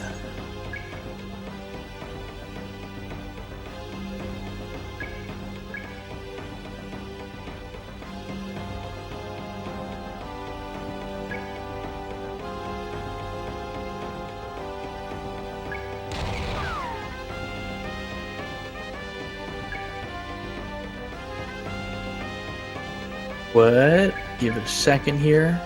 And... well, bam. And Eugene tumbling into the ocean like he deserves.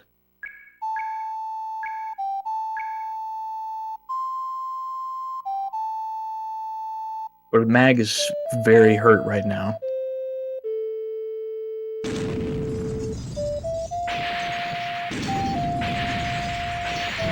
We start the final cutscene, in which we find out where Linear is going to try to use her magic to heal Mag beyond the brink of death. Our party's flying around trying to find us, and this big bright light comes shining out. And lo and behold, Linear herself is the legendary cyberframe of Evolution. She is the cyberframe that everyone was looking for.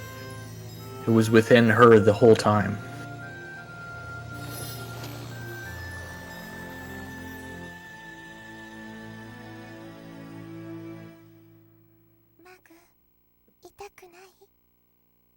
And she speaks. So that's the first time she says anything during the run. And it's very quiet, and I have no idea what she says.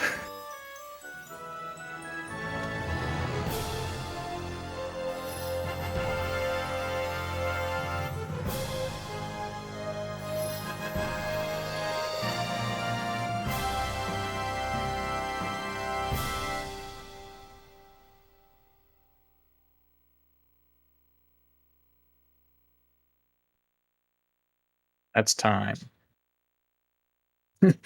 Yes, I was.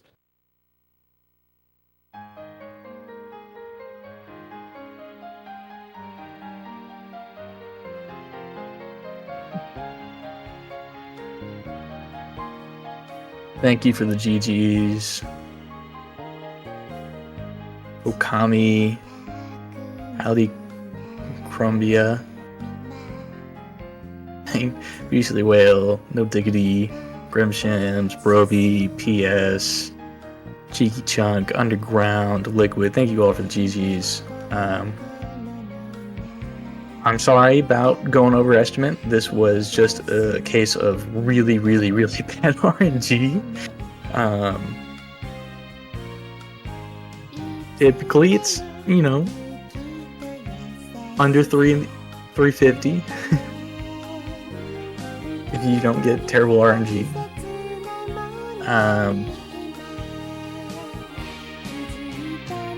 Yeah. Evolution is a very fun game, and I highly recommend that you at least give the game a play. And you can play it multiple times because of you can do the dungeons in any orders, and they're all procedurally generated. It's a great fun to do multiple playthroughs of it even. And there is post-game content, so once you've finished the story, you can load back in, and you can go do that 5th and final dungeon. But additionally, the seaplane that you were flying in is broken and beyond repair, so your debt, you have another debt to the society, this time of 200,000. And post-game content is about paying that debt off. I've not done it. It takes a very long time to do it. But it is... you can redo all the dungeons. They're all around 25 floors long. And it's just good fun. And then there is the second game, Evolution 2, which gameplay is almost identical. I'm not... story, I don't know the story too well. But it's the same gameplay, so it's going to be good fun.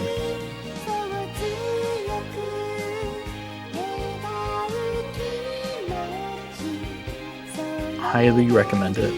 And if you like your speedruns, it is a pretty fun speedrun, but it can be pretty rough, as you can see. It is pretty RNG heavy on the ruin formations and stuff, or like the floors and stuff.